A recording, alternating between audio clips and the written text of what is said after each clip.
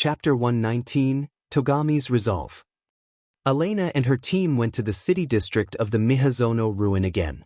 Akira was driving his vehicle while looking at his surroundings. The area was cleaner than yesterday. Most of the wreckages from yesterday had been cleaned up, or at least, moved to the side of the road. Akira found that a bit strange as he mumbled. The road is already cleaned, but who exactly did that? Carol answered his question. It might be the squad sent by the Hunter office to secure the city district of the Miyazono ruin.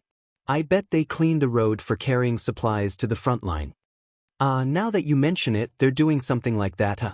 If they finally completely secure the city district, I wonder if the SOS emergency request would stop coming. It depends on how far they secure the city district. Although it's only my guess, I think that squad would withdraw after they clean up some monsters in the inner area of the city district.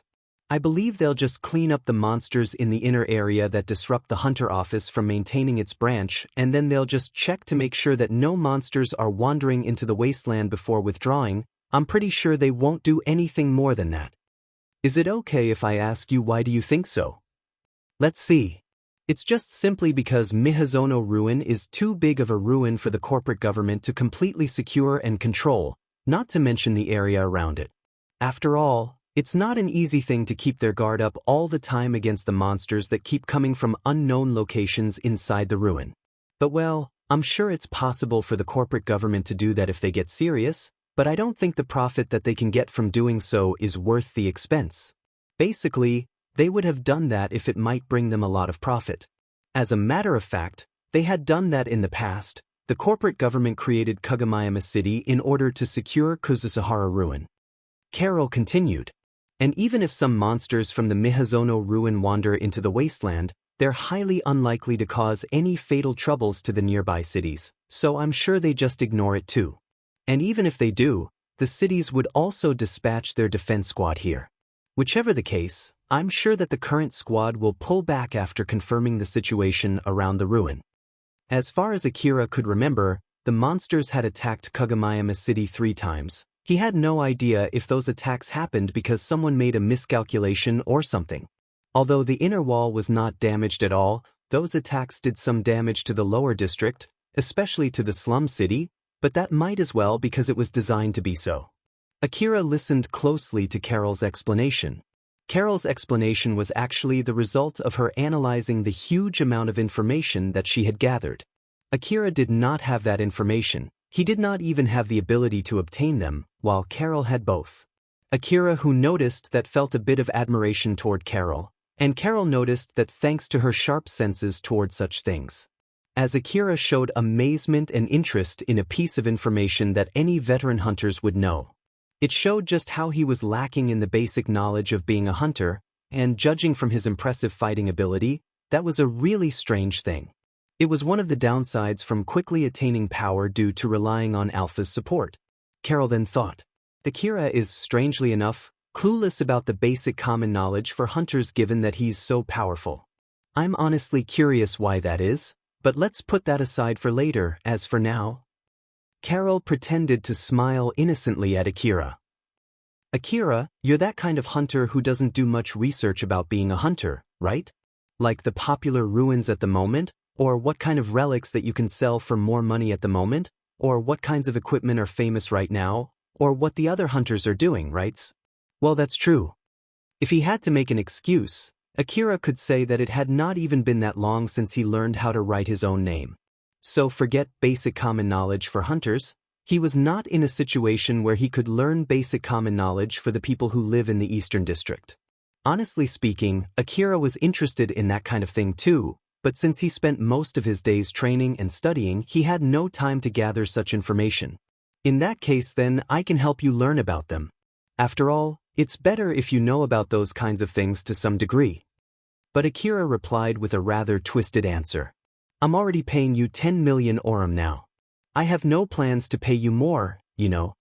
Carol smiled bitterly and said, I won't ask you any money for sharing such kind of basic knowledge with you. I'm just thinking of casually telling you like for a subject in a casual talk. In that case then, it'll be great if you can tell me about some. Although Akira hesitated for a bit, He decided to take that offer since he was indeed interested in it too. Got it. First of all, well, let's see, since we're in Miyazono Ruin, let's start with the basic knowledge about Miyazono Ruin.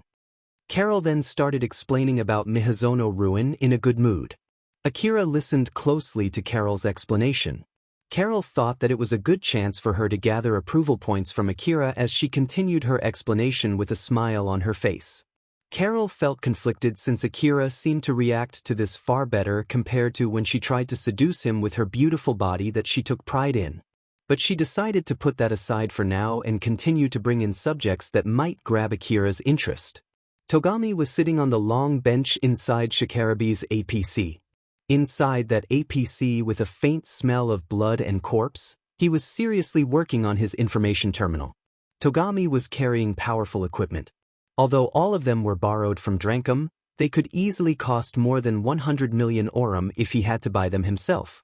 Even among the equipment lent to the young hunters of the Drankum, his rifle, augmented suit, information gathering device, and even the ammo and the medicines that he was carrying were all high quality.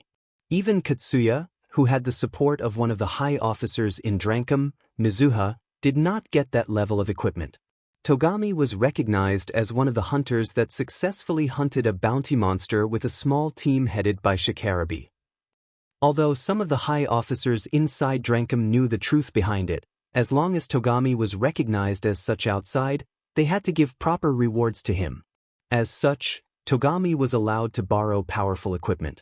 If it was the past Togami, he would have been delighted knowing that Drankum finally recognized his skill, or he might even lash back complaining that it took too long for Drankum to finally notice his skill.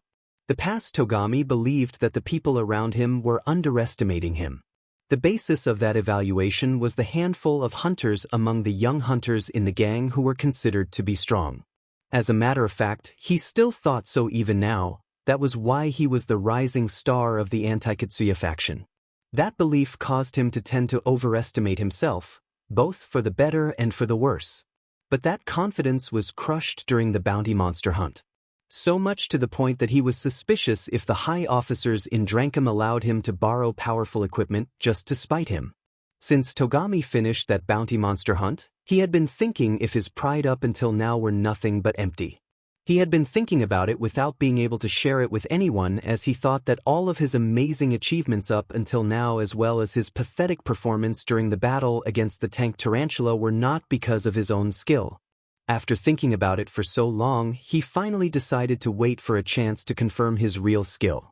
So, his next question was what kind of chance he could use to do so. Even if he tried to work together with another young hunter outside Drankum, he could not exactly use that to confirm his skill. It was because he could not take off his mind from Shikarabe's words when Shikarabe told him that he was just a fool who misunderstood his real skill just because he had a high hunter rank. After some time, Togami regained his composure and realized that Shikarabe's words were actually referring to the people who got ahead of themselves, and not particularly referring to him. But even after he realized that, that was not enough to get his mind off it. It showed that he actually agreed with what Shikarabe said, albeit only to some degree. After spending a lot of time thinking about it, Togami eventually came to a conclusion.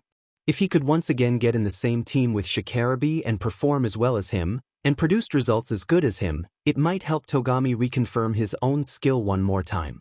Togami was originally scheduled to join the squad dispatched by Drankum to Miyazono Ruin. But due to his request, he was suddenly transferred to Shikarabe's team. After all, he was recognized in public as one of the 4 hunters who defeated the tank tarantula, thus Drankum at least allowed him to do that much. So, in order to once again reconfirm his own real skill, Togami made his resolve and joined Elena's team.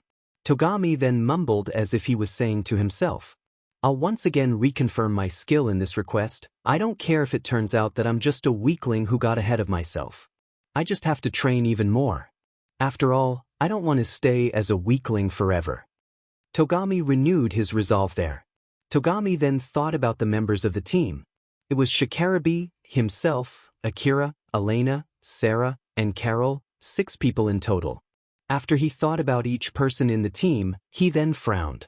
It's a good thing that I got to meet Akira again. This is a good chance to look at his skill. But that hunter with an augmented suit that basically invites men. Akira brought her to the team, right?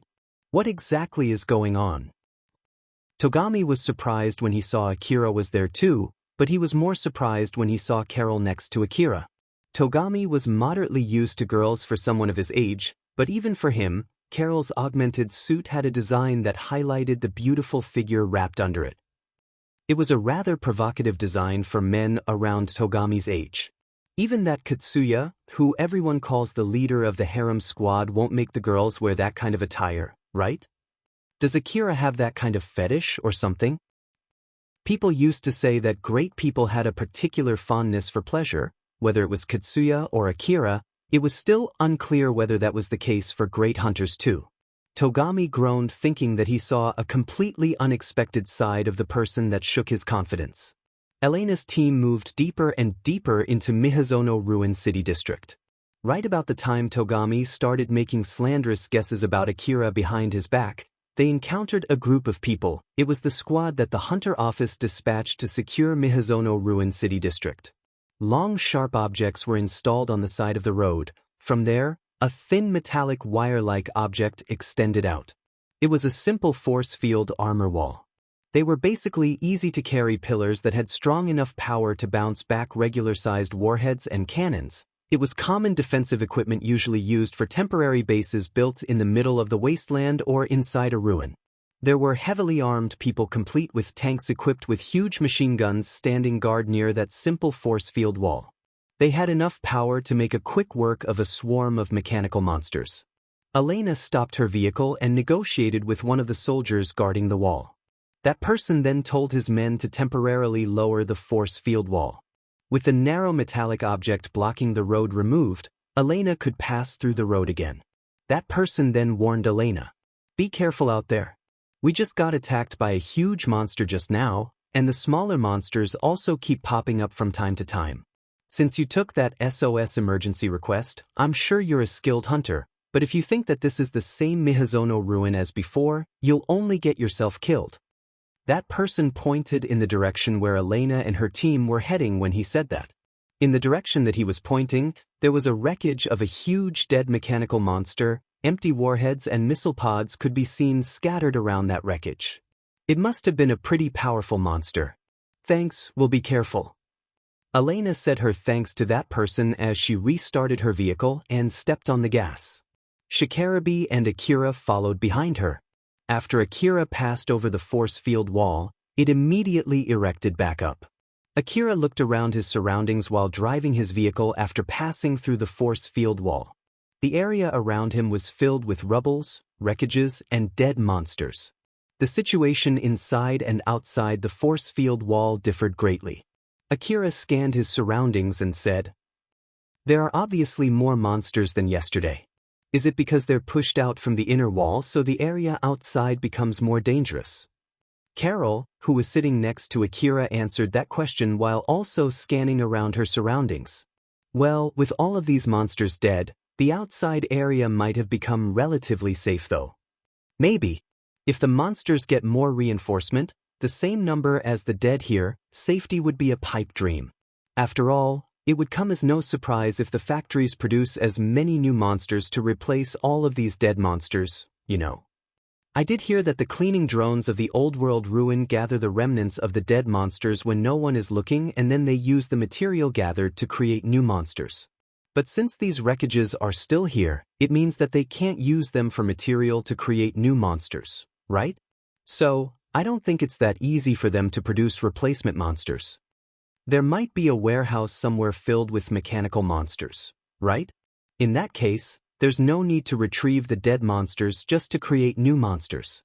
Furthermore, Miyazono Ruin has a factory district, right? It won't be strange if there's a warehouse filled with monsters over there. Carol always gave a more optimistic guess while Akira always gave a pessimistic guess. She found that really weird as she looked in Akira's direction. Akira, who noticed Carol's gaze, then asked, "What?" "Akira, for someone who always takes the worst-case scenario in mind to the point that I can easily call you paranoid, it's strange that you tend to act without proper planning. Not only did you come to Miyazono Ruin without first contacting Elena and Sarah where to meet up, Back there when we were chased by monsters inside the Saranthal building, you decided to go alone without any plans too. If you're really that careful, you should think before you act. After Carol pointed that out, Akira was lost for words. The reason why Akira was being paranoid was simply because he knew that he had bad luck, or at least, he thought he had bad luck. He got unlucky and got attacked by former hunters that had fallen off grace. He got unlucky and got roped into facing a swarm of monsters. There was also a time when he had to fight powerful relic thieves. In the first place, if he had good luck, he would not be living in the slums of Kagomayama City. In reality, Akira was actually not as unlucky as he thought he was. After all, if he was really that unlucky, he would not have met Alpha and received that sudden power boost in the first place, which was in itself a very lucky encounter. Moreover, he would not have visited Shizuka's shop where Shizuka was so nice to help him with a lot of things. He would not have met Elena and Sarah in Kazuharu Ruin, where both of them later saved him from a swarm of monsters. All of them were lucky events, so it was not like Akira always got nothing but unlucky events. Strictly speaking, Akira simply had a twisted personality, or he might have put too much trust in Alpha's words when she said that he had used all of his lifetime worth of luck by meeting her. While on the other hand, Akira also was not as reckless as Carol thought he was. Or at least, Akira thought so of himself. Due to the complicated order of priority that he abided by, he thought that it must be simply because he looked reckless from Carol's point of view. But with that being said, Akira could not tell Carol the reason behind his order of priorities since it included information about Alpha as well as Elena and Sarah. So instead, he tried to evade that subject. Well, it's not that simple for me too. Moreover, it's a good thing to be careful when exploring a ruin, right? It was easy for Carol to notice that Akira was trying to evade the subject, and she also noticed that there was something that he was not willing to share. But she thought that trying to poke for that information would only worsen her relationship with Akira. That was why she tried to follow along with his intention to just let it slide. That's true. But it'll be bad if you get too careful, and because of that you get to meet monsters when your concentration is significantly lowered, so it's not good to be too careful. Well, that's all I want to say. Ah, I see, got it then. Don't worry. Akira agreed with what Carol said and nodded. He looked relieved. It might be because he was able to successfully evade the subject that he did not want to talk about. Carol was staring at Akira's face and thought. Although he had that incident in Saranthal building just the other day, I wonder why he would even come to Mihazono Ruin again to meet up with Elena and Sarah. Is it simply because they are his friends? Or is it that Akira actually has some feeling for them? Or one of them is actually Akira's lover or something? But if that's the case, Carol mumbled, that if it's something that they keep secret, then there's no need for me to hold back. Did you say something? HM? It's nothing.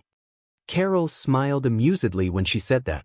Elena and her team continued moving deeper into the city district of Mihazono Ruin and away from the secured area. The situation outside the wall was worse than yesterday. The condition of the road was so bad that it was hard to go through it. Even the vehicles designed to explore the wasteland were only barely able to pass through it. Thanks to that, Elena and her team could only continue forward slowly. Putting that drop in speed aside, they did not encounter any other problems. They did not even get to encounter any dangerous monsters. They only met relatively small monsters and they had no problem taking them out. Akira suddenly asked Alpha a question. I don't see that many monsters outside the wall though. Alpha, do you detect any monsters around? Alpha replied casually. Yep, there are some monsters. Akira was a bit surprised when he heard that. There are? You should have told me then. Where are they? Akira looked around, but he did not spot any monsters around. Alpha smiled and said, they're scattered around the area. Since they don't seem to be going to attack us, there's nothing to worry about. Alpha then enhanced Akira's vision. He could see mechanical monsters pass through the rubbles and wreckages. Some of them were on the other side of a building, some of them were inside a building, some of them were hiding under the wreckages on the side of the road. They were hiding in all kinds of places around the area. And just like Alpha said, they were not trying to attack Akira. They were just there waiting in silence without moving. Akira was a bit confused by that. Why are they not trying to attack us? I can come up with a lot of guesses. They might be just weak monsters, so they're just observing us from where they're hiding while sharing that information with the other monsters. Or they might decide not to attack us since they know they have a low chance of winning after seeing our armed vehicles. Or they might be waiting for extra reinforcement to gather their strength together before attacking. So we're basically safe for now, right? They're not attacking us, and even if they do, we should be able to easily take them out. So from that point of view, yes, we're safe at the moment. But monsters are basically dangerous beings, that's why people call them monsters in the first place. Well, that's true, but that's not what I meant. Akira felt that he was not fully convinced by Alpha's answer, but he did not know the reason why.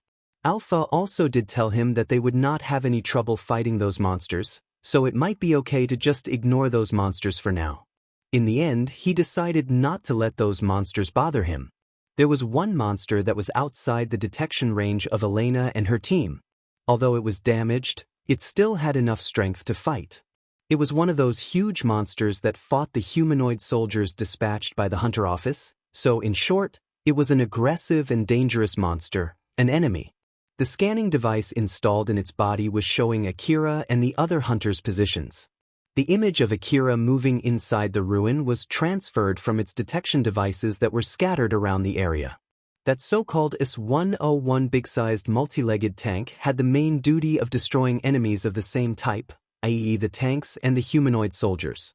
The image displayed in the S-101 control device was Akira's vehicle with Akira and Carol inside it. Alpha was invisible to that monster.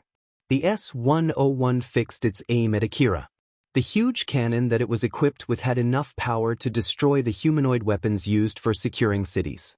It could launch a warhead at a high speed, it had powerful firepower, and it had a wide explosion radius. If Akira's vehicle got hit by that warhead even once, the people on that vehicle would not be able to get by unscathed. Right before it launched a warhead, Alpha's image suddenly appeared in the control device of S-101. Alpha showed some kind of symbol next to her. She pointed at that symbol while shaking her head. The S-101 confirmed that symbol and stopped from trying to attack Akira. It then immediately returned back to standby mode just like before it discovered Akira. Elena and her team finally reached their destination. It was a 3-story building inside the city district of Mihazono Ruin. They parked their vehicles next to that building, stepped out from their vehicles, and gathered together. Elena made a grim expression as she checked her information-gathering device. She then lightly shook her head and said to the rest of the team, "Nope, no reply at all. Forget signal from local connection, I can't even find any trace of signals at all." Elena tried to contact the rescue target, but sadly enough, she did not get any reply at all. Shikarabi tried to analyze the situation as he said to Elena, "Even if the rescue targets are all dead, I think we should be able to at least get some signals from their information terminals, but does that mean that they got attacked by some powerful monsters and got all of their equipment destroyed? The target location is here, right?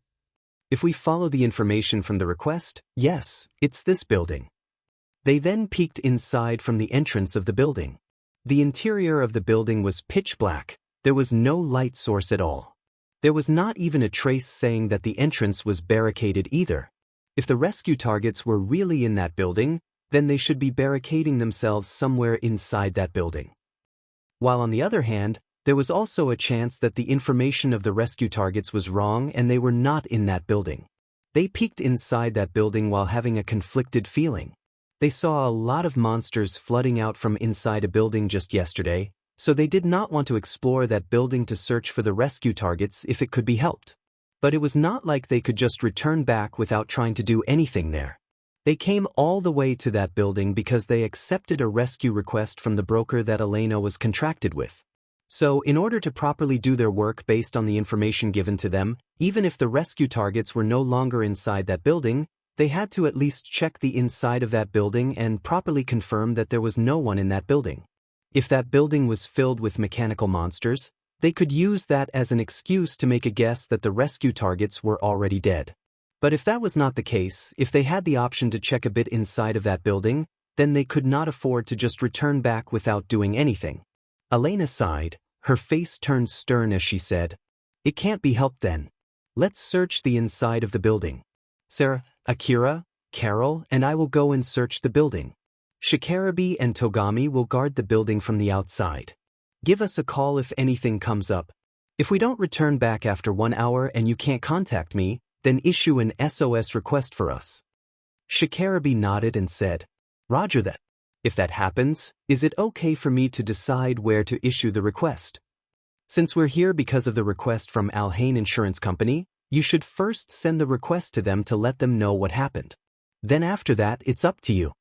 Shikarabe seemed a bit dissatisfied as he said, Got it. Is it okay if I set a high reward offer for that SOS rescue request and take that request myself? Elena smiled and replied, Of course. That is, if you think that I will pay any amount of reward that you decide without resisting. Sarah and Carol just smiled lightly watching that short exchange between Shikarabe and Elena. Akira too was watching that short exchange filled with interest. In the back of that short exchange, there was a lot of underlying knowledge about how to handle an emergency situation and unspoken common senses among hunters, and Akira had almost no knowledge at all about both of those things. He simply did not have enough experience working as a hunter. Although he received a sudden power boost thanks to Alpha's support, it did not instantly turn him into an experienced hunter. Togami somehow looked unsatisfied with that plan since he actually also wanted to search the building. After all, there was a good chance that nothing would happen if he just stood there guarding the building from the outside.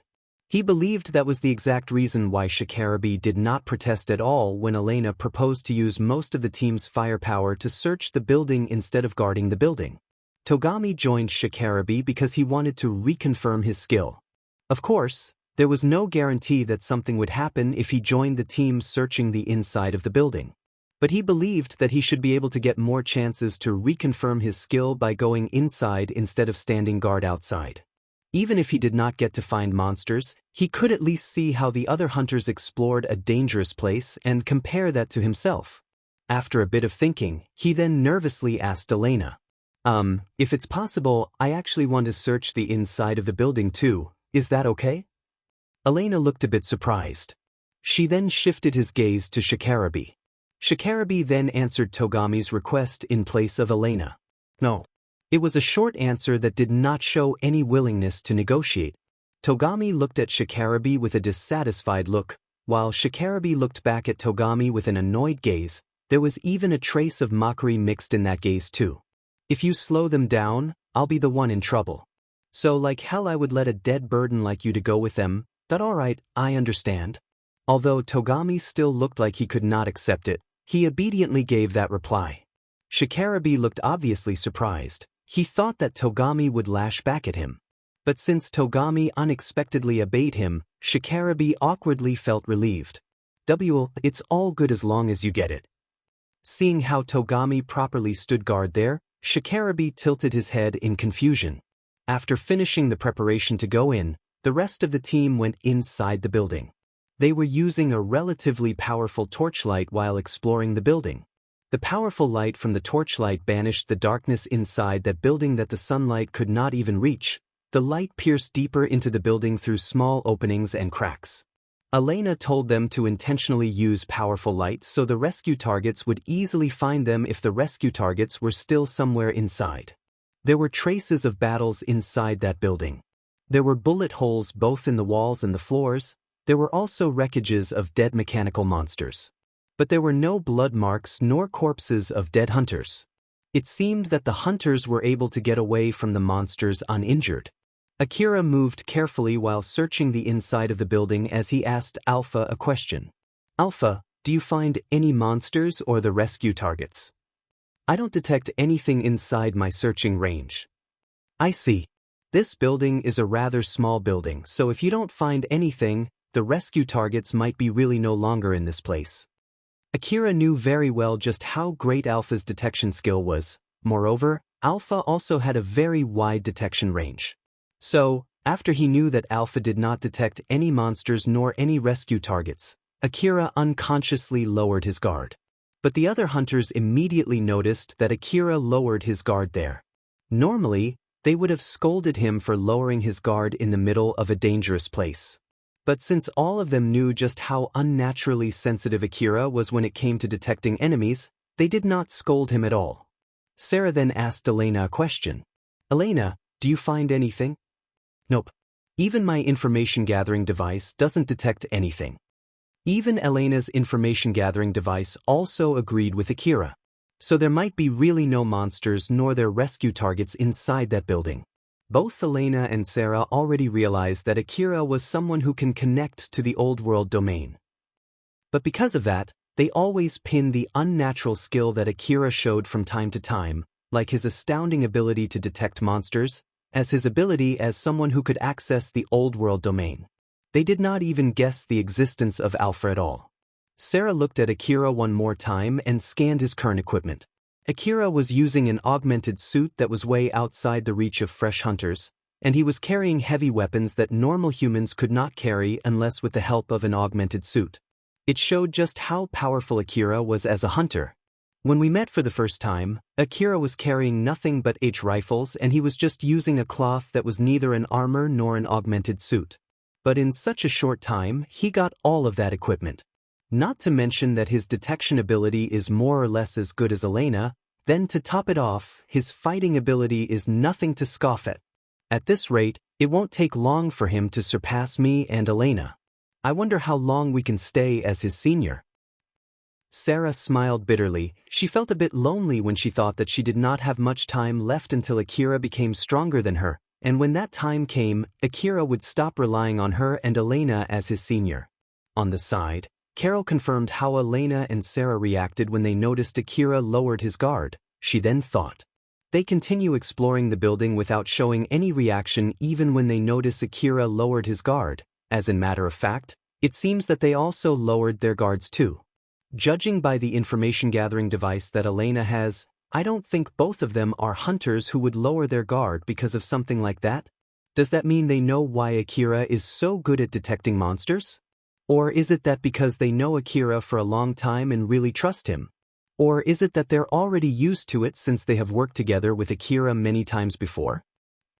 Carol knew that Akira had an unnaturally high ability to detect enemies, but she did not think that it was because he might be someone who could connect to the old world domain. It was because she knew that being an old world connector did not equal having a great ability to detect enemies. Of course, it was not completely unrelated, but that also did not give a definite proof either. Carol knew that very well. That was exactly why Carol credited Akira's skill to detect enemies as one of the rare talents that those great hunters had. She did not even consider the possibility that Akira might be able to connect to the old world domain. Honestly speaking, I want to ask a lot of questions about it. But I guess I should do that later and not here. If Carol tried to poke about that information from Elena and Sarah here, of course, Akira would be able to hear her too, and it might cause trouble later down the line. If she wanted to gather information about Akira, she should at least do that somewhere where he could not hear her, and she should choose her words wisely as not to cause any suspicion. Moreover, she should be able to deduce whether it was something that she could ask Akira directly or not by seeing how Elena and Sarah would react to her questions. So for now, Carol tried to calm the curiosity that was welling up inside her heart as she tried to keep her poker face. After they looked around the inside of the building, they ended up with the conclusion that no one was there. Elena then told the rest of the team to stop searching and head back to Shikarabi. Chapter 120 Troublesome Stuff. After Elena, Sarah, Carol, and Akira returned to Shikarabi, Shikarabi listened to their explanation and understood the current situation. He then sighed and looked disappointed. Although the SOS request that they took was considered to be completed after searching the target area, the reward was far less compared to if they returned back with the rescue targets. With this, not only Shikarabi ended up coming all the way there while forced to bring along a burden with him due to the gang that he was in, but his first request of the day also ended up badly. He then let out all of his disappointment and psychical tiredness together with a sigh before continuing. So our first request for today is a dud. I feel like today will be an unlucky day. So then, what's the plan next? Elena answered his question. We didn't use much ammo, so I'm thinking of heading to the next request target right from here.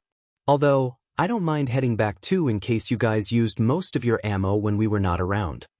Shikarabe glanced at Togami. He thought that Togami would make a complaint. But unlike what Shikarabe was expecting, Togami was still standing there with a serious face while properly keeping his eyes peeled.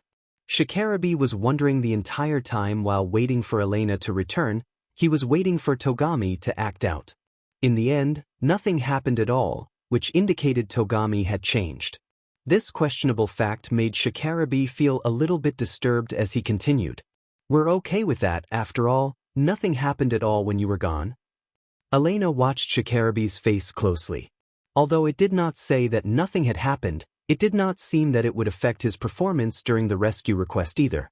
"I see, in that case, let's hurry up and head to the next location, Wait for a sec, I just got a notification from the Hunter office, give me a few seconds to check it." Shikarabe noticed that a notification from the Hunter office had reached his information terminal.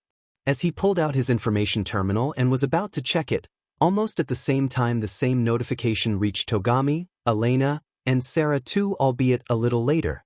Sarah also pulled out her information terminal to check the details of that notification as she turned to Akira and said, "It seems that we also got notification from the Hunter office too. Akira, wait for a bit while we check the details." "Okay." The people who received those notifications started checking their own information terminals, and they reacted differently when they read the details of that notification. Elena and Sarah looked obviously annoyed, as if they just got roped into something troublesome. Togami, on the other hand, seemed rather excited, as if he just got something that he had been waiting for. While for Shikarabe, he seemed a bit panicked and extremely irritated. Elena and Sarah then started talking to each other. Shikarabe immediately used his information terminal to call for someone, and he seemed to be negotiating with the person he was calling. He also sounded really displeased. While Togami just stood there waiting for Shikarabe to finish his negotiation. Suddenly, a call reached Elena's information terminal. Elena stopped discussing with Sarah and picked that call with a stern face. She then started talking with whoever on the other side of that call in a bad mood. Akira frowned and asked Alpha, "Alpha, do you have any idea what's going on?" "Nope. But looking at this, one thing for sure, it doesn't seem to be anything good." "Thought so." When Akira checked Elena, Elena sounded a bit angry, which was rather rare for her. "Leave that aside for now." "Yeah, that's right. You should at least know where we are right now, right? We're in the middle of the ruin. We're in a situation where we might get attacked by a swarm of monsters any second, you know. At least give us some time to relocate. Or are you actually trying to kill us or something?" Elena then cut the call and immediately gave Shikarabe an order. "Shikarabe, we'll head back now." Shikarabe was still talking in his information terminal as he glanced at Elena and nodded to convey his affirmation. He then signaled Togami to get into the APC with his hand and went to the APC himself while still on the call. Elena, who was not even trying to hide her displeasure, was taken aback when she noticed that Akira was looking at her. She then lightly sighed to calm herself down before she apologetically said to Akira, "Akira, I'm sorry, but is it okay if I tell you the details later? We need to return back to the Hunter office for now. I'll tell you the details after that." "Sure, I don't mind. Is it better if we hurry up then?" "No, it's fine. There's no need to hurry up. After all, we have no obligation to go that far." Elena was only mumbling in a small voice in the last half of her sentence before she returned back to her vehicle. Sarah smiled bitterly and followed behind Elena. Akira turned to Carol. Carol seemed so relaxed and calm there. Unlike Akira, who did not understand what was going on at all, it seemed that Carol had some inkling about the current situation. Akira then threw a question to Carol. "Carol, do you have any guess about that notification that the others just received?" "Nope. But it's not like I have no idea at all though. I gathered some information regarding the Miyazono ruin yesterday, so I at least have some guesses." "So, what is it?" "Rather than making poor guesses, it's faster if you hear it from someone who is directly connected to it. That aside, we need to hurry it up if you don't want to get left behind." "Whoops." When Carol pointed that out, Akira immediately hurried up back to his vehicle. Carol followed suit behind him. Carol looked at Akira and thought, normally speaking, for a hunter as strong as him, he should have the ability to gather that level of information. But it seems that Akira is basically an amateur in gathering information. I wonder if I can make my move from that side? Seeing from how Akira was behaving yesterday and today, Carol was sure that Akira properly recognized Elena and Sarah as beautiful girls. Akira did say in the past that he had more interest in food than girls. But it was not like he had no interest in girls at all either, being able to confirm that was already a huge success for Carol. So with that in mind, Carol compared herself to Sarah and Elena, the two girls that Akira properly recognized as the member of the opposite sex. Although both of them were indeed beautiful, she did not think that her beauty would lose to any of them. As in matter of fact, Carol had gathered and spent a lot of money to polish her body. As such, she actually thought that she had a better figure than Sarah and Elena. Of course, it depended on the personal taste whether someone was attractive or not. But Carol did not think that the difference between her and Sarah and Elena was that big as to make such a factor so important, unless Akira was only interested in a very limited type of girls. But according to her experience, she did not think that was the case at all. Carol thought that there might be some kind of particular requirement for Akira to properly recognize someone as a member of the opposite sex.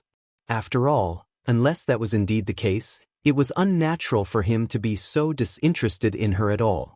But the reason why she thought so might simply be because she had absolute confidence in her own body. But Carol had no idea at all what this particular requirement might be. Which meant that she either had to do something to investigate what this particular requirement was, or she should change the way she approached Akira. Akira was indeed a hunter who was very skilled at fighting, but in contrast to that, he was utterly lacking in knowledge as a hunter. She might be able to get closer to Akira by sharing that kind of knowledge with him. And the closer she got, the easier it would be for her to investigate the type of girl that he liked. Well, I guess there's no need to be in a rush here. Let's be patient about this. Carol was sitting next to Akira, who was driving his vehicle, while smiling and thinking about her next plan. Elena and her team were able to return back to the hunter office without any incident at all. They did not even encounter a single monster on their way back. Although they detected some monsters, those monsters let them pass through without trying to attack them. Akira, who thought that those monsters called for reinforcements and were waiting to ambush them on their way back. So, that ending felt rather anticlimactic. When they stepped off from their vehicles, some Drankum hunters and hunter office staff were already standing by near the hunter office as if they were waiting for Elena's team. Elena was obviously annoyed and sighed when she saw them. Elena was going to negotiate with them from here. And judging by the fact that those people were already waiting for them there, it seemed that she would not have the chance to explain the current situation to Akira and Carol. Elena then glanced at Carol and remembered that she was rather skilled in negotiation too. She then suddenly asked Akira a question. Akira, is it okay if I borrow Carol for a bit? From here, I'll have to get into a really annoying and troublesome negotiation with those people. I don't mind though, but... Akira then checked on Carol. Although he hired her as a guide, she even helped during the battle too, and now Elena asked her to help to do some negotiation. Akira thought it would be way outside of the role that she was paid for, so it would not be strange if Carol refused.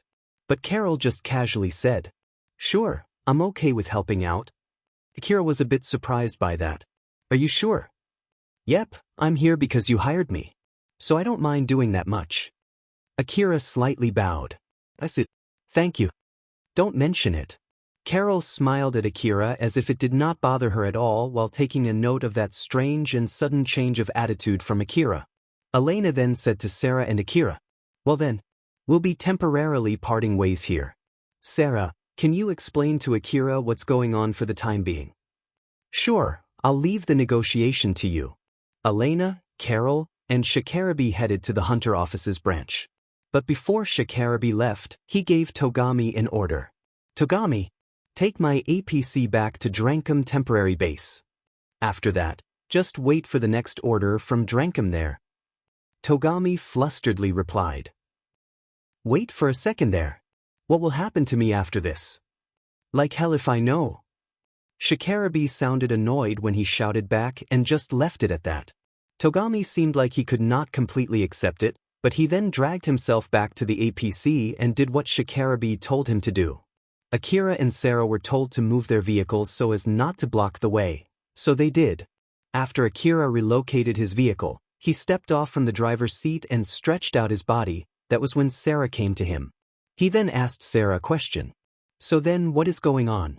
It seems that both Shikarabi and Elena-san looked pretty annoyed though. Sarah seemed to be hesitating for a bit before she opened her mouth. Well, there's just this troublesome thing. Although I said that, I'm not really sure what's going on in Shikarabi's side, but I think it's the same reason why we're also roped into this troublesome thing. It's that notification from the Hunter office, right? Yes. The content of that notification is a rather troublesome thing from the Hunter office that we usually receive from time to time. So about that though? Well, it's not that simple, but to explain it properly. If it's something that is hard for Sarah-san to talk about, then there's no need to do that. No, it's fine. The message itself doesn't contain secret information or anything like that, not to mention that Elena also told me to explain it to you. So I actually hope that you would listen to it. I understand then. So, about that, it's basically a request to join the efforts to investigate this strange change in Miyazono ruin. Sarah then started to explain the content of that message from the Hunter office to Akira. After listening to that explanation, Akira made a stern face. That's so they're sending a squad to Saranthal building. Yep. They put up all kinds of excuses for sending that squad and I don't really know all the details. Some people said that it's for investigating the source of this recent change in Miyazono ruin, others said that it's for rescuing the people who are stranded inside that building, or it's for taking control of that whole building. It is not even clear whether that information is true or it's just someone's guess. But one thing for sure, it seems it has been decided that a squad will be dispatched to that building, and it seems that it's going to be a pretty big squad. Akira made a grim face as he remembered what he had gone through inside that Saranthal building. Is it possible to refuse it? Well, although it's not a compulsory request, I think it's pretty unlikely. In order to give a boost to the defense squad from Kagomayama City that the city management had dispatched, and to convince the people of the inner wall who paid them, the city management decided to issue that request to the hunters who had successfully hunted a bounty monster in the past. With that monster swarm incident the other day and the appearance of the bounty monsters not too long ago, it seemed that the people in the inner wall were starting to feel insecure. But it was not like they could just demand the city defense squad to dispatch soldiers to solve it. It was difficult to readjust the strength of the city defense squad in case anything bad happened while making sure that the people in the inner wall felt safe at the same time. Moreover, the hunt for bounty monsters also got pretty famous within the inner wall. And the story about the skilled hunters dispatched to take down those powerful monsters that even warrant a bounty must have calmed down the people inside the inner wall. Not to mention, it would also increase the available budget for the defense squad. It was like killing two birds with one stone. Because of that, although the request to join that squad was not a compulsory one, it was like half compulsory. If the hunters refused that request without a good excuse, it might cause them trouble later. After all, it might cause more unrest in the inner wall since they might think that even the hunters who defeated the bounty monsters refused to take that request. Thus, those hunters were pretty much forced to take that request. If the city management had its eyes on a certain hunter, there was a good chance that hunter would have a hard time staying in that city. In the worst scenario, they would not be able to sell relics and buy ammo, thus eventually forcing them to go to another city. There were not that many hunters who were ready to face that consequence just to refuse such a request. At least, they would try to negotiate a suitable amount of reward for doing that request. In the first place, the city management would not have issued that request if they knew that the hunters would not take it. Moreover, losing skilled hunters was also not something that the city management wanted. Sarah explained everything regarding that subject plus some other related information that Akira might not know yet. Well, so basically that's it. That's why Elena is trying to negotiate with the city management about that troublesome request. Akira listened closely and understood Sarah's explanation, but a question suddenly popped out in his mind. I see. But I never thought that Elena-san would be that angry. Is it that the reward offered was really that bad? Sarah hesitated for a bit before answering. Well, that is. The reward is not that bad and I'm sure Elena is trying to pull it up higher too. I have no problem with the reward and I don't think Elena has any problem with it either. It's just that, well, they basically just cut in while we were doing another request and they're bringing a request that is hard for us to refuse. Moreover, they even started trying to negotiate in the middle of the ruin where we might get attacked by monsters any second. So it's no surprise that it causes Elena to get mad. Now that you mention it, well, that's true. Elena was also a human. It was only to be expected that she might get angry from time to time. And in this case, a request was pushed to her while she was in the middle of doing another request. It might completely throw her schedule and preparation into disarray. Elena might have also gotten angry because of her sense of responsibility as the leader of the team. Things did make sense if Akira saw it from that point of view. Sarah was relieved when she saw that it seemed Akira accepted her explanation. She then immediately tried to change the subject before Akira brought it up again. By the way, Akira, you didn't get that notification? Didn't you also hunt the bounty monster in Shikarabe's team? This time, it was Akira's turn to hesitate before answering. Well, you see, I'm basically not allowed to talk about it, so... I see. If that's the case, I won't pressure you. It just got me curious for a bit. I'm just wondering, how did you perform during the bounty hunt? I didn't do anything big, as in matter of fact, I'm not even sure if I deserve the reward that I received. Akira thought that it should be fine to tell Sarah that much when he said that. Sarah did not say anything for a while. It seemed that she was thinking about something. Her expression suddenly changed as if she just realized something. She then smiled and said to Akira, so basically you accepted a request from Shikarabe without going through the hunter office to help him as an extra personnel in order to hunt the bounty monster, and then you guys were able to successfully kill the bounty monster, huh? Akira gasped. Sarah was able to accurately guess what happened just like that. As he looked at Sarah with a surprised face, she looked back at him with a smile. He then asked Sarah a question. That was enough for Sarah-san to make that guess. Sarah smiled amusedly as she answered Akira's question. Since you said that you're not even sure the reward that you got matched your contribution, it meant that you properly received the reward, which meant that you took that request. At that time, the only request that Shikarabe offered you was only to help him hunt the bounty monster. Then, judging from the fact that you didn't get that notification from the hunter office, that means that request is only a request among hunters and the hunter office has nothing to do with it. Since Shikarabe hired you, it means that he knew you would at least pull your own weight. That's why he didn't hire you only to be a driver. When you said that you didn't do anything big, basically it's because the main firepower during that fight against the bounty monster was Shikarabe and his friends. Then as for you, in order to give support to Shikarabe and his friends, I bet you used expendable equipment that Shikarabe gave you to attack the bounty monster as well as trying to keep its attention off from Shikarabe. When you said that you're not sure you deserve the reward that you received, I can make a guess that it's at least not a small amount of money. Shikarabe himself would not pay that much money unless the bounty hunt was a success. That's why I can say for sure that you were able to successfully kill the bounty monster. You can't confirm whether I got it right or not, okay? It'll violate your duty of confidentiality, after all. Akira hung his head low. That I'll keep my mouth shut. That vehicle is not the same vehicle that you bought from Shizuka, right? Is it a reward from Shikarabe?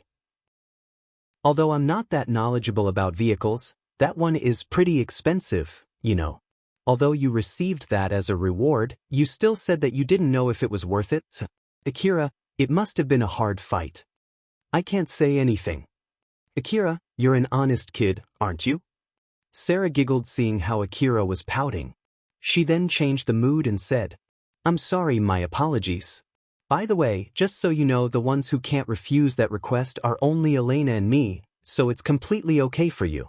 After all, that request didn't get issued to you in the first place. I know that you've gone through something really bad in Saranthal, right? So if you don't want to come, you don't need to force yourself. After all, this wasn't in our plan at all when we invited you.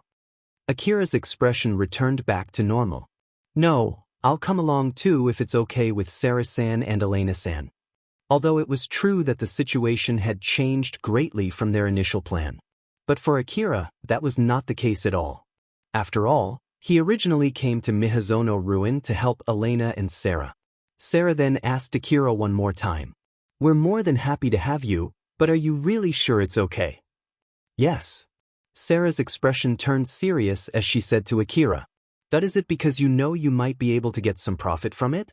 Despite the danger, you are moving for profit. Yes. Yes, something like that. I want to get better equipment after all, so I'm in need of money right now. Akira sounded a little surprised, but he immediately tried to match his excuse with what Sarah said. Sarah did not say anything back for a few seconds. She then smiled and said to Akira, "That I see, got it? But there's no need to be reckless, okay? I understand." Akira answered back firmly. As she listened to Akira's reply, Sarah then thought, "This boy is really bad at lying. Or more like, he's bad at trying to trick people in general, huh?" Sarah confirmed that Akira did not decide to come with her for money. Moreover, she guessed that he decided to come along in order to help her. Although it might be nothing but her wishful thinking, she had no proof that refuted it. As Sarah thought that Akira decided to set his foot again in a place where he almost got killed in order to help her and Elena, she felt both happy and pathetic at the same time. But even so, since she felt more happy than pathetic, she did not make a saddened face. Sarah decided to use that feeling as the motivation to grow stronger and smiled. Akira was talking with Sarah while waiting for Elena to return back from negotiating. Akira then asked Sarah a question. "I wonder how long will it take until Elena-san finishes?" "It depends on how hard the negotiation is, so I don't really know myself. But I'm sure the city management doesn't want to spend too much time on negotiating just to get late in dispatching the squad either. So I think it would end before afternoon even if it means that the negotiation fails." "Fail? But it's not a request that you just can refuse, right? Basically tis. Which also means that there are exceptions. If they can't agree on the conditions that we put on no matter what, then we'll refuse to take the request even if it means that we need to change our base of operation to another city. If I'm to make an extreme example, they might only pay us a small amount of money just to be expendable pawns. Well, I'm sure Elena will properly do her job so that something like that would not happen unless something unexpected happens. The one that Elena was negotiating against must be someone who was used to having a hard negotiation. If it was him, Akira would have been swept by the flow of the negotiation and forced to accept a very bad deal. As he thought so, he made a conflicted face and mumbled, "That sounds rough." That's why most of the hunters hire other people to handle the negotiation for them. In my case, Elena would do that for me, that's why I don't have to do that. You're bad with negotiation, right? In that case, it might be a good idea to hire someone to do that for you. I see, I'll think about it. Akira thought that he was not that great of a hunter yet, so he would not get roped into such a troublesome negotiation, and he did not need people to negotiate in his place yet. But one day he might need one, so he just kept that in mind for now. In reality, Akira was already someone who could easily get roped into troublesome stuff. The reason why he did not realize it himself was simply because he had no misgivings in killing other people and he did not care about the trouble that killing other people might cause. In the worst-case scenario, it was okay to kill. That kind of thinking was a normal thing in the slum city. Normally, people would try to find a way to solve their problems peacefully, but Akira simply ignored that way of thinking. It had been etched into Akira's mind that the other person always guaranteed to look down on him and his life. There would not be any chance to negotiate, nor compromise. It might be also because of this that Akira was overly lax to certain people. Although Akira had escaped the slum city, his mind was still somewhere inside the slum city where he knew no other way to protect himself except to kill. That indeed had caused troubles for him in the past, but Akira always credited that to his bad luck, or at least, he understood that he reaped what he sowed when that happened. Sarah then turned her gaze to the hunter office. Elena was still negotiating there. Since there was still no call from Elena, it showed just how hard the negotiation that she was having over there. As I thought, I bet they're bickering there. For Sarah, who very well understood Elena might be having a hard time, she imagined the scene of Elena trying her best negotiating in the hunter office's branch and side. Chapter 121, Troublesome Negotiation. As Sarah had guessed, Elena was having a difficult time negotiating. When Sarah explained the current situation to Akira, She deliberately hid some information, including the reason why Elena was so irritated to the point that she raised her voice. Although it had been decided that the squad sent to Saranthal Building would consist of the hunters that successfully hunted a bounty monster in the past. And with that many hunters that would be sent to Saranthal Building, they would need to have a clear chain of command so that they could work together effectively. But at the same time, this chain of command could be the source of another trouble. The city management was originally planning to use the same chain of command used during the bounty monster hunt. After all, it was to be expected that the hunters who led the group that successfully hunted the bounty monster should at least have a good commanding skill.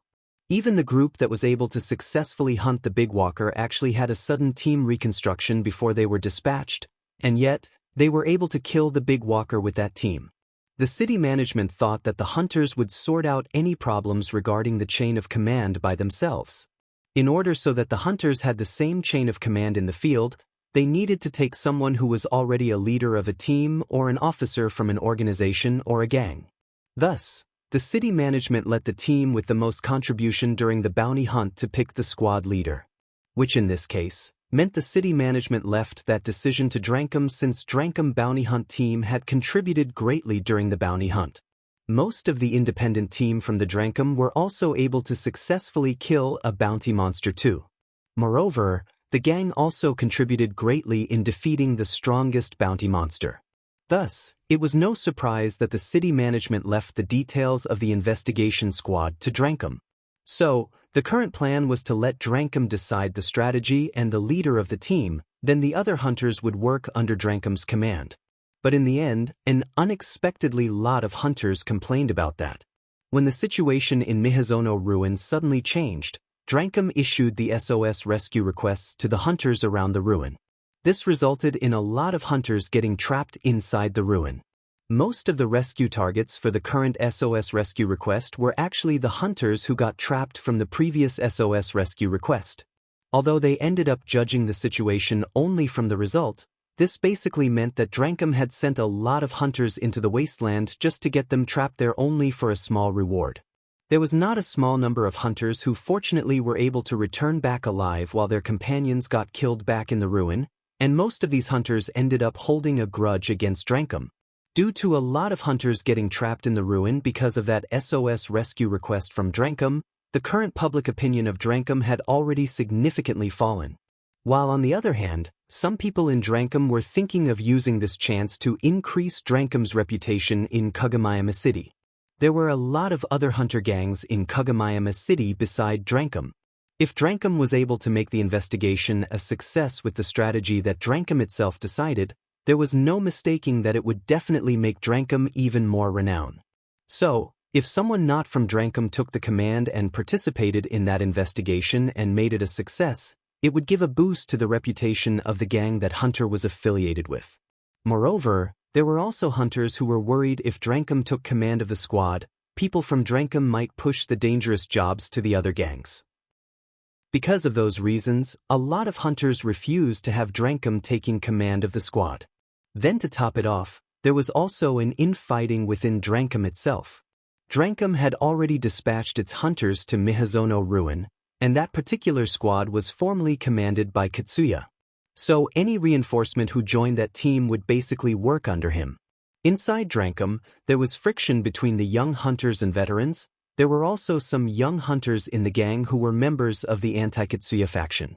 Although they were not as bad as Shikarabe, a lot of hunters in Drankum refused to work under Katsuya, enough for the gang not to be able to just ignore those hunters.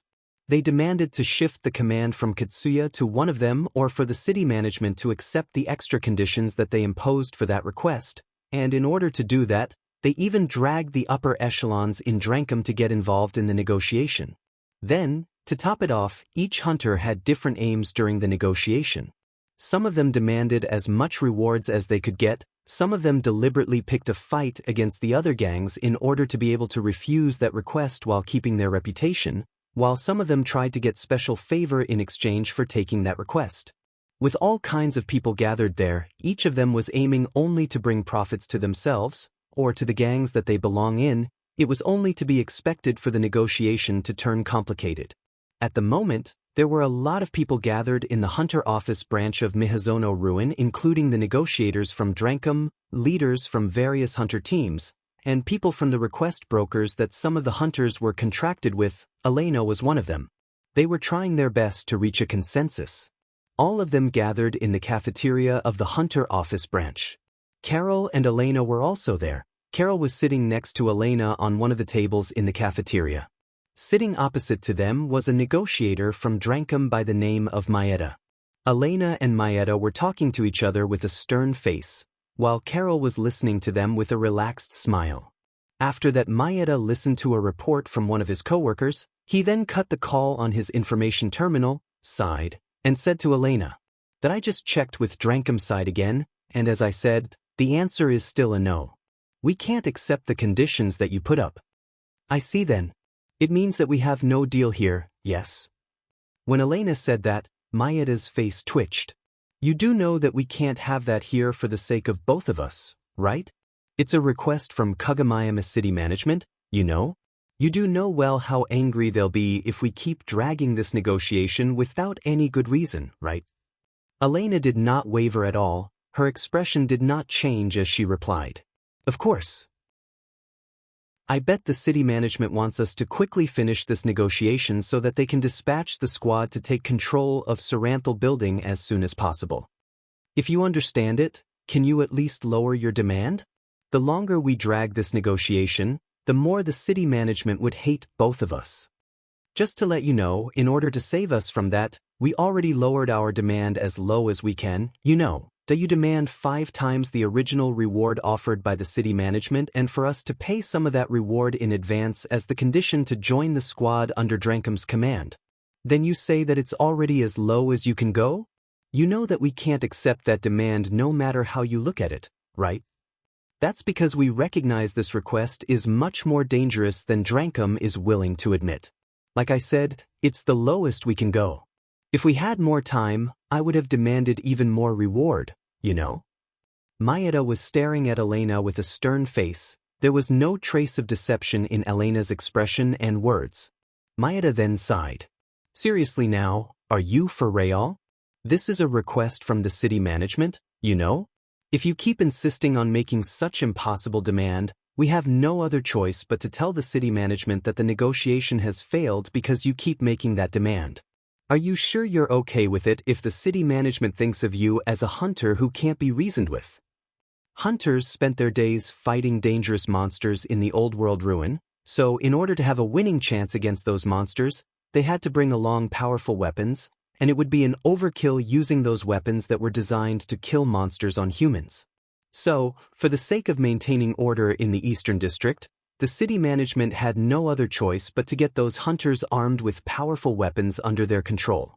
The cities of the Eastern District, the corporations that were in control of those cities, and the corporate government that controlled those corporations, all of them were doing all kinds of things to maintain order in the Eastern District.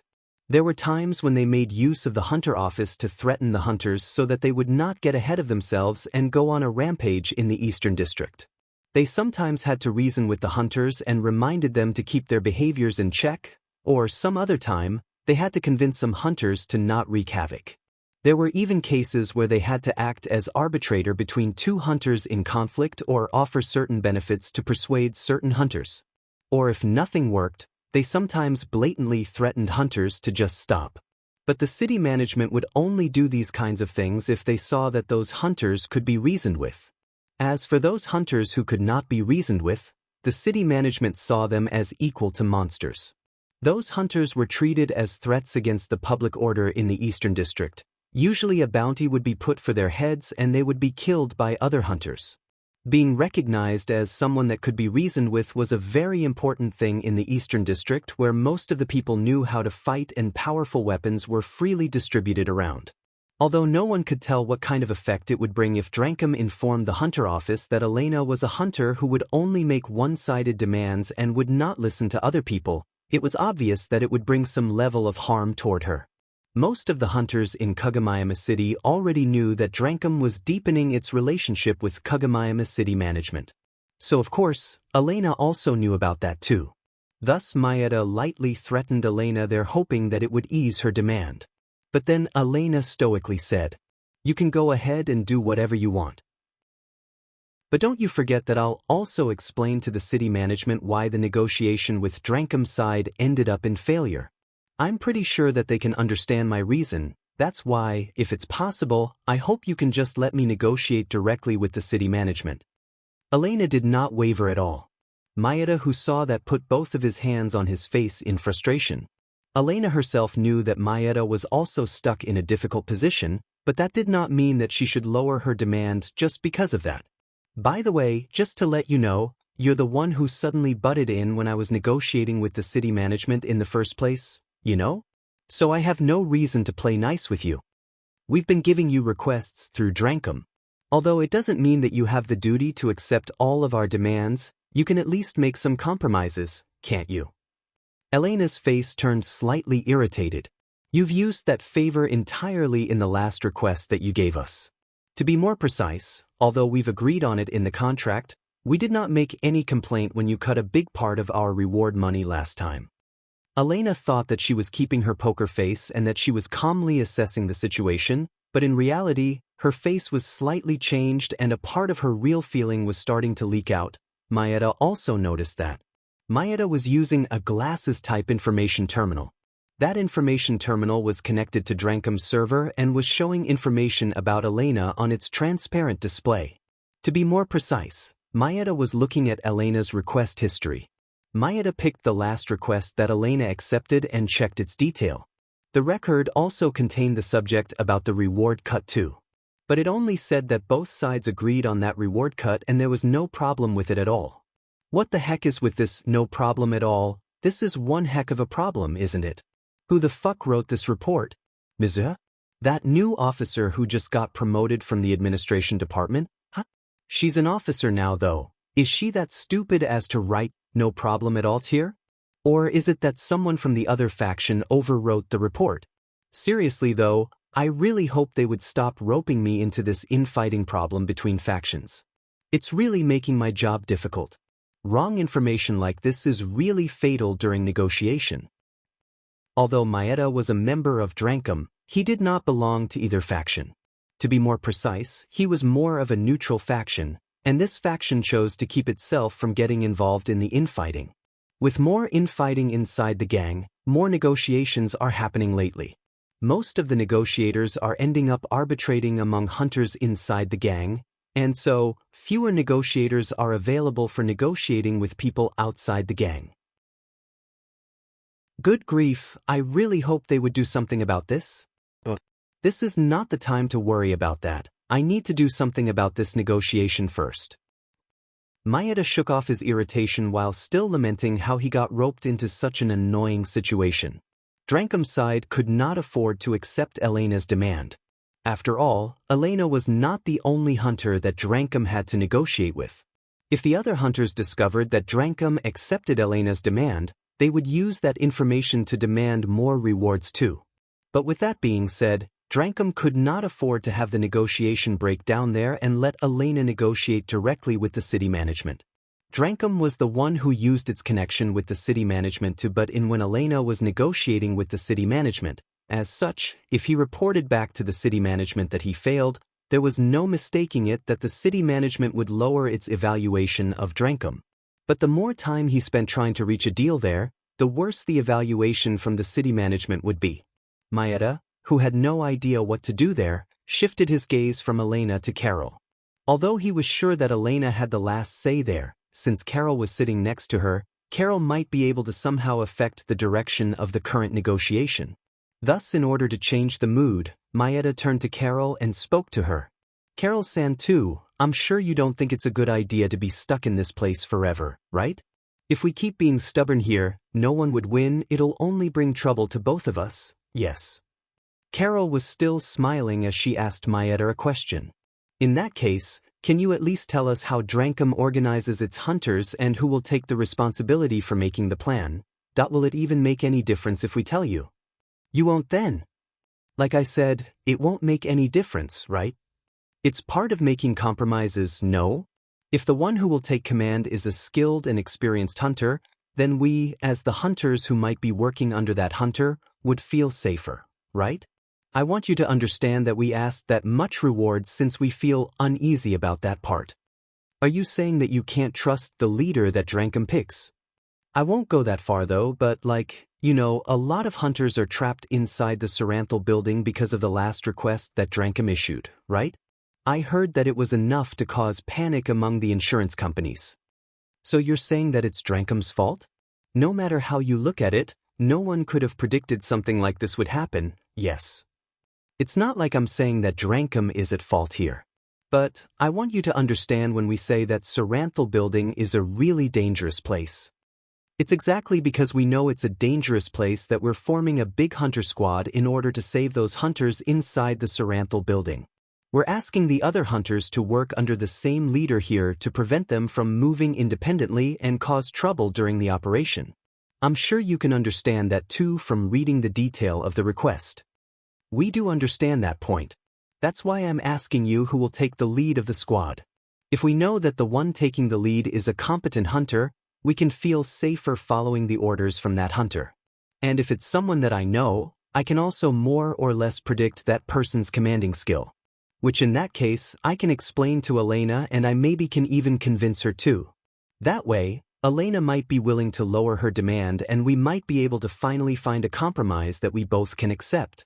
Do you understand why I asked you that question now? After she said that, Carol threw a smile at Maeda.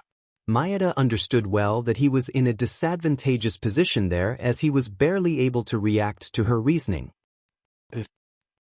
I'm glad to hear that, so, will you tell us now?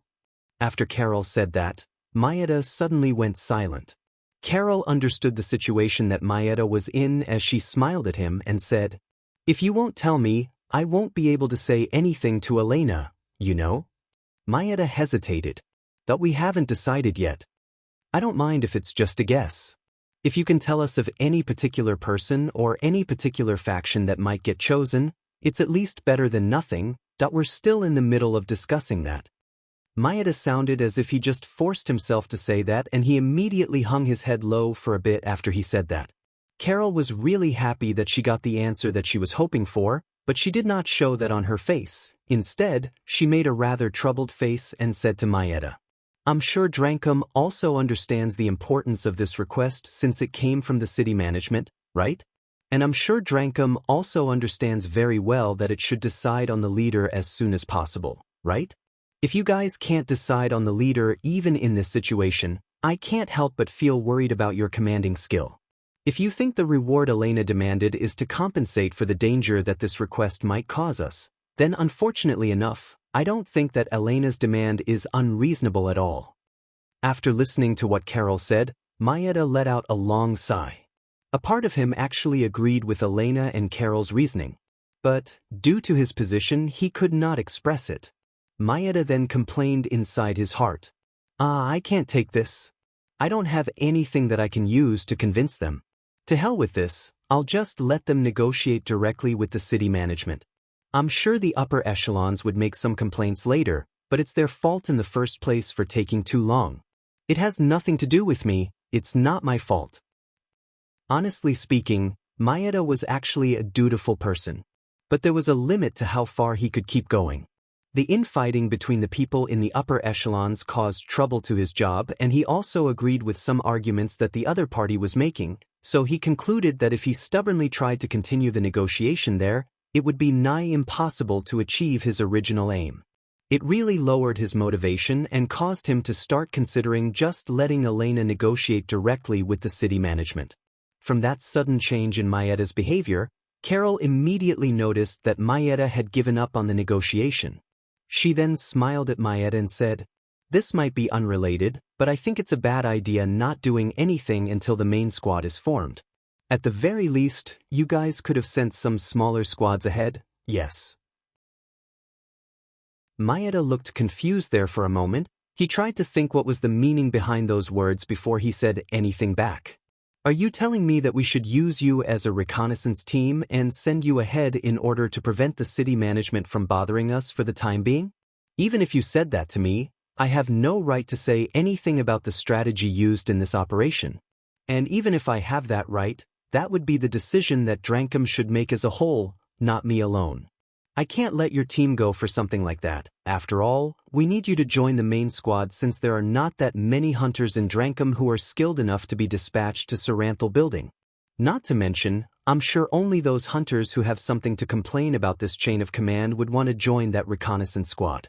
In the first place, we don't have hunters to spare for that squad, or at least, I can't spare you any hunters to form such a squad. Carol smiled mischievously. So basically, we can do that if we have someone who has a say on the strategy used by Drankum, or at least someone who has some connections with the upper echelons in Drankum, right? Well, that would be true, but Maeda looked a bit confused. Carol then pulled out her information terminal and called someone. The person that she was calling almost immediately picked up her call. Carol, what now? You should know well that I'm really busy, right? It was Shikarabi. He sounded like he was in a really bad mood, but in contrast to him, Carol replied in a good mood. Oh my, I called you thinking that I might be able to help you, you know? Are you sure you're okay treating me like this? What do you mean? I'm actually looking for more hunters so that we can take that request from the city management as an individual team though. I'm sure you're also having a hard negotiation over there, right? I bet that you're in a panic right now since at this rate you'll get assigned to work under that Katsuya guy, right? After Carol said that, there was a few seconds of silence. From that silence, she confirmed that her guess was correct. Shikarabi's calm voice then could be heard from Carol's information terminal. Why do you think so? It's because you're talking to me right now. Ah. Shikarabi could not help but to leak out his real feeling there with that reaction. Hearing that, Carol then giggled and continued. The request from the Kagamayama city management is basically issued to the hunters who successfully hunted the bounty monsters not too long ago. But then I bet that because of some reason, those hunters who were in your team when you hunted the bounty monster could not come to the Mihazono ruin at the moment. After all, if that was not the case, you would have picked those hunters and already formed a team with them instead. I bet you're trying to find replacements for those hunters, but you still can't find enough people at the moment, right? After all, if you did, you would have been dispatched to Saranthal building by now. And if you're already heading to the Saranthal building, it would mean that the operation is already underway and you would not be roped into the infighting inside the Drankum about who should take the lead of the squad, which would mean that you would not have picked my call, right? But you did not ignore my call. Since you can't go with the same team that you were together with during the bounty hunt, Drankum must be trying to get you into another team, for example, another team that also has successfully hunted a bounty monster too. And then, that exact team that's also already in Mihazono ruin right now is the team that Katsuya leads. Since Drankum cannot afford to keep dragging out the request from the city management, I bet that the officers from Drankum are pressuring you to join Katsuya's team, right? Shikarabi went silent again after Carol said that. Carol's guess was completely correct. The upper echelons in Drankum were pressuring Shikarabi to join Katsuya's team. The only thing that Carol got wrong was Shikarabi's actual plan. Carol thought that as this situation continued, Shikarabi would eventually break under the pressure from Drankum and join Katsuya's team. But in reality, Shikarabi had no plans to join Katsuya's team no matter what. If his only option was to join Katsuya's team, he would rather accept that request from the city management and head to Saranthal building alone.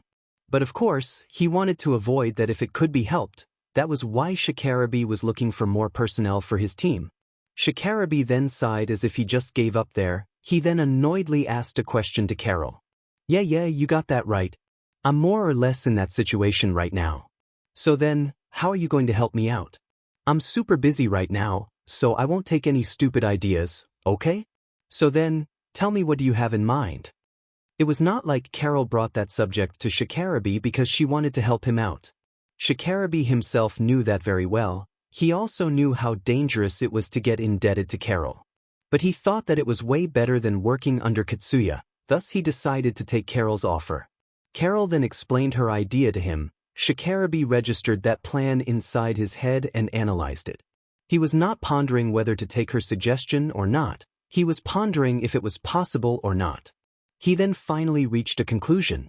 All right, I'll convey that to one of the officers in Drankum who might agree with your plan. Tell whoever negotiator that you're talking with right now to let you talk with an officer from Drankum by the name of Arabe. Okay, later then. Carol then ended the call and asked Elena. I ended up pushing the negotiation without your permission though. Is that okay? Elena at least did not show any displeasure as she said, It's alright. I have nothing to complain about with your suggestion. Elena's main goal was actually to avoid working under Drankum since it might get her in the same situation as the previous time when she accepted that request to hunt the bounty monster. Back then, not only did Elena and Sarah have to cover for the rest of the team, they were even insulted for being useless and got their reward cut. Moreover, if things were to happen again this time, it would not only affect her and Sarah, but it would also affect Akira and Carol too. That was why Elena refused to step back. Of course, Drankum had its own indicators that it used to evaluate Sarah and Elena, and it seemed that Elena and Sarah's performance during that request was far below what Drankum was expecting from them. So from Drankum's point of view, it was simply that they had no other choice but to do what they did. But if that difference was a fatal one, it would have been better if both of them stopped working with each other. It would have been better if Drankum hired other hunters who could accept the evaluation that Drankum gave. While at the same time, although it was not like Elena did not feel anything when Carol just pushed the negotiation without her permission, thanks to that, Elena was able to fulfill her main goal. So she had no complaints about it. Carol smiled a bit smugly to Elena and said, Is it okay if I take it that it was worth it taking me with you here? Although Elena was a bit bothered by the way Carol was acting, she then said, Well, you're right, you're a big help. Thanks to you, it seems that we can avoid getting roped into a troublesome situation. Can you please tell that to Akira too? Sure, but can you tell me why you want me to do that? It's to increase my value in his eyes since he's the one hiring me at the moment. Since I've been useful, it's normal for me to want to let my employer know that I did well, right? After all, if Akira knows that I'm useful, he might pay me a lot of money later. So, will you do that for me? Although there was something that was still bothering Elena, she also understood that Carol had a good point there. In the first place, it was exactly because Elena did not agree with the evaluation that Drankum had about her that she did not want to negotiate with Drankum this time.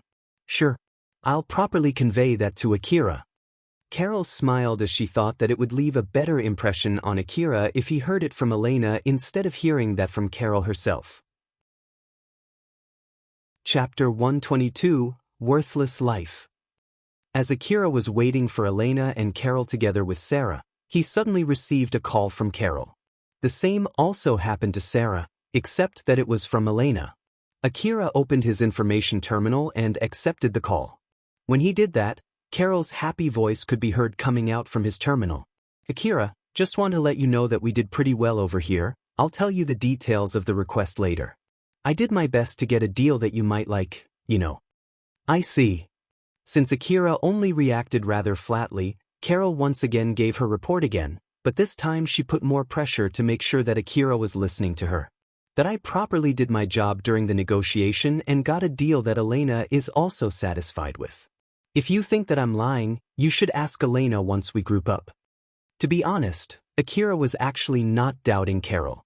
He was a bit weirded out by the reaction from Carol as he thanked Carol. It's not like I'm doubting you though. Thank you, you're a big help. You're welcome. We'll be waiting in the parking lot near the Hunter office. Can you pick us up together with Sarah? Alright, we'll head there soon. Akira closed the call and returned back to his vehicle. Sarah also got more or less the same report from Elena. Both of them then headed to the Hunter office to pick up Elena and Carol. Carol made a conflicted expression as she closed her call with Akira and stared at her information terminal. Judging from that short exchange, she was able to confirm that she scored some points to get closer to Akira. That in itself was well under her expectation and she was happy that she was finally able to make some progress. But, during that conversation, Akira's reaction was completely different when Carol brought up Elena too. To be more precise, Akira showed more interest in Elena's situation rather than his own situation. Or at least, that was what Carol could catch from that short exchange. It seems that Akira really cares for Elena. From what I can gather from Shikarabi, it doesn't sound like Akira has any reason to like Elena that much though. As I thought, I won't be able to know the reason unless I directly ask either Akira or Elena. But I feel like Akira would just try to play innocent if I ask him either that, Or I feel like Akira himself actually has no idea why he's that invested either. Which means...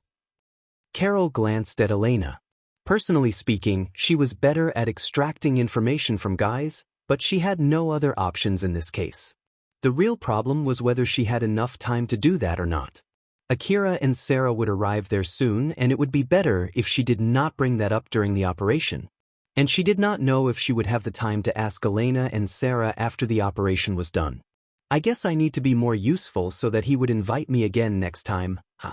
We're going to head to the Saranthal building after this. It's a dangerous building that the city management even decided to gather hunters who successfully hunted the bounty monster to send to that building.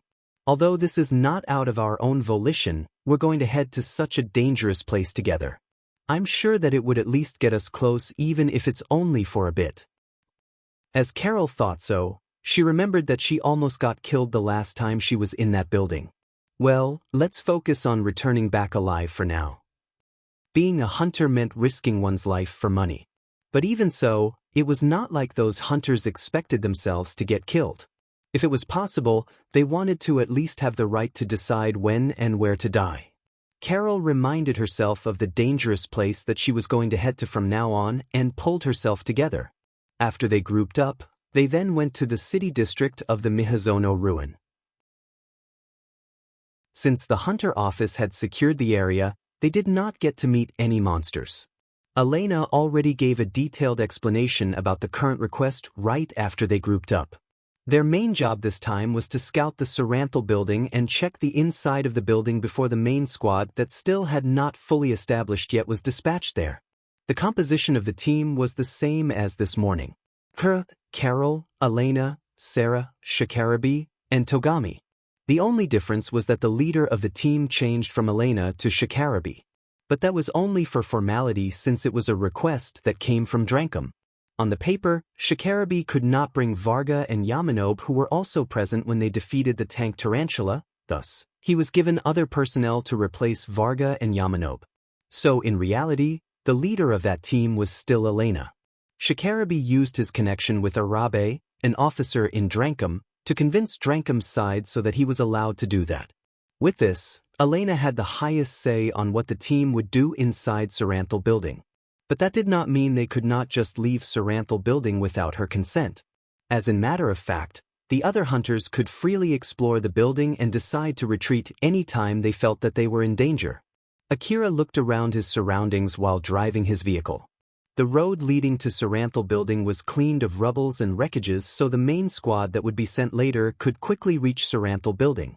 He could see humanoid robots moving heavy rubbles and wreckages off the road. It was a scene that would make people who had an interest in robots to watch them cleaning the road for a while. But Akira had no interest in such a thing at all. Akira made a rather stern face when he suddenly said, "That's so, this is why we didn't encounter any monsters this morning when we went to that empty building, huh?" The main road heading to Saranthal building was protected by walls so that monsters would not block the road. Those walls were tall and looked pretty durable. There were also some tanks and humanoid soldiers stationed around those walls as well as armed soldiers. Carol, who was sitting next to Akira, expressed his agreement with what he just said. It seems that since most of the monsters in Mihazono ruin gathered around the Saranthal building, there are not that many monsters roaming in the other locations, huh? And it seems that a fierce battle is also still in progress around that building even now. I can understand why the city management decided to dispatch hunters who had the experience of hunting bounty monster. Most of the tanks present were shooting at monsters. The warheads released by those tanks accurately hit the monsters, exploded, and turned those monsters into a new pile of wreckage. While the humanoid weapons were pushing the medium-sized monsters back using their huge weapons that they were carrying, countless bullets rained down on those monsters and shredded them to pieces. As for the armed soldiers, they were using the wall to shield themselves from the monsters while shooting back at those monsters, focusing more on the small monsters that were hiding behind the wreckages and rubbles. Akira looked at the ongoing battle around him and frowned. He then mumbled, "Are we really going to be okay?" Akira skipped most of the details in his question there, but Carol immediately answered that question while looking relaxed. "I think that it'll be all right. Looking at the current situation, I'm sure that the defense line will still hold while we're scouting the inside of Saranthal building, and I'm sure that this road won't be filled with monsters on our way back from that building. Although the squad dispatched by the city management was hard-pressed to secure the road to the Saranthal building, once the supply route is also secured, they should be able to hold out just fine for the time being. The equipment used by the squad securing the road to Saranthal building were mostly transported from the Hunter office parking lot through the road leading to Saranthal building that they just secured. As long as this route was secured, the Hunter office should be able to sustain its upper hand for the time being. Not to mention, they're also planning to send the main squad later, so I'm sure they'll keep this road secured. So as long as nothing really bad happens, I'm sure they'll be able to secure this road while we scout the Saranthal building. As Akira looked at the squad guarding the main road, he thought that they indeed looked exceptionally powerful. He then mumbled, "Isn't it faster if they just send in these people rather than waiting for a squad of hunters?" Carol smiled bitterly as she looked at Akira, who found such a thing to be weird. "Well, I'm sure that one of the reasons is because they can't bring along their tanks and humanoid weapons inside that building. But more than that, I'm sure that it's a matter of cost." Cost? Yep. The real problem would be the cost. It's basically cheaper to just hire us, hunters. It's only my guess, but I think that squad is a part of the city defense squad. So I'm sure some of them are from the inner wall. Those people from the inner wall should have gone through a certain level of education before they went through extra training and were sent to the outside of the inner wall. Basically, they already spent a lot of money from the day they were born. So if the city management sends them to somewhere as dangerous as Saranthal building and gets them killed, it would inflict a huge economic loss for the city. Not to mention, if they have families, then the city management needs to pay for the annuity. And if they have insurance, the city should pay for that too. I can't even imagine how much money the city would lose if the city opts to send those people. Seeing how Carol said that while lightly smiling, Akira sighed and said, "So basically that's because it's way cheaper to send us, huh? And the rewards that they have to pay for us, which is a pretty big sum of money from our point of view, is relatively small compared to the amount of money that the city management might lose if they send the city defense squad." Yep, basically that's the gist of it. If I have to add anything, that might be also the reason why they don't pay that much attention to Saranthal building until now. There are many ghost stories in Mihazono ruin that are related to Saranthal building. Then there are many hunters who lost their lives in this ruin, which I bet is also because of Saranthal building. This ruin might turn safer if they just destroy that building, but they don't do that since it means that they'll lose all the old world relics inside that building. It's understandable that they have no plans to kill the goose that might give them golden egg, and even if that goose becomes a monster that kills everyone around it, as long as it keeps producing golden eggs, it's highly unlikely that they would kill it. Akira was making a conflicted face as he sighed. Well, it's true that hunters only risk their lives going to wasteland if only they know that it's worth it. Akira understood that reasoning and even agreed with a part of it. If the corporate government decided to destroy that building, there would be opposition coming from the people who were getting profits from that place. But even so, there was also a part of it that Akira could not help but to feel bothered with, and that showed in his face. Carol giggled and said, "If you don't like how they treat you as if your life is worthless, you should work hard to increase the value of your life. To be more precise, what do you think I should do? You can just keep on making more money. This is the Eastern District, and we are hunters.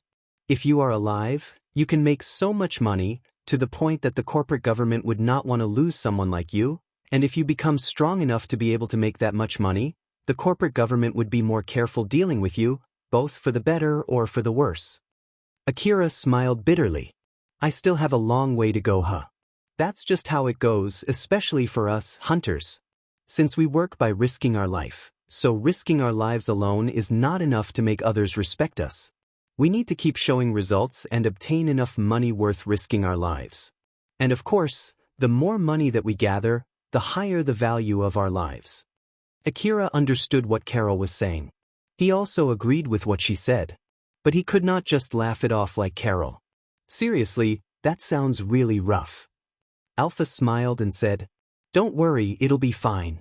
You have my support, and around the time you complete my request, you'll be strong enough that the corporate government won't be able to treat your life as worthless. Basically, You just need to get strong enough and everything will be solved. So just leave it to me. You're right about that. I'll be counting on you. Although Akira felt that what Alpha said there was not exactly about the same subject that he was talking about, he still calmly replied with that. The squad around the Saranthal building formed an encirclement with the Saranthal building in the center. They erected some kind of line of defense to make sure that no monsters would be able to get inside that encirclement, as well as to make sure that the monsters coming out from the inside of that building would not escape the encirclement. As Elena and her team approached one of those squads, a soldier waved at them and signaled them to stop. And when they did, that soldier approached the frontmost vehicle. The frontmost vehicle was Shikarabe's. This time Shikarabe did not come with his APC. Instead, he was driving another wasteland vehicle just like Akira and Sarah. A huge Drankum mark was painted on the side of Shikarabe's vehicle. Shikarabe then said to that soldier, "We're the reconnaissance team sent to Saranthal building, let us pass." "They already told us about your team." "I'm sorry, but can you proceed by legs? This defensive wall takes a lot of time to set up, close, and open. You can park your vehicles over there." After listening to that soldier's explanation, Shikarabe made a stern face.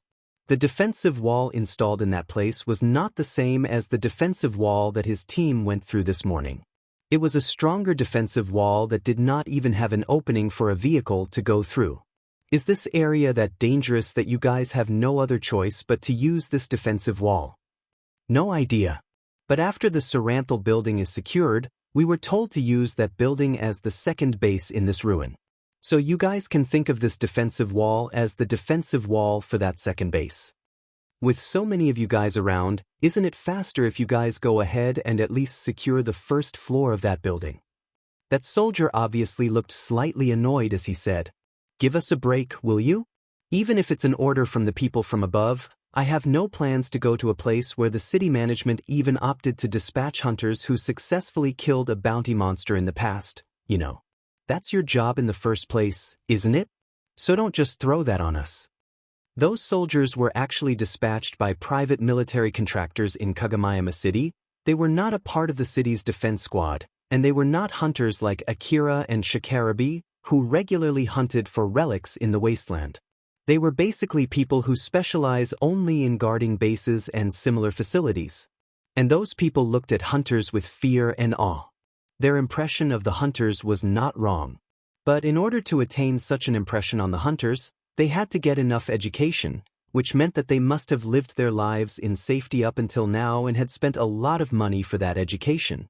Some people who could not afford such a luxury would turn into hunters, then slowly get used to the dangers that they faced every day and distorted their sense of danger, which in turn would give them an excuse to face even more danger. From another point of view, it was not wrong to say that the hunters were the gathering of those people with a broken sense of danger. Moreover, from those soldiers' point of view, the hunters who went to hunt the bounty monsters out of their own volitions were the craziest among the crazy. So, from their point of view, Akira, Shikarabe, Elena, Sarah, and the rest of the hunters there were basically the craziest among the crazy hunters. And strictly speaking, they were not wrong to think that way. Shikarabe explained the situation to the other hunters. They then decided to walk towards Saranthal building. After they finished their preparation and walked past through a small opening on the encirclement net, one of the soldiers who saw them off said to another soldier, "That they're bringing 2 boys with them though, but all of them are the hunters who successfully killed a bounty monster, right? I bet they're from Drankum. I'm sure you heard about it too, right, that there's a young boy who is exceptionally skilled in that gang. I heard that boy had successfully hunted a bounty monster. So one of them might be that boy." Now that you mention it, I did hear about that too. I guess that must be the one with that expensive-looking equipment, but then who is the other boy? No idea. It doesn't really matter anyway. That aside, I really want to go back to the city. Why in the world did we get dispatched to this place? I heard that some big shot from the city management is scheduled to visit the Saranthal building for negotiation or something. So we're here basically to make sure that it's safe, and that's why they're doing anything that they can to secure that building and to even make that building a second base if it's possible. Are they seriously thinking of doing something like that in this situation? Yep, they're thinking of doing something like that even in this situation. So in order to make sure that their plan would go smoothly and that Big Shot won't get killed, they send more soldiers than they normally would, and we're basically a part of that operation. I don't know how great that Mr. Big Shot is, but he's a real pain in the neck. The ruin is more dangerous than usual at the moment. That guy should have postponed his plan or something. If I'm not mistaken, he's the head of the long-term strategic department, Yanagisawa, was it again? Well, judging from our situation, he's basically that great of a guy, so the corporate government can't say no to him. Good grief, I really hope those people in the upper echelons can understand our suffering in the field. They then continued complaining about the guy who was the main reason why they were dispatched there while kept on the watch. After passing through the encirclement net, Elena's team carefully approached the Saranthal building. There were wreckages of dead monsters and corpses of the dead hunters scattered around the area that they had walked through. Once they reached the building's entrance and confirmed that no monsters were spawning out from the entrance, they finally stepped their feet inside of the Saranthal building. The first floor of the Saranthal building was basically a big atrium hall with some receptionist desks. Akira looked around the hall and tilted his head. The inside of the hall was unnaturally clean. Although there were some bullet holes in the ceilings and walls as well as some rubble scattered inside the hall, there were neither dead monsters nor dead hunters. While they were exploring the inside of the building, Alpha suddenly said to Akira, "Akira, I'm sorry but I need to leave you for a bit." "Don't worry, I'll be back right away. I don't detect any monsters around either, so there's nothing to worry about." After she said that, Alpha's image immediately vanished from Akira's views. "Alpha?"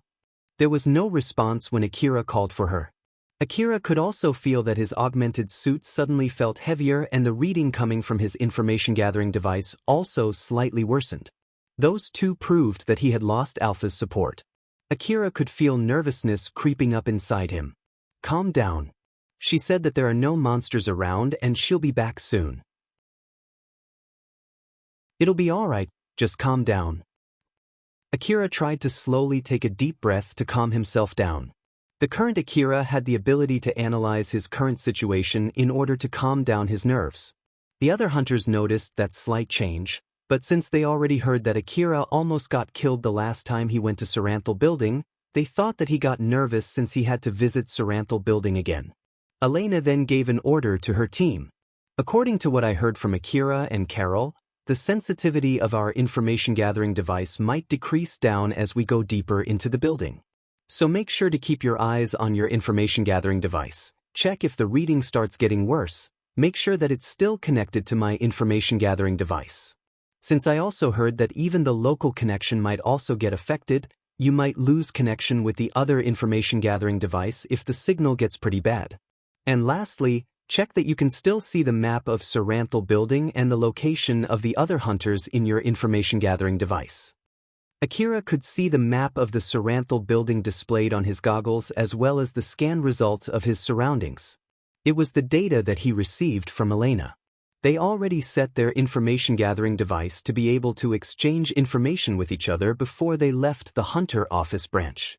Akira then glanced at Carol. Carol was not using any equipment to display extra information.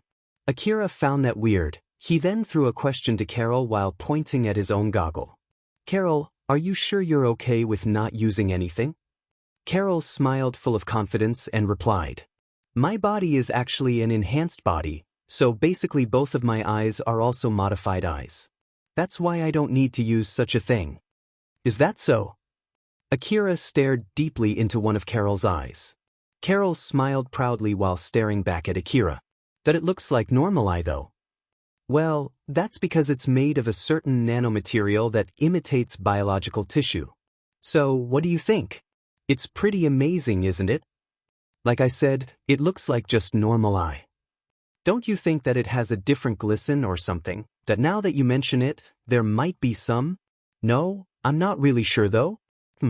Akira made a long From the other point of view, it looked like Akira and Carol were staring deeply at each other. "Akira, are you done with the checks?" "Ah, right, sorry. I'm not done yet." Akira flusteredly answered back. He then remembered that Sarah also had an enhanced body just like Carol. And he noticed that she was also not using goggles, just like Carol. Like with Carol, Akira also asked the same question to Sarah while pointing at his goggles. Sarah-san, do you also don't need to use goggles? It seems that Carol has both of her eyes modified. About that, huh? Elena and I are actually using this. As Sarah finally understood Akira's question, she then pointed at a hair ornament-like object that she was using. Akira, who saw that, tilted his head in confusion. Sarah then smiled and explained. This is basically a mini display device. It's projecting stereoscopic hologram images just a few millimeters in front of my eyes. Akira looked even more confused than before. Is it really okay to put that in Sarah-san's hair? It looks really unstable though. Won't it cause the image to move a lot and hard to see? It's fine. The image itself doesn't sway at all, so it's very easy to read the information projected in that image. And when it's blocking my view, I can just simply move it outside my view too. It's really convenient since I can control it with my sight. What kind of technology do they use to make such a thing? No idea. To be honest, I don't know anything at all about the technology. But the manual says that it's based on some kind of old-world technology.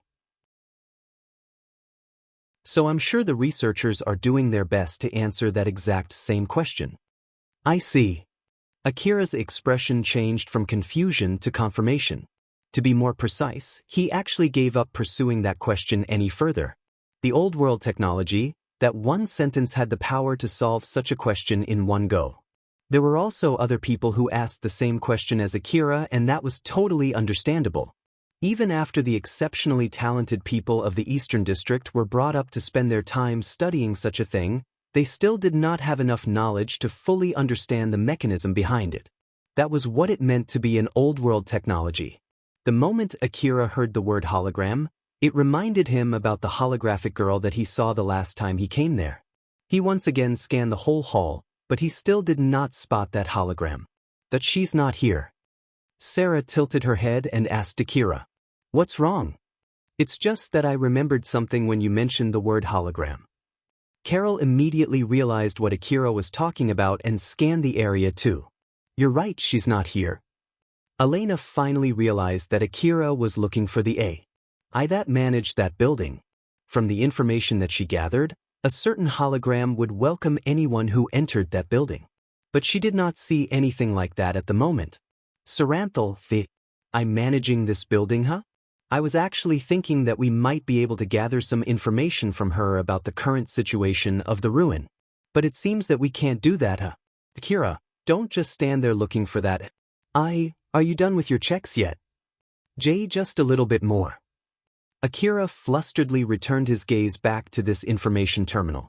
Since Alpha was no longer around, he had no other choice but to do the adjustment manually. After testing a few settings, he understood well that it only worsened the reading, so he gave up and returned the setting back. Shikarabi was still adjusting his information-gathering device when he suddenly asked Elena a question. "By the way, how did you get this map of the interior of Saranthal building? This isn't the data from Drankum, right? Did you get it yourself before coming here?" Carol immediately interjected and answered Shikarabi's question. "That map is actually from me." Shikarabi looked a bit surprised. "Are you sure you're okay with that? If it's originally from you, it means that it's from one of that information protected with a named license so that you can't share it freely, right? Don't tell me that you're planning to take everyone's share of reward for yourself using this." Carol replied with an expression saying that she was offended by that remark. "Oh my, that's so rude of you to say that although I gave that data for free for the sake of everyone's safety. Don't you think so too, Akira?" Akira was surprised when Carol suddenly roped him into that conversation. Well, it's true that it's great to have this map. Thanks." Shikarabi was still looking at Carol with a distrusting gaze as he said, "My bad, I didn't grow up in an environment where I can just trust free things given out of pure kindness. Moreover, I know just how precious the map of Saranthal building is, and it's not something that you can call cheap. Since when did you turn into a kind person?" Akira also grew up in such an environment. So when Shikarabi pointed that out, he started to get suspicious too. Carol noticed that slight change, so she immediately tried to explain her reasons to Shikarabi. "Geez, that's so rude of you. I'll do at least that much to help someone who helped me to get out from a deadly situation in the past as well as his trusted friends too, you know." "Well, if I really need to say something to convince you, it's basically a map from when the ruin was still in a normal state. Not to mention, the old world ruin often changes so suddenly in such a short time span. And even if the interior of the Saranthal building has not changed that much, it would not be strange that the interior of the building is changed after all the battles between the hunters and the monsters that happened inside this building, you know. That's why the price of that map from before the state in the ruin changed should have significantly lowered by now. Moreover, once the main squad that will come after us secures this building, I'm sure that they'll release the latest version of the map. And when that happens, the value of this map will be lowered even more. That's why I decided to just share it for free. Do you understand it now?" Carol was not speaking to Shikarabi in order to convince him, even Shikarabi knew that much. While on the other hand, Shikarabi also understood from there that no matter what she was scheming, Carol would not cause any trouble during that request. Shikarabi basically had no interest as long as it would not cause any trouble for him. Thus, he signaled to Carol that he had no plans to pursue that question any further. "I see, I get it now. Sorry for suspecting you. It's fine as long as you get it now." Shikarabi and Carol then smiled at each other as if they were talking through telepathy with each other and ended their conversation there. The reason why Carol shared the map data was not only to make sure of her own safety, it was also for selling a favor to Elena and Sarah as well as to win Akira's trust. Thus, she could not afford to have Shikarabi messing up her scheme. That was why she said that to Shikarabi. Carol then glanced at Akira, and as she planned, Akira did not seem to be suspicious of her any longer. Elena then said to everyone, especially to Shikarabi, "If you guys are done with the preparation, should we go now? And also, hold yourself from causing any unnecessary fight." "Sorry about that. I'm ready here, let's go." Elena then looked at the other hunters. Akira lightly nodded and signaled that he was ready too. Akira renewed his resolve and tensed up his whole body. With Alpha still not around, he had no other choice but to rely on his own skill to follow Elena and the other veteran hunters. He reminded himself to do his best as not to slow down the other hunters. "I'm back, were you missing me?" Akira's resolve was immediately wasted. Alpha appeared back in his view as she smiled mischievously at him. If Akira had to be honest, he would have to answer Alpha's question with a yes. So in order to avoid that, he instead asked Alpha a question. "Where were you gone?" "It's nothing big, just a small thing that I needed to do. It's nothing to worry about. If it's really not that important, don't do that again." "Where do you think I'm right now?" "That's not what I meant when I said that. It was at least something that demanded me to leave you for a while just to do it. I don't mind telling you the detail, but in order to do that, I need to tell you all the applied conditions, which will take about 30 hours of oral explanations. Then I need to make sure that you understand it, then I'll still need your permission after that. So, do you still want to know?" "No thanks." "Thought so." Alpha smiled amusedly after getting the reaction that she already predicted from Akira. Chapter 123, Shikarabi's Request. Elena's team started exploring the interior of the Saranthal building. They started from the first floor and slowly climbed up, relying on the map data they got from Carol. Inside the rooms and hallways, there were metal wreckages that might have been what was left of mechanical monsters. There were also bloodstains that might have been left by hunters. The bullet holes and scorch marks scattered around the area seemed to be recent. All of these showed just how fierce was the battle that happened in the building. But even so, Elena and her team did not encounter any enemies at all. When they reached the 5th floor, they found a room with a half-destroyed door. There were scorch marks from bullets around that door, and there were traces of monsters trying to get into that door, chasing for the hunters who must have run inside that room. When Akira nodded without saying anything, they immediately got themselves ready to break into that room. They readied their rifles and matched their timings to make sure that there would not be any trouble if there were still monsters inside that room. They quickly broke into that room, scanned for enemies, and once they confirmed that there were no monsters inside, Akira sighed and lowered his rifle. They actually had scanned the inside of the room using their information-gathering device before they went in. Although they did not detect any monsters, it might be simply because their information-gathering device could not detect them, thus, it did not guarantee that there were no monsters inside that room. If they lowered their guards just because their information-gathering device did not detect anything, they would eventually have to pay with their lives for doing something as foolish as that, even more so at the moment when the sensitivity of their information-gathering device was considerably lowered. It was not like Akira had training on how to work in a team, but even so, as a hunter with enough experience and skill, he should be able to judge what he should do by observing the other hunters. And if he knew that, he should be able to judge how good the other hunters were from how they reacted to the situation when they broke inside that room with no monsters inside.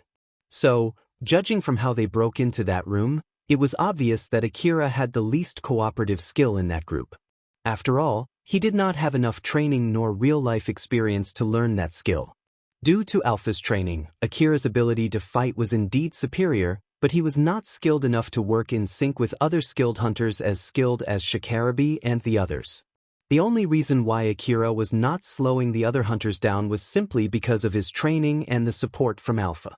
Before they broke into that room, Akira could see the image of himself breaking into that room, where to position himself, where to aim his rifle the moment he broke in, and which direction he should check first. Even if he was not able to follow that guiding image, Alpha would forcefully move his body through his augmented suit. But in reality, before he broke into that room, before he searched the hallways of the Saranthal building, even before he even stepped inside the Saranthal building, Akira actually had always been in the middle of his training.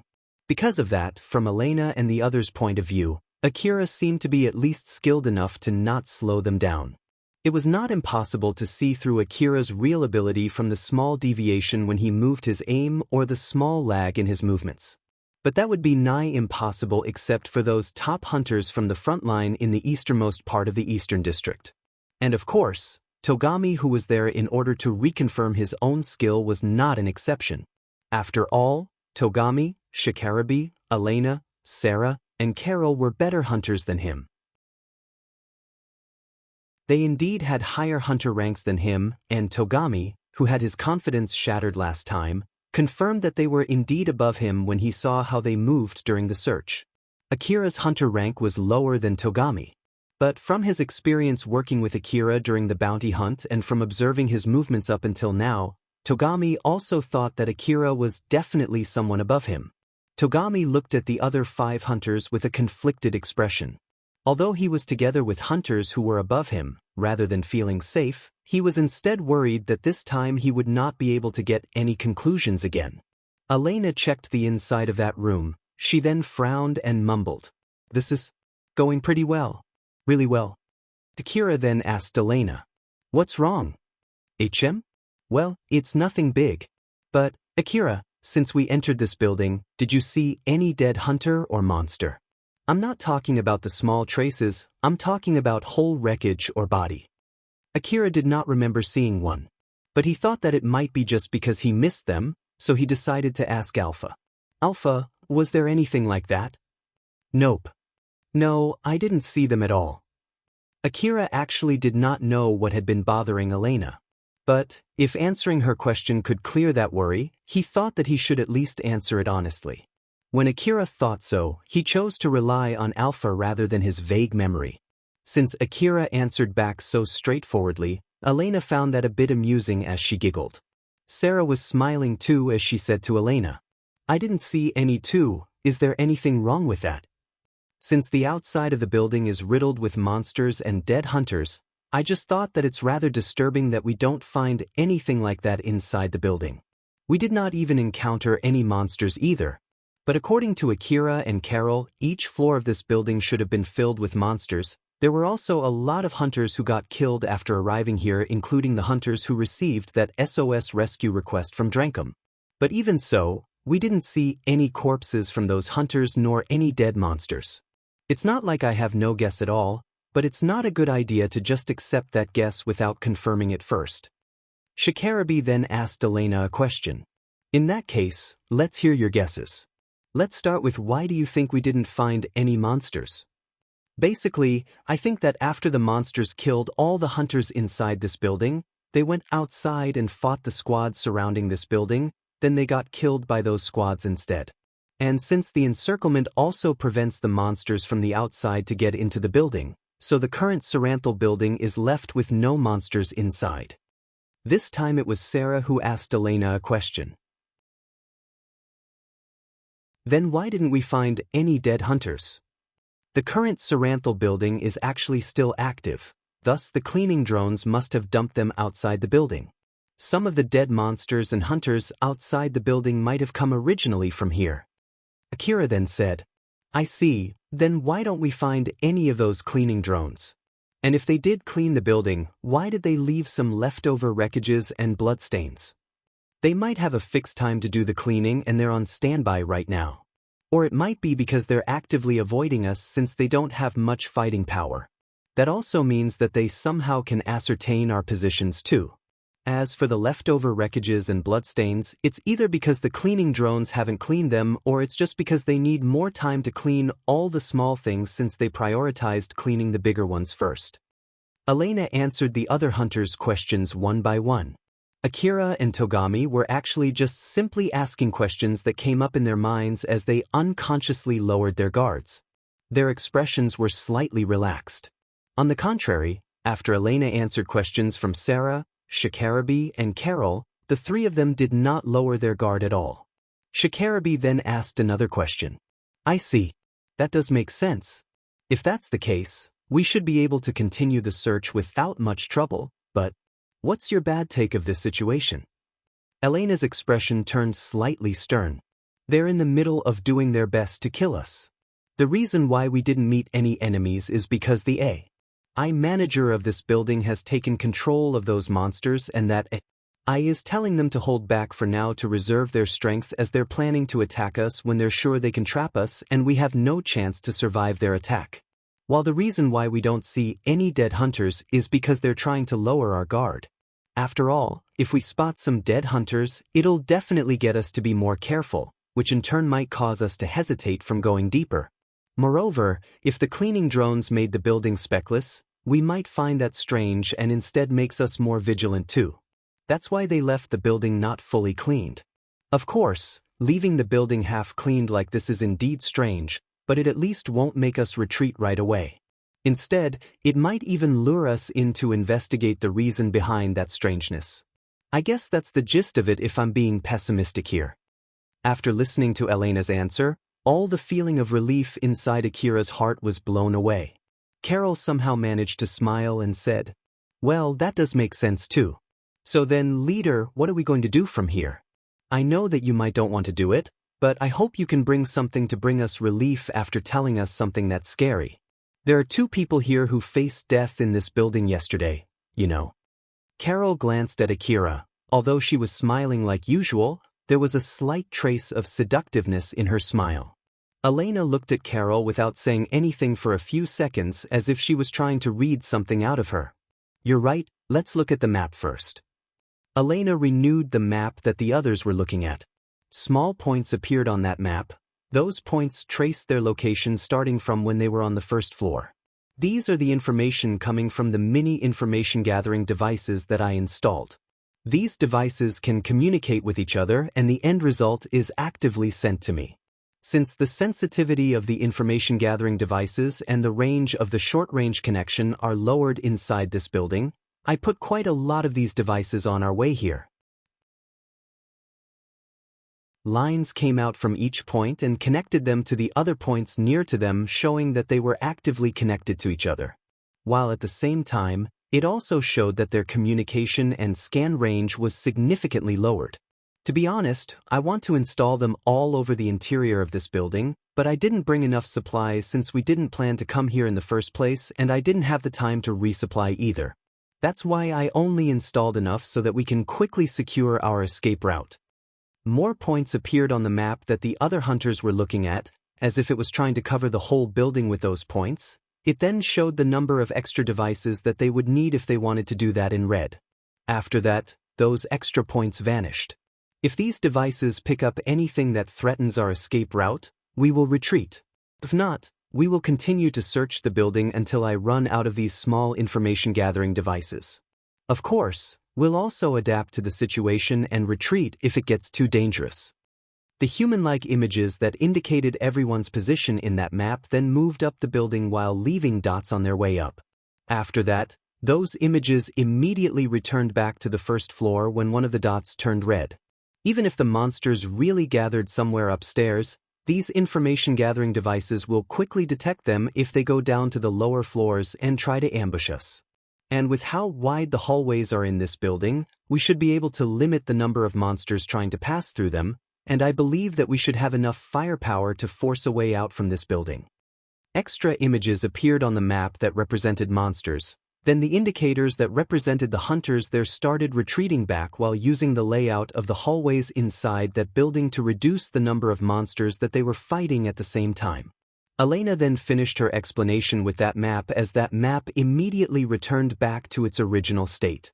Akira looked at that map while closely listening to Elena's explanation.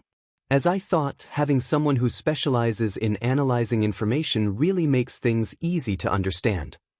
That might be true, but honestly speaking, I think it should have been enough to use only words for that level of explanation. I bet Elena deliberately used that map to help you understand. After listening to Alpha's reaction, Akira tried to sound strong as he said, "But it's not like I wouldn't understand if she didn't do that, though I just meant that it really makes such an explanation easy to understand." Is that so? Well, I'm sure there will be many occasions where Elena would explain her plan only with words in the future, so I believe that you would understand them with no problem, right? But I'm sorry, I hope that you would help me when that happens. Of course. Alpha giggled when Akira just easily gave up trying to look strong. Elena then threw a smile at Carol and said, "This is basically the gist of my plan though, so, how is it? If you have anything you want to say, there's no need to hold back. After all, I have no plans to ignore the opinion of someone who had experienced fighting inside this Saranthal building." Carol once again glanced at Akira to check on him. After she confirmed that Akira did not seem to have anything to complain about, she then smiled at Elena and expressed her appreciation. "I'm good with that plan. I'm glad to hear that it seems there's no need to worry too much as we continue exploring this ruin. As expected of someone that Akira trusts so much, it seems that you're pretty skilled in leading an indoor battle too. It's just that I only saw your skill in leading battle outside yesterday, so I was a bit worried. I'm sorry if I offended you." "It's fine, don't worry. That's normal since we are basically trusting our lives to each other in this situation. And I do think that confirming stuff like that is indeed important. I'm glad that you're happy with my plan." Elena and Carol were smiling at each other while trying to hide the strange impression that they were actually talking about two different things there.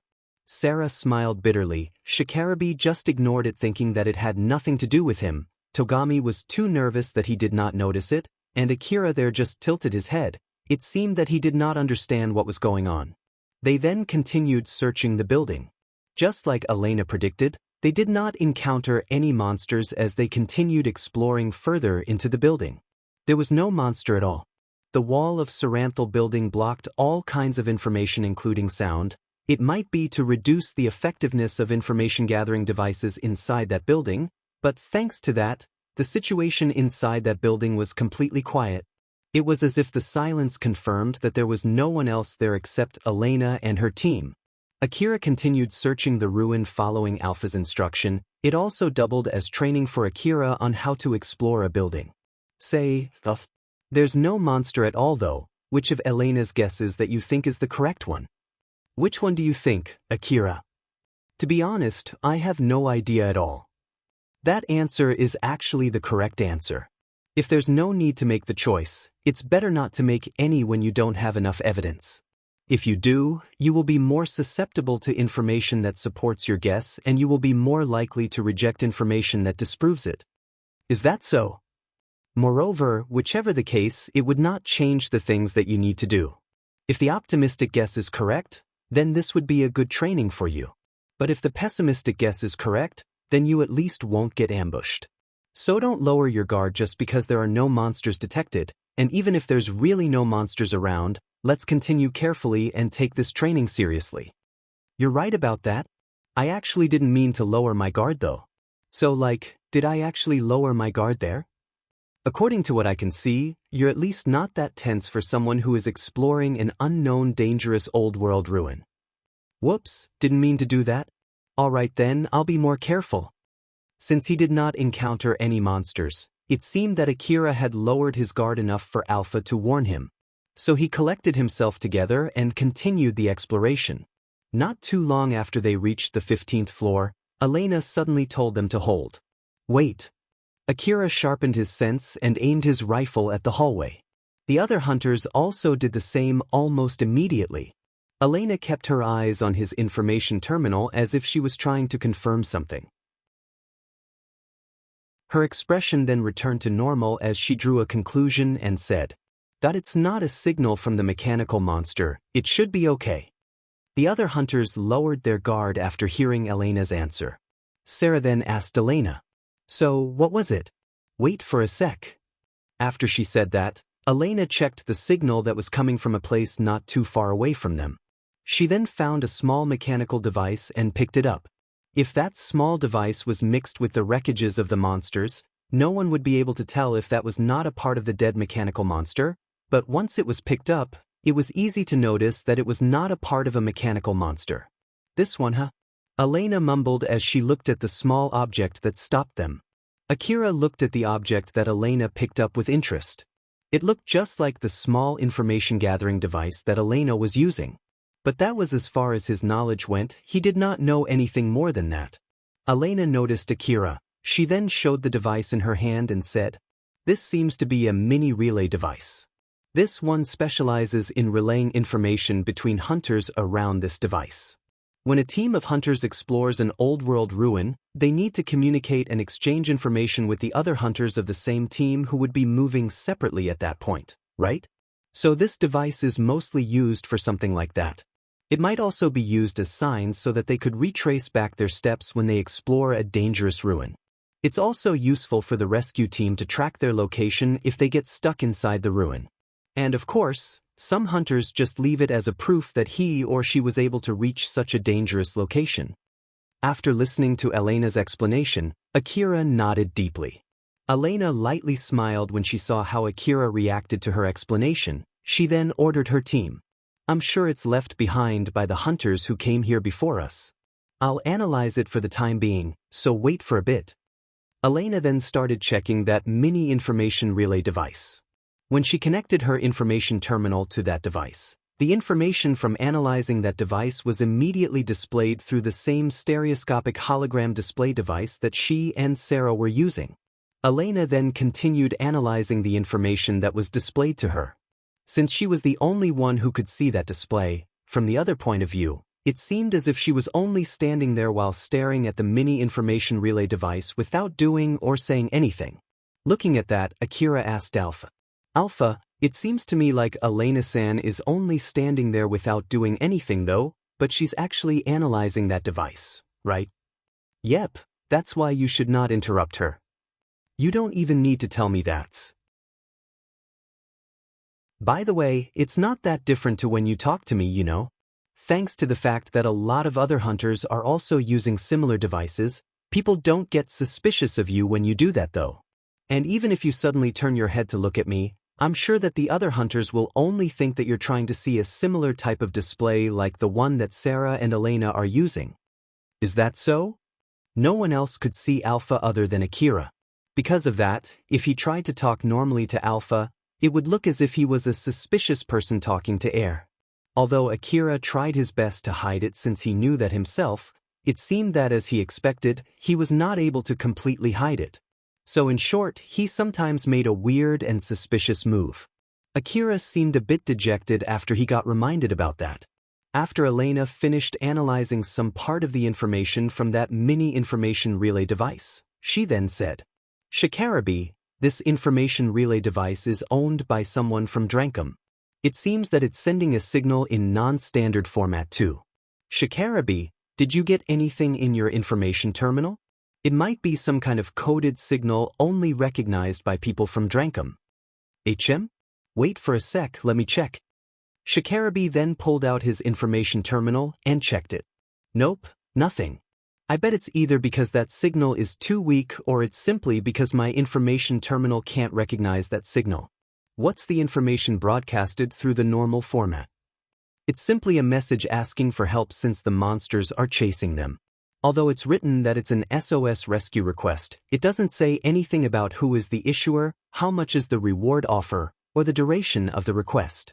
It doesn't even contain the hunter code of the sender.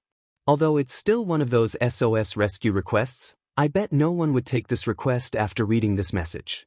It's unclear how many of them or where they are. It basically won't change our plan. We might help them if they're still alive and we find them by chance, but we won't go out of our way to look for them. Can you send the encrypted signal to me? Sure. I just sent it. Elena just sent the encrypted message broadcasted by the mini information gathering device to Shikarabi's information terminal. Shikarabi then used the decryption software installed inside his information terminal to decrypt that encrypted message. The output from the decryption software was basically another encrypted message and a short message saying for anyone who received that message to send it to Drankum's officers. Since Shikarabi had some connections with the officers in Drankum, he was able to decrypt that encrypted message further. After he checked the content of that message, his face twitched. God damn it. Shikarabi shouted out his frustration. Somewhere inside his angry expression, it seemed that Shikarabi thought of something else. Elena was actually interested as to why Shikarabi made that face, but she thought that it must be some kind of Drankum's business, so it would be better if she did not try to make any unnecessary guess. Judging from Shikarabi's expression, it was clear that it must have something to do with the infighting within Drankum. Moreover, that message was an encrypted message. Elena thought that it would give nothing but trouble if an outsider like her needlessly stuck her head in whatever that message was about. Seeing Shikarabi was still deep in his thoughts, Elena then asked him, I don't know the content of that message, but is it okay if we continue the search now? Shikarabi glanced at Elena. He then shifted his gaze to the floor and thought for a bit before looking straight into Elena's eyes again. In that case, I have a suggestion, no, a request. I want to change our main aim from simply exploring this building to rescuing the owner of that information relay device. It's as you said, that hunter is from Drankum. I still have my reputation to hold among hunters in Drankum, so I just can't ignore this message. Elena then asked Shikarabi a question, trying to probe what might be behind Shikarabi's sudden request. I know it's rather cruel to say this, but that hunter might be already dead, you know. If you want to retrieve their corpse, I'm sure the main squad that will come here later will retrieve all the corpses in this building after securing it, so you can save that for later. There's also a chance that they have escaped the building on their own. We didn't get to meet any monsters up until now. If they barricaded themselves somewhere to escape the danger, I'm sure it's an easy thing for them to escape this building right now when there are no monsters at all. After Shikarabi listened to both pessimistic and relatively normal guesses from Elena, he then replied back with a grim face. No, I bet they're still alive and still inside this building. There's a chance that they might have barricaded themselves somewhere so tightly to the point that they even can't confirm the situation outside the room that they barricaded in, or they might be injured so that they can't travel too far. Saving hunters are also one of the contents of our current request. Not to mention, if they're survivors from when the situation in the ruin changed, they might have some important key information to understand the reason for that change. I'm sure it's more profitable than just simply exploring this building. So, what do you think? If you save a hunter from Drankum, I'm sure Drankum will give you an extra reward on top of the reward that you get from the city management. I can even negotiate with the Drankum side for you. Shikarabi was not lying, but he had another reason as to why he made that request.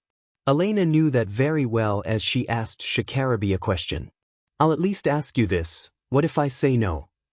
Then I won't ask again, I have no plans to convince you to take it.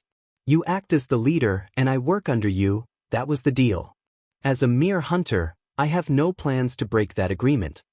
Elena then thought it must be something that Shikarabi himself did not want to do, but because of his position in Drankum, he could not just ignore it without putting any effort first.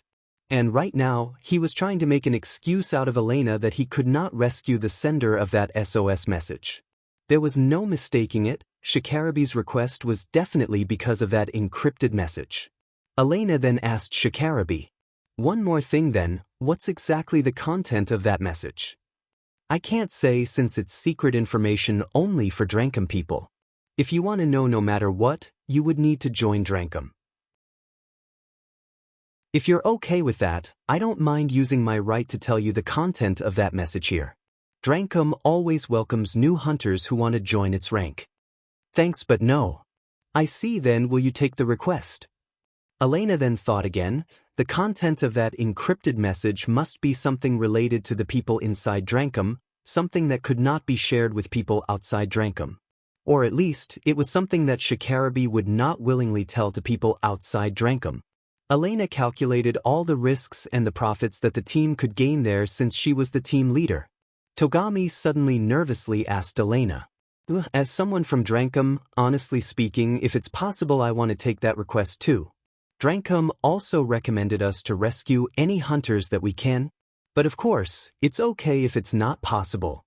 Togami was not lying there, but besides that, he was actually aiming for a chance to reconfirm his skill when said that. After Elena looked at Togami, her gaze then shifted to Akira. Akira then said, "I don't mind either way, I'll follow whatever Elena-san decides." Carol then followed. "I don't mind too, after all," Akira also said that. Next was Sarah. "Well, we came to this ruin in the first place because of that SOS rescue request after all. Isn't it fine taking in that request thinking that it's just an extension from our original plan coming here? Not to mention, we can get an extra reward from it too." Sarah sent a meaningful gaze toward Shikarabi when she said that. Shikarabi immediately responded, "I can guarantee that I'll negotiate with Drankum about the reward, but I'll only go that far. Well, Drankum also has its face to save, so I'm sure they'll give you quite a lot of money for the reward." After taking all the opinions from her team members, Elena then realized that among all of them, the only hunters who had experience fighting inside the Saranthal building were only Akira and Carol. She was originally planning to reject Shikarabi's request if either Akira or Carol showed even the slightest sign that they did not want to do it. But they did not show anything like that. So Elena finally made a decision. Elena's expression changed to a rather serious look as she said to her team, "All right, our main aim from here and on will change to rescuing those hunters. Judging from that mini information relay device, we can assume that they left similar devices to mark the places that they went through. So, we'll use them to help us find their location. Then on top of that, we'll prioritize searching only rooms where they might have barricaded themselves in. We'll immediately pull back once we retrieve the targets regardless if they're dead or alive. Carol, I'll leave picking the rooms to you. Once you're done with that, decide on a route and we'll go from there." Carol seemed a bit confused as she tilted her head and said, "I've given you that map though, so you should be able to do that yourself, right?" Elena changed her expression and replied, "I want you to decide based on the information that is not included in that data. I know that you did not give all the information that you have when you gave me that map, right? Or at least, that data map didn't include anything that explains how you escaped from this building yesterday with Akira." Carol's smile immediately vanished. Her gaze turned really sharp and she slightly lowered her voice. "Did you hear that from Akira?" Akira and Togami were surprised by that sudden change from Carol. But the other hunters were not surprised at all. It showed the difference in their experience. Elena did not show any change in both her expression and tone of her voice as she answered Carol's question. "I did ask him, but he did not tell me anything. He did at least tell me that he got trapped with you in this building, surrounded by monsters. Since both of you did not force your way all the way to the first floor to escape the building, it means that there's another way to escape this building. It must be some kind of secret route, whether it's a secret room, or a secret hallway, or a secret elevator, or maybe something else. Honestly speaking, I want that information too as an insurance in this situation. Moreover, I want to avoid the situation where we can't find the rescue targets just because they're hiding in that secret room. That's why I'm asking you to do that." If you want extra payment for that information, you can go ahead and ask Shikarabi later. Shikarabi immediately reacted when his name suddenly got mentioned there. Me. You're the one who asked us to take that request. The rescue targets this time are Drankum hunters, right? So at least do something about that extra information cost from the reward. Elena had a good point there. Shikarabi also knew that very well as he sighed. Carol did not change her expression as she mumbled. That I see, so Akira didn't tell you. In that short time when everyone's attention shifted to Elena and Shikarabi, Carol suddenly smiled. It was a dark and ominous smile, as if it was leaking out Carol's inner feeling mixed with a slight tinge of madness and joy. If any of them there saw Carol's face, they would definitely make some kind of reaction. But unfortunately, no one saw her. And because Carol immediately returned her face to normal, no one noticed her change at all. Carol then smiled as if nothing had happened and said to Elena, "Got it then, I'll get it done ASAP. Is it okay if I just add extra indicators to the map?" As Elena's attention returned back to Carol, she felt that somehow something was bothering her. But she did not know what it was. "Sure, I'll be counting on you." But unfortunately, Elena was not in a position where she had the leeway thinking about the thing that was bothering her. So she just quickly decided to forget about it.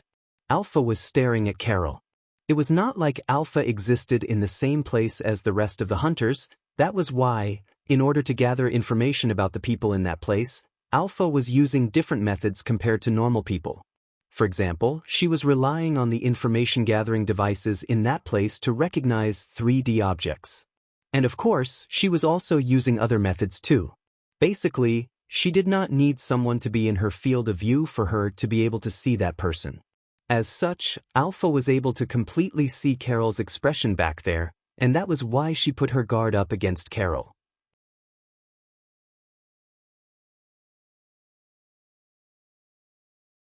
Chapter 124, Continuing the Exploration.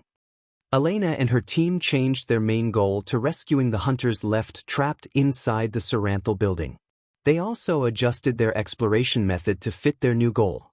Up until now, they explored all the hallways and rooms from the first floor using their information-gathering devices to map out the inner layout of the building before. But this time, they only searched the rooms that Carol indicated and immediately went to the next floor once they were done. Their travel speed changed, so much that it surprised Akira. Since they restarted their exploration, Akira always searched the rooms following the instructions from Alpha. The level of the difficulty of the explorations suddenly went up compared to before. Since they increased their exploration rate, they did not have much time to check their surroundings and make decisions. And if they were late in doing so, it would cause the next action to get delayed, thus increasing the accumulated stress, lowering their concentration, slowing them down, and eventually affected how careful they were in doing their searches. It was only a matter of time before Akira could not endure the accumulating stress. Seeing how Akira was accumulating stress pretty fast, Alpha decided to stop the training. "Akira, you should take a break. I'll do the search, so you should calm down and take a rest. Alright?" Akira let out a light sigh. Although it was not like he completely lowered his guard, he fully relied on Alpha for detecting enemies now, thus, he could relax a bit as he followed Elena and the rest of the hunters. Akira also started to move more sluggishly than before, but since Alpha also mended that through his augmented suit, it was not that apparent. Therefore, the other hunters did not reprimand him. Now that Akira got some leeway, he then asked a question that had been bothering him for a while to Alpha. "Alpha, there's something that I want to ask though." "Oh my, if you have so much leeway as to make a pointless chit-chat now, it might be a good idea to restart your training again." Akira went silent. Well, it was true that Akira was talking with Alpha through telepathy, so he did not make any sounds nor he did move his mouth, but even so, he suddenly went silent. Anyone who could notice that would think that conveying silence through telepathy was indeed a meaningless action. And the only thing there who could notice it was Alpha alone. Alpha smiled mischievously and said, "I'm just kidding, so, what is your question?" Akira then frowned while still in silence as Alpha was smiling amusedly at him. If it was a competition of being obstinate, Akira had zero chance of winning. Akira knew that well. His face turned displeased as he sighed before his expression returned to normal and said, "That I just thought that we're moving faster than before since we changed our main goal. I'm just wondering if that's really all right." That's not right. I actually think that it should be okay, but... Akira was trying to gather his thoughts as he was speaking with Alpha. Alpha quickly guessed what he was trying to ask even before he could finish his sentence. She then immediately answered, "You basically don't doubt Elena's order. That's why you have no complaint about it. But that would be your subjective opinion. It's not like you, yourself, fully understand the effect of that order, evaluate it, and finally conclude by yourself that it should be fine. If I have to word it differently, if Shikarabe or Togami make the same decision, you would have questioned it. So you want to know if I also think that it's not a bad decision, and if I do, you want to know the reason why. You're basically wondering if the increased searching speed affects the quality of our searches. You're also wondering that if you only look in the places where you might find one of those mini information relay devices, you might be missing some devices on your way. It's not like you can ask about that to Elena right now, you can actually just ask her later, but since it's bothering you and you have the chance to ask me, you decided to ask me now, right?" Akira frowned and was a bit weirded out by Alpha's words. He then said, "What? Yeah, something like that." Although Akira was trying to hide it, Sarah was able to accurately guess what happened when he joined the bounty hunt with Shikarabe only with the limited information that Akira shared with her. And this time, Alpha was able to quickly guess what he was thinking even before he finished gathering his thoughts. Akira was actually feeling a bit scared that it was only a matter of time before they could completely read his thoughts even without him saying anything. Alpha then started evaluating Elena's decision. "I do also think that Elena's decision is the right decision. Although it ultimately depends on how you are going to evaluate that decision, and I'm sure that even you are not expecting Elena to have a godlike level of commanding skill, to successfully lead a team of hunters filled with amateurs through a deathly battlefield, right? Well, yes. Then there should be no problems. Elena is doing a good job analyzing the current situation and adapting to the new information. I can at least say that much. So, if I have to start from the searching speed..." Alpha suddenly stopped there and forcefully moved Akira's body through his augmented suit. Akira was putting too much attention on Alpha's explanation that he significantly slowed down. Akira, who realized that, flusteredly pulled himself together and aimed his rifle at the intersection that the team just passed through. Alpha then smiled at Akira and said, "As I thought, isn't it better if we talk about it later? You're right, let's save that for later." "All right then.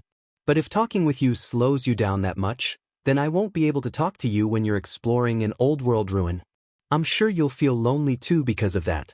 Do you think I need to train you to do that?" Alpha said that while still smiling, while on the other hand, Akira pouted when she said that. Elena and her team continued deeper into the building. They did not encounter any monsters as they explored the building, but unfortunately enough, they also did not get to encounter any of their rescue targets. They searched only the rooms where there was a good chance the hunters who they were looking for might be barricading themselves. But all of them were empty rooms. Although they did find some traces of battles and bloodstains that might be from the hunters and some other traces showing that someone was once there, they did not find any hunters at all, not even their corpses. A change happened when they reached the 20th floor. As they were about to explore the 20th floor, Elena suddenly told them to stop. They immediately put their guards up and scanned their surroundings. They noticed that the 20th floor looked completely different from all the other floors below it. There were hunters' corpses, wreckages, rubbles, and still moving monsters. Judging from their outer looks, they should be the A24 monsters that they fought in the Miyazono Ruin City District, but they were badly damaged, their torsos were dented and some of their limbs were blasted to pieces. Some of them lost their legs, while some others lost their wheels. But that did not hinder them from moving around as they were able to nimbly avoid the corpses and the wreckages that were scattered on the floor. Shikarabe looked around and mumbled, "That's so, they only finished cleaning the lower floors, huh? Well, I guess it's better than having them waiting to welcome us here."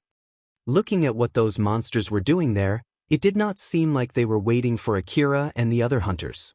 But judging at the dead hunters on the floor, it did not seem like they would peacefully let them pass either. Elena immediately tried to think of a plan to clear up those monsters. I bet they're patrol drones. And judging from how they are moving around, it doesn't seem like they've noticed us yet. Is it because their sensors are broken or something? Are they not exchanging information with Saranthal's security facilities? Or is it because the very thing that is lowering the sensitivity of our information-gathering devices is also affecting them? Are they autonomous drones? Are they here for reconnaissance? Or is that they're simply roaming aimlessly after their control devices got destroyed or something? Elena thought of so many possibilities, then after going through all of those options, she then said to Sarah, "Sarah, kill them." Roger that. Sarah aimed her anti-material rifle at those monsters. Just like the information-gathering device, the aiming device of her rifle was also affected by the Saranthal building, thus, its accuracy was worsened. But it did not cause much trouble for Sarah's ability. She aimed her rifle at the torsos of those monsters and pulled the trigger once she was sure that her shots would hit. The bullet that flew out of her rifle's muzzle hit its target accurately. That bullet was designed for firepower rather than piercing power. As such, it easily blasted A-24's torso. The impact threw its body and scattered its inside around as it rolled over on the ground. It did not take that long before the next A-24 also got blown away. Elena told her team to stay on guard while she was observing the A-24 that had turned into wreckages on the floor. Akira suddenly realized something weird. Alpha. It's about the monsters that Sarah-san just killed from the outside. They look like mechanical monsters. It's not like they're actually biological monsters, right? Alpha found that question rather strange, but even so, she decided to recheck the dead monsters that were scattered on the ground. They were made of metals and some kind of nanomaterials. They did not seem to be biological monsters. Well, from what I can see, I believe they're mechanical monsters. What's wrong? Nah, I'm just wondering about what's the meaning of killing mechanical monsters. Judging from what Sarah-san did back there, does that mean to break them and render them unable to move? That still doesn't sound right, though. Oh, I see. From how Elena worded it, Akira was wondering if they were actually biological monsters that looked like mechanical monsters. It was a subject that could easily cause a debate. Alpha then thought, Akira just encountered a monster. So, it might be better to let him focus more on watching his surroundings instead of thinking about something else. So she was wondering if she should scold Akira instead. But it was not clear yet whether it was really unnecessary or not. Being critical and extra cautious made people more careful, and sometimes, it might even be the trump card to escape a hopeless situation. An ability to think outside the box and come up with an unthinkable solution was an invaluable skill. In order to polish that skill, there was no other way but to keep being critical and always ask difficult questions. If Alpha scolded Akira, there was a good chance that Akira would obediently do that, thus reducing his chance to polish his skill in thinking outside the box. If it was about the ability to detect enemies, Akira would not be able to get better than Alpha. Thus, Alpha decided that she should encourage him to polish other kinds of skills, although it was unlikely. Alpha then answered Akira's question. It could be interpreted as putting a short gap in between executing the actions that would kill and when the target could be as soon dead. So applying that to mechanical monsters, I would say that Elena told Sarah to leave a small time gap from the moment she started shooting at those monsters until when those monsters fully stopped moving anymore. Or, maybe even put no time gap at all if it was possible. That was what Elena asked from Sarah. Although it's nothing but a guess, I believe that's the gist of it. Is it not enough to just destroy them? Let's say if those monsters are a part of the building's security. They might immediately call for reinforcement when they're attacked, or maybe they won't. They might only call for reinforcements once they judge that they can't win only with their firepower. This condition might also include the damage done to its own body. Some of them might have a self-repairing system, then they would repair themselves, check the damage on their bodies, and if it's above the threshold, they would call for reinforcements. So in order to stop them from doing something like that, there's a need to completely stop their functions with one shot. That's why Elena used that word. I think you can interpret her like that. If they're really a part of the building's security, won't they already know our location and would call for reinforcement the moment we destroyed them? We don't know how much these monsters are exchanging information with each other.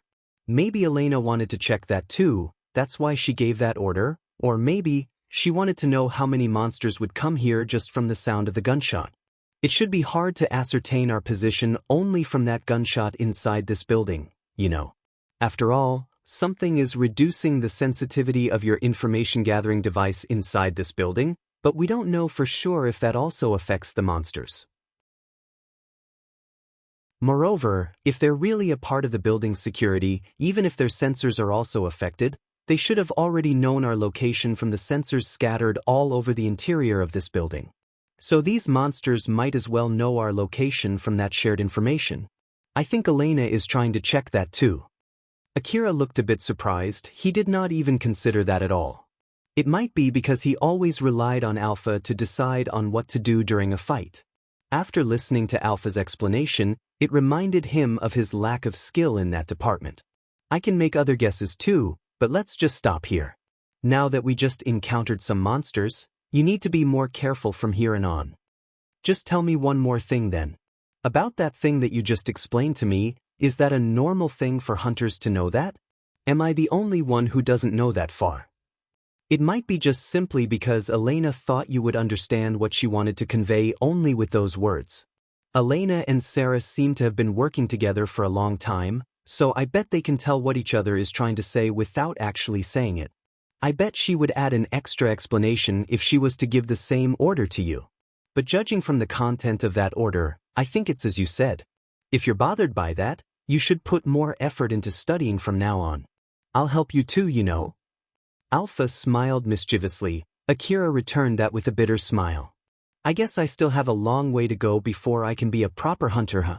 When Alpha said that she would help him, she was actually saying that she was willing to increase the difficulty of the training and the study.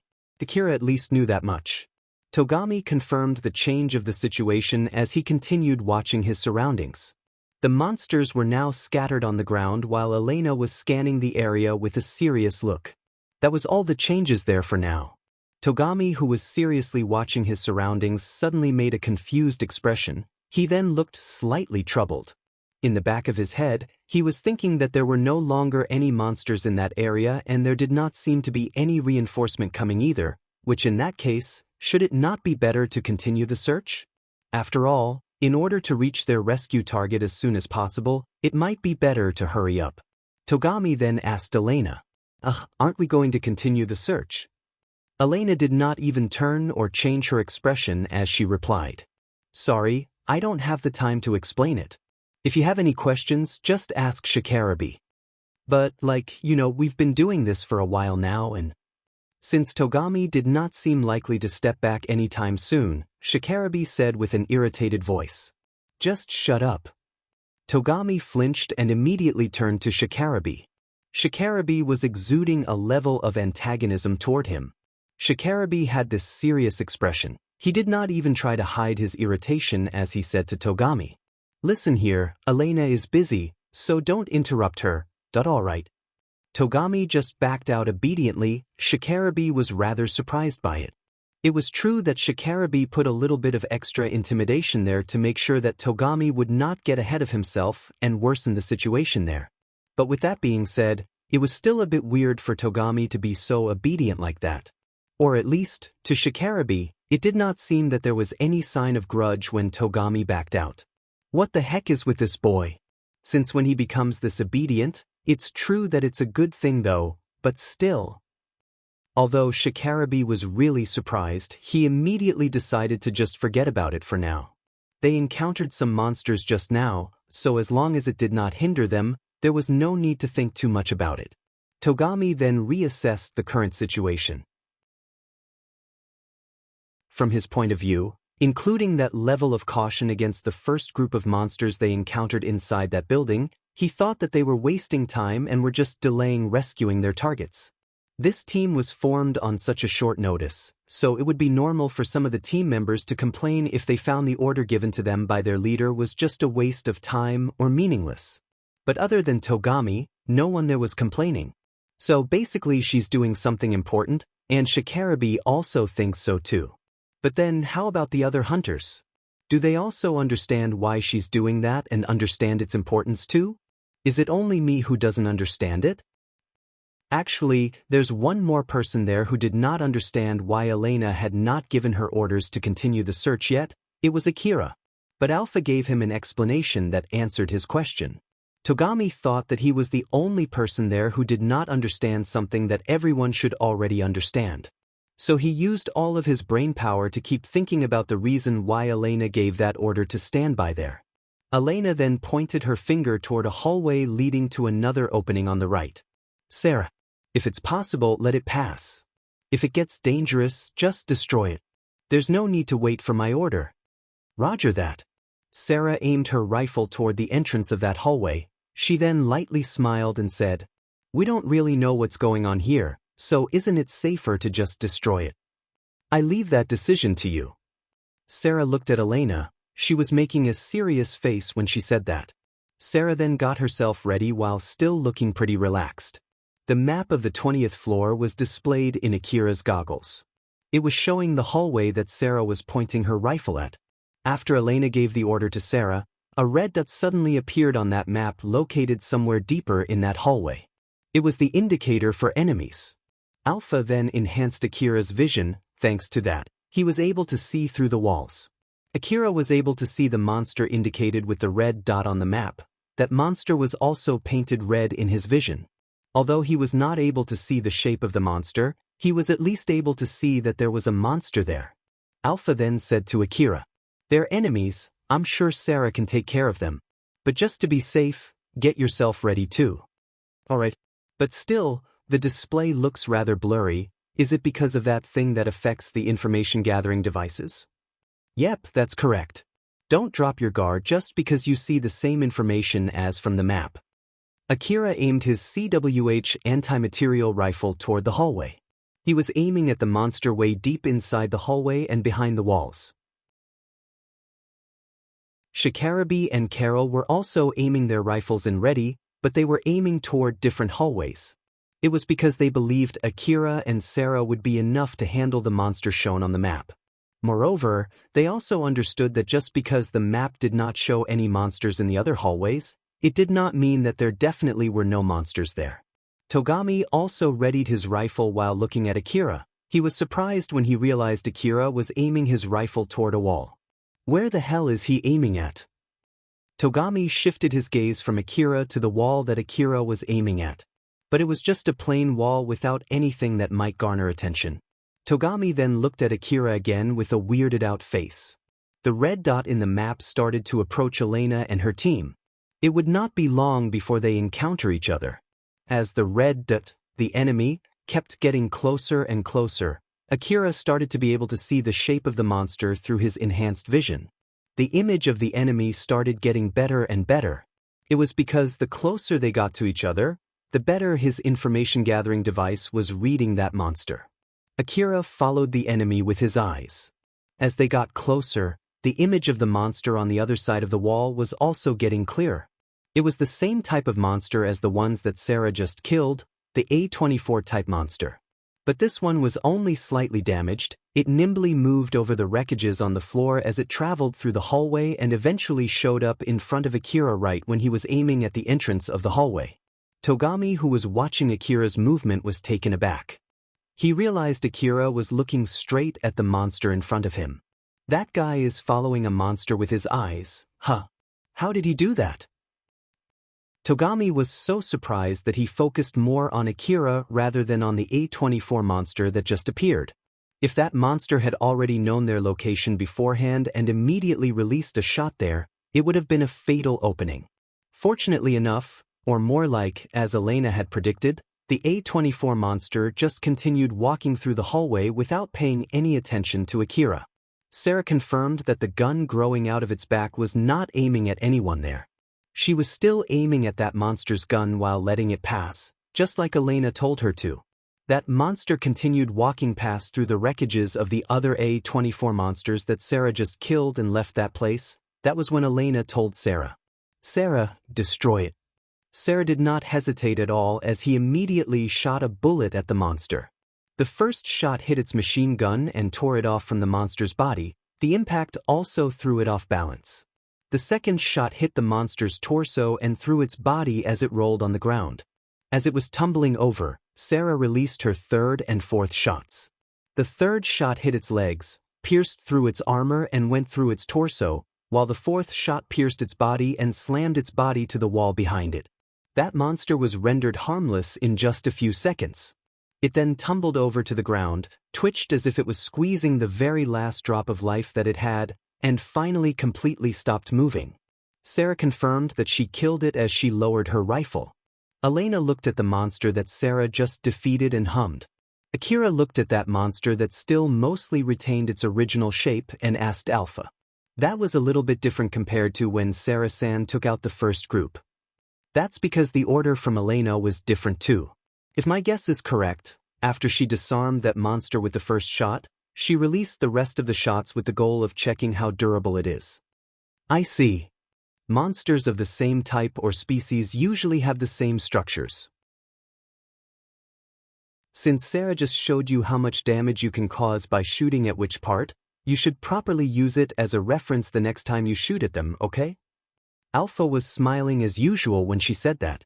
But in contrast to her, Akira was making a stern face. It was true that Sarah just showed how effective it would be if he shot at a particular part of the monster. But even so, he had no idea where he should aim his shot at. In that short display, he needed to discern which one was the monster's control device among all the small pieces of the monster that were scattered. Then, he should guess from there the location of the control device before it got destroyed, then finally guess the weak part of its armor where he could snipe that control device. But of course, Akira could not do that. So, should I first prioritize destroying the monster's gun just like what Sarah-san did? That's a good idea, which in that case then, you just need to be able to accurately aim at the monster's gun while it's still moving and without my support. So, what's the right answer? The right answer would be that your aim depends on how good you are at shooting. With your current skill, I think it's better if you aim at its torso to break its balance and lower its accuracy. You need to at least be able to hit it to do that though. You're right about that. The first step would be to hit my shots. He might still need a lot of time before he could shoot as accurately as Sarah. Akira then sighed. Togami suddenly asked Akira a question. How did you know its location? Akira frowned. It's shown on the map, right? Or is it that it didn't show up on your map? Togami seemed obviously confused as he said, "That's not what I'm asking about. I'm talking about how you followed that monster when it was still behind that wall." When Togami asked that question again, Akira finally realized what Togami was talking about. Normally, people would not be able to see through a wall. It was thanks to Alpha's support that he could do that. Although he was a bit surprised inside, he made effort to not show it on his face. The location of the enemies on the 20th floor is shown as red dots in the map, right? If you look at that, you can more or less guess the real location of the enemies. They're basically nothing but a rough approximation. But back there you were accurately tracking that monster when it was still behind the wall. How did you do that? Togami was not convinced by Akira's explanation as he pressed for more answers. That was when Shikarabe suddenly interjected. Akira, there's no need for you to answer all of his stupid questions. Just ignore him. I bet this guy thinks that everything that he can't do or understand are all strange things. There's no need to listen to him. Although it was unclear why Shikarabe said that, it was not a bad suggestion for Akira. So Akira just nodded and said, "Got it." Togami looked at Shikarabe with a bit of hostility, but when he saw Shikarabe's face that was mixed with a bit of mockery, he immediately looked down and hung his head low. And then he returned to monitoring his surroundings. Shikarabe looked at Togami with a slightly surprised look. It was true that Shikarabe interjected to stop Togami from picking a fight with Akira, but he also expected Togami to pick a fight with him when he did that. But just like last time, Togami just meekly obeyed his order. He really has toned down. Honestly though, what happened to this boy? Although Shikarabe still had no idea why Togami turned so obedient, seeing how Togami stopped being selfish, he no longer thought of Togami as a spoiled brat for now.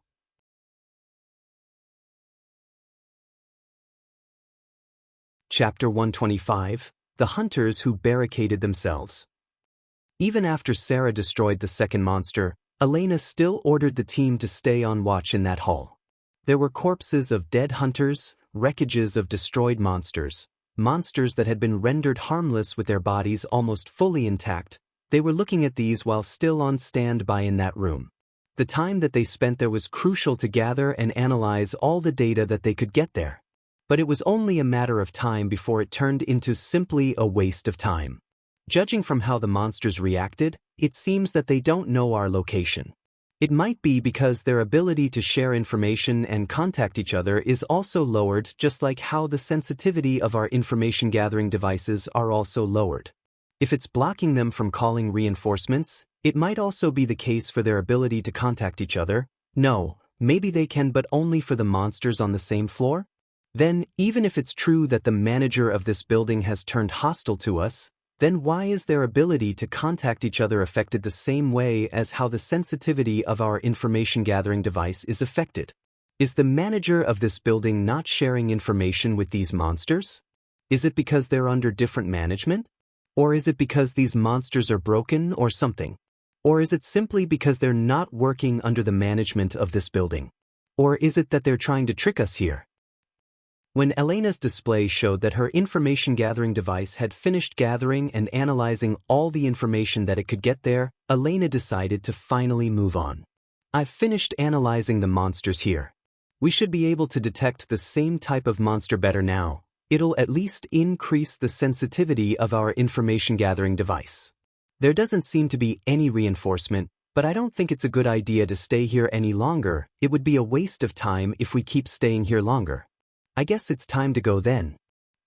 Elena then said to the rest of the team, "We'll keep up our method and speed just like before. Although you can see the result for the radar on your map, don't drop your guard just because there are no monsters detected. Just fight the monsters that block our way. There's no need to kill all the monsters. Prioritize more on searching the area.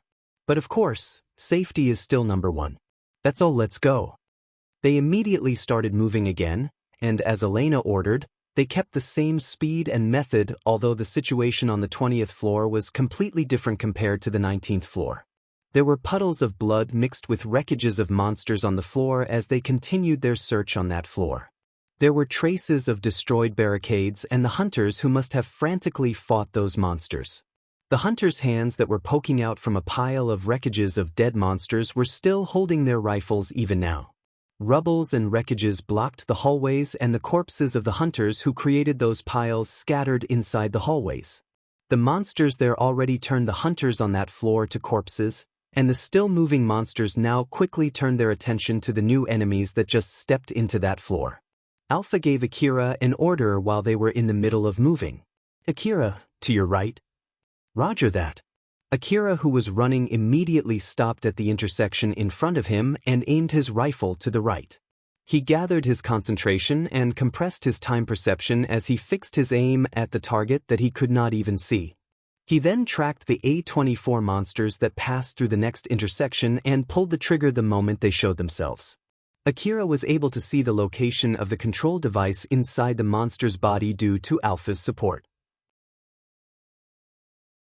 Alpha also indicated the location where Akira's bullet would easily pierce its armor and destroy its control device. As Akira tried to align his aim, a trajectory prediction line extended from his CWH anti-material rifle's muzzle. The bullet that flew out from the CWH anti-material rifle hit the weak point of the monster. It destroyed the monster's outer armor and pierced through its innards. It went straight for the monster's control device and destroyed it in one shot. The monster that had lost its brain immediately stopped functioning and just crashed into the ground with the momentum that it had when it flew out from the intersection due to inertia. "All right." Akira nodded and immediately started running again. When he had a chance, he quickly turned to Alpha and asked her a question while still running. "How was that?" Alpha smiled and warned him. "If I didn't fix your aim, it would have missed the monster about 1 meter to the left. You need to try to keep calm while fixing your aim as fast as possible." I see. Akira felt slightly depressed. He felt pretty good with himself after that shot, but it turned out that it was all thanks to Alpha's support. But Akira quickly pulled himself together. He knew that he had no time to lament. He then commented about the other factor that increased the difficulty of sniping monsters there. But still, this place is pretty bad. It would have been much easier if they cleaned this place just like what they did on the lower floors. Because of the fierce battle that happened beforehand there, the leftover of that battle blocked the way and made it more difficult for Akira to move around. Wreckages of dead monsters scattered on the ground, they were leaking out oils which then mixed together with the blood from the dead hunters. These were preventing Akira from moving too fast. They did not have a stable footing and the floor was slippery from the oil and the blood. Sniping alone was already hard enough, but the environment there increased the difficulty even more. Alpha then answered Akira's question. The cleaning drones might have been destroyed by the other mechanical monsters. Wait, they're not friends. We don't know for sure if those monsters are working under the command of the manager of this building. They might be a completely separate swarm that somehow entered the Saranthal building. Of course, this is nothing but a guess though. Akira made a troubled look, but he immediately returned his face to normal. This has really turned into something super complicated. It might have something to do with the current abnormality in Miyazono Ruin, but well, I guess it has nothing to do with me, huh? Well, it's true that I might be able to get 10 billion Aurum if I know the reason behind it, but it's not the time to be thinking about that right now. Alpha smiled at Akira and said, "That's true. You came here in order to help Elena and Sarah out of your own volition after all. So you need to concentrate more on that. But if you've had enough of it, you can tell me anytime. I'll immediately readjust your course of action for moving separately from the team." Akira sulked for a bit, but Alpha just ignored it and kept smiling at him. It was true that he actually just ignored Alpha's opinion and dragged her for his own selfishness to help out Elena and Sarah. That was why he thought that it was understandable for Alpha to poke at him like that, so he just ignored it and decided to move on. Shikarabe aimed his rifle at the monster that was located behind a pile of wreckage and pulled the trigger. The piercing bullet that he was using was able to pierce through the pile of wreckage and hit the monster behind it. He was able to destroy the monster's vital component in one shot and killed that monster. Shikarabe was able to ascertain the enemy's location from the data that he was receiving from Elena. It's amazing how accurate this information that she's sending to me is when the sensitivity of my own information gathering device is this bad. It's great that I can take it easy. I can see now why Arabe is always trying so hard to get Elena and Sarah to join the gang, though it always ended up with a failure. Shikarabe was honestly impressed by Elena's ability and smiled bitterly remembering how his friend worked so hard for it although it ended up with failures. While Carol had a large gun with her that could blast the monsters in one shot. It was also thanks to Elena that she was able to quickly detect the monsters that hid in difficult-to-spot places. Elena's ability to process information is really nothing to scoff at. Sarah is also moving accordingly to keep Elena protected. It's understandable that Akira looks up to them. I guess it won't be easy to impress Akira with my hunter skill. Well, let's just do my best. Carol was also impressed with Elena and Sarah's skill. So using that as a reference, it seemed that it would not be easy to try to show off her hunter skill to Akira. Togami was desperately trying to catch up with the moving speed of the rest of the team. He did not complain at all as he used all he got to use that chance to show his skills to other hunters. His powerful equipment supported him to push his way through difficult situations. But that was not enough for him to match the current speed. He was barely able to follow the rest of the team. Togami checked at the other hunters while fighting the monsters. Just like Akira, who was able to track a monster that was invisible to him, Shikarabe and the other hunters could also predict accurately where and when the enemy would appear or shoot accurately through wreckages or rubbles. Togami was also receiving the same information from Elena just like the rest of the hunters, but even so, he could not use it to perform as well as the other hunters. His expression turned stern. So it's normal for them to be able to do that, huh? While on the other hand, I can't do that at all. At least for now though, I'll definitely learn how to do that too as soon as possible. In the past, excessive praises pushed him to grow, but this time, frustration and the feeling of patheticness pushed him to grow. Togami recognized his own skill and his pathetic performance here. He was scolding himself as if to tell him to fight back while pushing himself to the limit. Elena kept scanning the surroundings while going deeper and deeper into the building. And of course, he was also keeping his eyes for any signals from their rescue targets while scanning her surroundings. At the same time, she was also marking the route that the team would take on the map. Sarah was fighting the monsters they encountered while making sure that Elena, the leader of the team, was properly protected. Sarah's display was showing the information that Elena had analyzed and sent to her. Thanks to that information, Sarah was able to effectively remove the monsters that were blocking their way forward and any monsters that approached the team. Elena and Sarah basically worked together as a team of two when they did hunter jobs. Depending on the request that they took, they sometimes had to work under a different team, or sometimes as the leader of the team, but that was not enough to break their habit of working as a team of two. It was simply because they understood and trusted each other. They knew that it was the best option and they trusted that fact. Sarah then contacted Elena through the transceiver. Elena, who is this rescue target that we're trying to rescue this time? Or more like, is there really any survivors in this situation? This is only my guess, but I think it's very likely that they're still alive. Or at least, it seems that Shikarabi thinks so. If Shikarabi's aim this time is to retrieve the borrowed equipment or the corpses, I'm sure he would have chosen another option.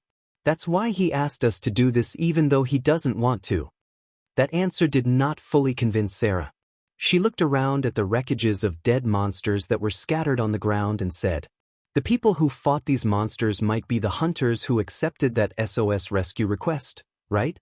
So basically, they must be the hunters who were in this ruin yesterday. I'm sure most of them only had enough supplies thinking that they would return back during the day, right? And even if they brought with them extra supplies, I'm sure they had used most of them to fight all of these monsters. And if they are strong enough to handle all of these monsters in that situation, I bet they've already escaped the building by themselves though.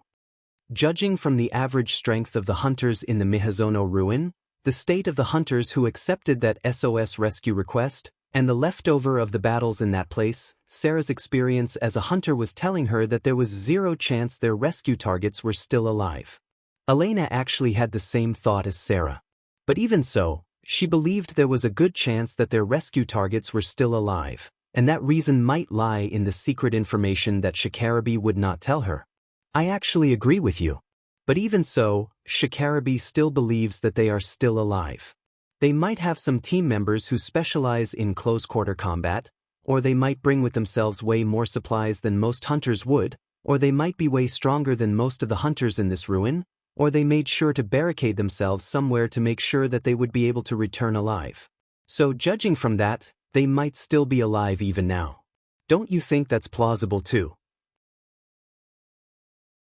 Well, that does make sense. A lot of hunters went to this building after Drankum issued that SOS rescue request after all. So it won't be strange if some of them are actually that skilled. Sarah was convinced by that answer, but even so, Elena, who answered Sarah's question, felt that something was still bothering her. It was the reason why Shikarabi made that expression back then. Judging from there was no mistaking it that it must be something troublesome, something that forced Shikarabi to adjust his action assuming that their rescue targets were still alive. There was no telling how much that something might affect the other hunters later. Elena then carefully asked Shikarabi, "Shikarabi, I didn't ask you this since I thought it must be information that you can't share, but at least I'll ask you this now. Can you at least tell us the name of our rescue targets?" Shikarabi's expression turned clouded. It's not secret information. But, in case if that person is already dead or if we fail to rescue that person, it's way better if you don't know that person. Not telling you here is actually an act of kindness. But if you want to know no matter what, I don't mind telling you. I won't ask any further then. And also, if that's really the case, if we have to negotiate with them afterwards, I'll have to ask you to lead the negotiation for us, yes. Roger that. It might include inside information about Drankum, so it might be better if I'm the one to do that anyway. Elena understood a few things after listening to Shikarabi's answer. One thing for sure, it was not someone that Shikarabi did not know. He knew about this person that they were trying to rescue. And it was someone that might bring trouble later, to the point that Shikarabi made that annoyed look the moment he decrypted the message from that person. Elena thought that it was better to just get this request done with and move on, which meant that they had to find their rescue targets and escort them back to safety as soon as possible. Reina, Shiori, and Kane were barricading themselves inside a room on the 30th floor. The entrance to that room was heavily barricaded. They used wreckages from the dead monsters, portable barriers, and furniture found inside the room to barricade the entrance. They abandoned their chance to get out from that building and prioritized more on making sure that no monsters could get inside the room. Shiori was taking care of her weapons while using the wreckage of monsters as her chair and table. The cut surface of that wreckage was clean. Shiori cut that wreckage with a single swing of the blade dangling on her hip. Her blade was housed in a black sheath. Both the sheath and the blade were made using old-world technology. The blade was so sharp that it cut through the monster like a hot knife cutting through butter. The sheath itself was equipped with a feature that automatically repaired the nicks and any other damages on the blade. Among all the equipment that Shiori had, it was her most prized equipment. Kane was also using the wreckage of a dead monster as a chair. She was sitting next to Shiori. There was a huge dent on the body of the destroyed monsters. It was created when Kane punched those monsters. Thanks to her powerful augmented suit and trained body, she was able to make a huge dent on the monsters' armors that could easily ricochet bullets and crush the innards of those monsters. The monsters that Shiori and Kane were sitting on were the monsters that they defeated when they secured that room. Of course, it was not comfortable sitting on them, but thanks to their augmented suit, they had no problem sitting on those wreckages for a long time. Although there were other soft things in that place, they gave them all to Reina. Kane smiled at Shiori and said, "Well, what can I say? I'm glad that we made sure we're ready for anything, right? Thanks to that, we're able to survive this far. We still have quite a lot of ammunition and food. We should still be able to stay here for some time. Yep. Shiori stopped her hands and glanced coldly at Kane, who was still smiling widely at her. That aside, it's pretty amazing how everything that young boy Akira said is true. Our information terminal quickly lost any connections and we can't use it to contact anyone. Then, the sensitivity of our information gathering device also significantly worsened. Then to top it off, we got surrounded by swarms of monsters. The facilities inside this building are still working well though. It might be just because we didn't check it, but I wonder what actually caused it." Shiori was looking at Kane with a colder gaze than usual, but Kane just ignored it as she kept smiling at Shiori. But again, if Ain-san didn't ask Akira to escort Milady, we wouldn't know about that and we might be dead by now. Our destiny might have changed for the better the moment Ain-san did that. After all, it's because Akira told us all of that we decided to buy the map of the Saranthal building. Thanks to that, we were able to quickly find this room that looks strong enough and easy to defend. Although it was a bit more expensive than usual, I'm glad we bought that map.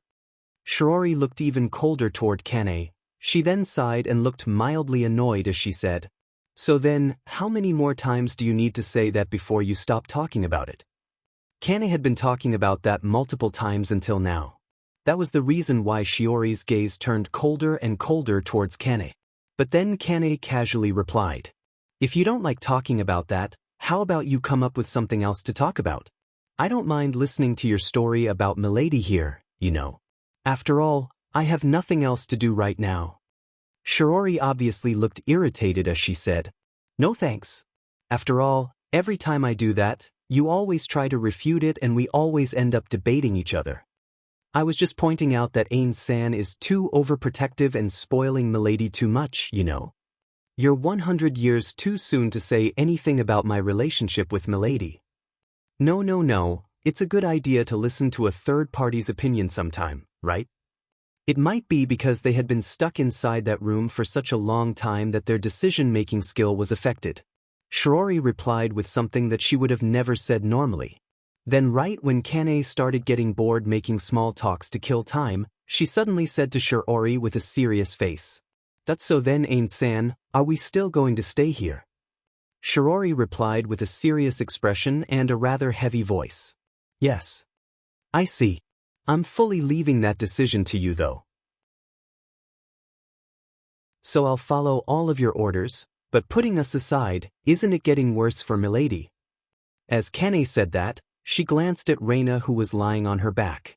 She was lightly wounded during the fight, but her wound was already completely healed after using medicine. Although they rationed their food and drinks, there should not be any problems at the moment. There was no reason for them to worry about Reyna. Kane was actually talking about Reyna's mental well-being. It had been 3 days since they barricaded themselves inside that room. This was not the first time where Reyna had to stay inside an old-world ruin for multiple days. But they had done that under a safe situation. They had enough people to keep watch on turns, then to top it off, they had a safe route they could take any time they were in danger. It was not a situation where she was only barely able to reach a safe place in the middle of a fierce battle against a swarm of monsters which was filled with gunshots and screams from the other hunters. Moreover, they could not make any contact with the people outside, and their information-gathering devices were barely able to pick up anything. Judging from the sound of the monsters trying to get inside, that room was still surrounded by monsters. So, basically, they were surrounded by killing machines that did not get tired nor hesitated in killing them. If that situation continued, there was no surprise that they would feel mental exhaustion. Although Reyna was still somehow holding out at the moment, it was only a matter of time before she hit her limit. Forget fighting, she might even lose her willpower to move her body. If the situation developed to that point, Shiori and Kane would have to fight through the swarm of monsters while protecting an extra burden in order to escape from that building. If Reyna's situation worsened, it would risk the lives of everyone in that room. And if they stayed inside that building, Reyna's situation would only grow worse. Shiori knew she had to make a decision to try to escape that building before Reyna lost her willpower. Shiori herself knew that very well. That was why she was making a serious and somehow pained expression as she said to Kane, "I know, but it's not the right time yet." There was still hope that a rescue team would reach them.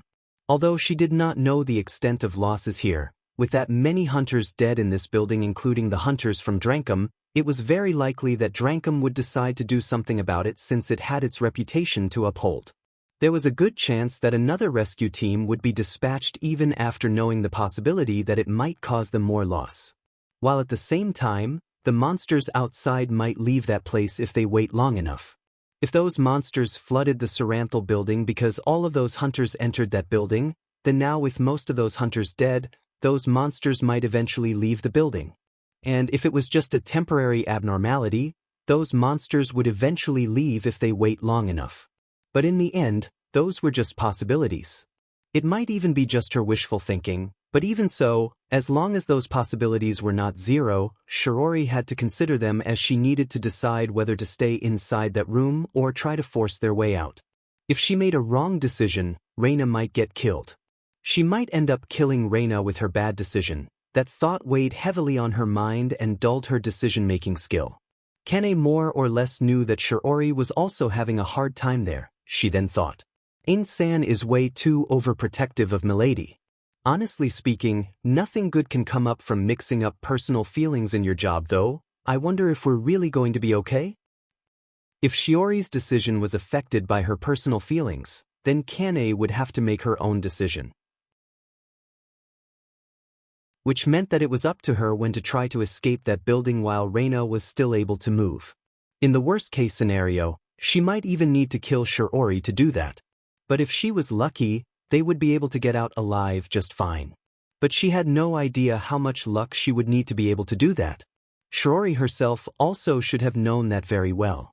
That was why she might make her decision before it reached that situation. Kane did trust in Shiori's skill, but just to be safe, she then decided to remind Shiori. "I know that it's my job to protect Milady even if it kills me, but it's not like I'm going to just easily throw my life away, you know?" "I know." Shiori's voice sounded somewhat heartless, but it at least showed that she understood what Kane wanted to convey. Reyna opened her eyes. Although, in reality, it was not like she was sleeping, she was actually only in a half-asleep state all this time as she had given up forcing herself to sleep. She tried to pull herself up and she could clearly feel that her body was growing weak. She understood that she was being a useless burden. The only thing that she could do right now, the only thing that she could barely do at the moment for the sake of the other hunters there, was to preserve her strength as much as possible so that she would be able to quickly move her body if the chance to escape that building finally showed up, or if they had to run away again if the situation suddenly worsened. Reina herself understood that she was barely able to even do something like that. She was completely crestfallen. The shadow in her expression was even mixed with self-depreciation to the point that was close to depression. Reina took a deep breath and let out a big sigh. She was trying to expel her feeling of hopelessness and fear inside her heart with that big sigh. She then tried to make a smile. If she kept making a depressed face, it would only make Shiori and Kane worry even more for her. "All right then, it'll be fine." Reina told that to herself as she smiled.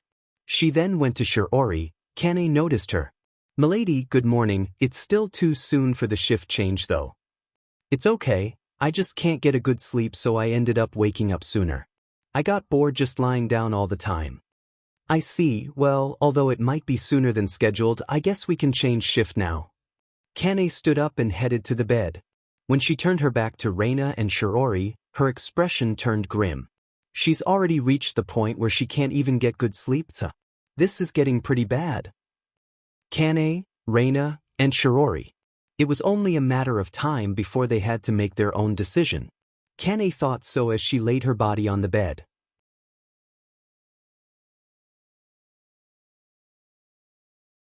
Chapter 126, Forcing the Way Forward. Reina, who just exchanged shifts with Kane, asked Shiori. "Shiori, did anything happen when I was resting?" Shiori smiled gently to calm Reina. "No. Nothing happened in particular.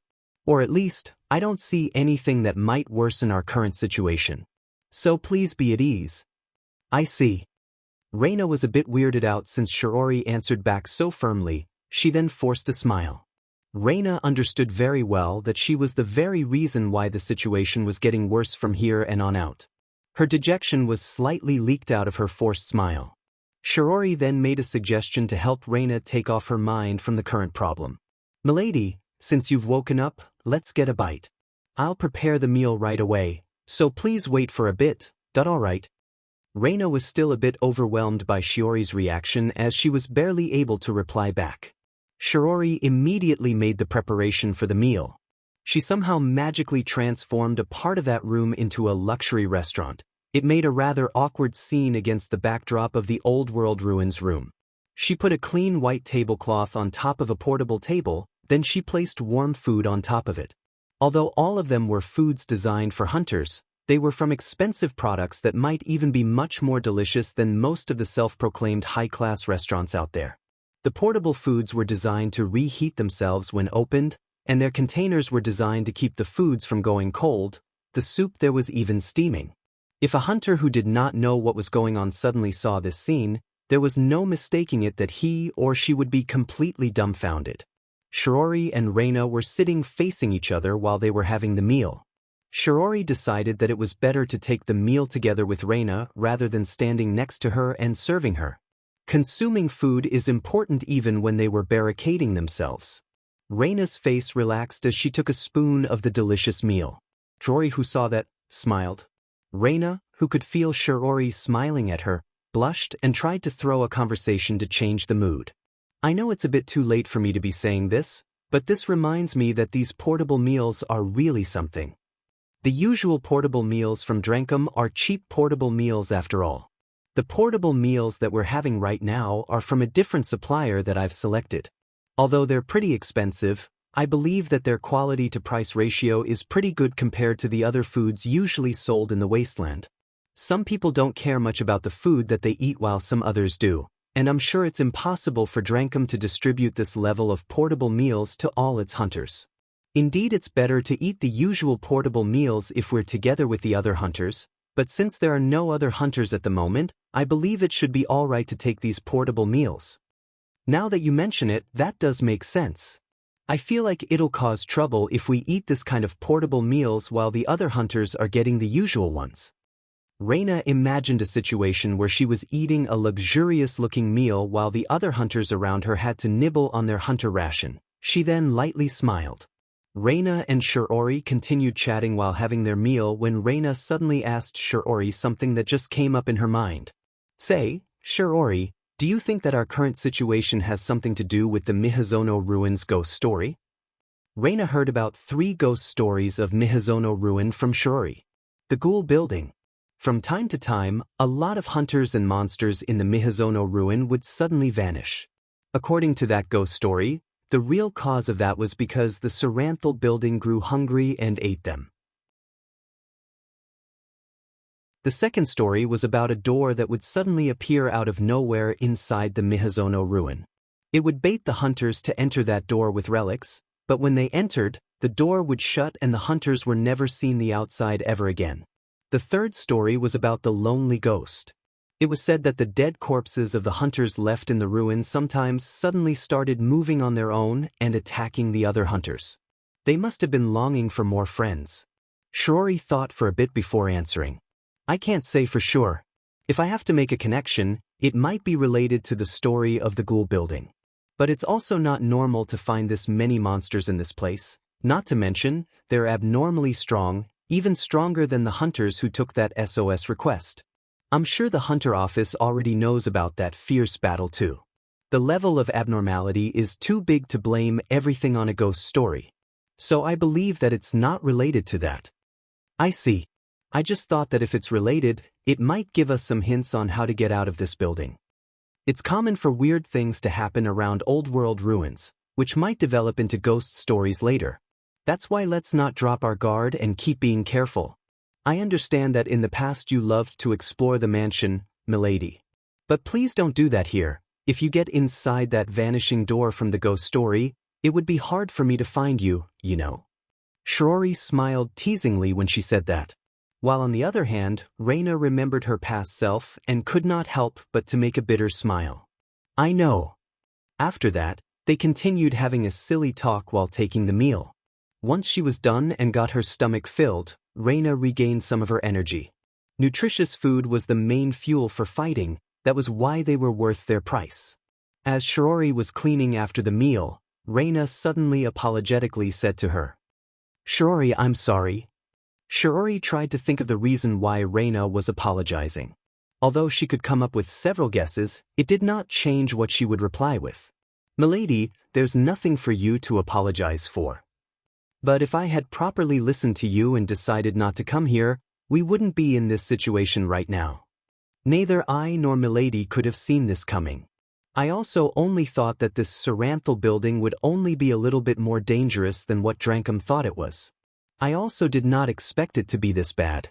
Although it might be an exaggeration, I believe that being able to see this coming at that time would be close to predicting the future. If I knew that something like this would happen, I would have tried everything that I could do to stop Milady back then.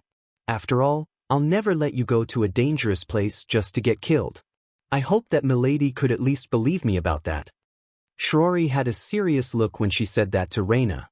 Even if Reina somehow doubted Shiori's loyalty, Shiori's devotion will not waver. But even so, Shiori still held the desire of Reina trusting her. Reina herself trusted Shiori more than anyone else. She thought of her as one of her family that she had been together with through thick and thin. For her, Shiori was like a reliable sister. Sometimes, that level of trust caused her to make selfish requests to Shiori, and the current situation was the result of one of her selfish requests. Reina replied with a serious face. I know, and I do trust you. Shiori smiled happily. She looked somehow satisfied. But her smile then changed to a teasing smile. In that case, as I explained just now, I hope Milady would understand that there's nothing for Milady to apologize. All right.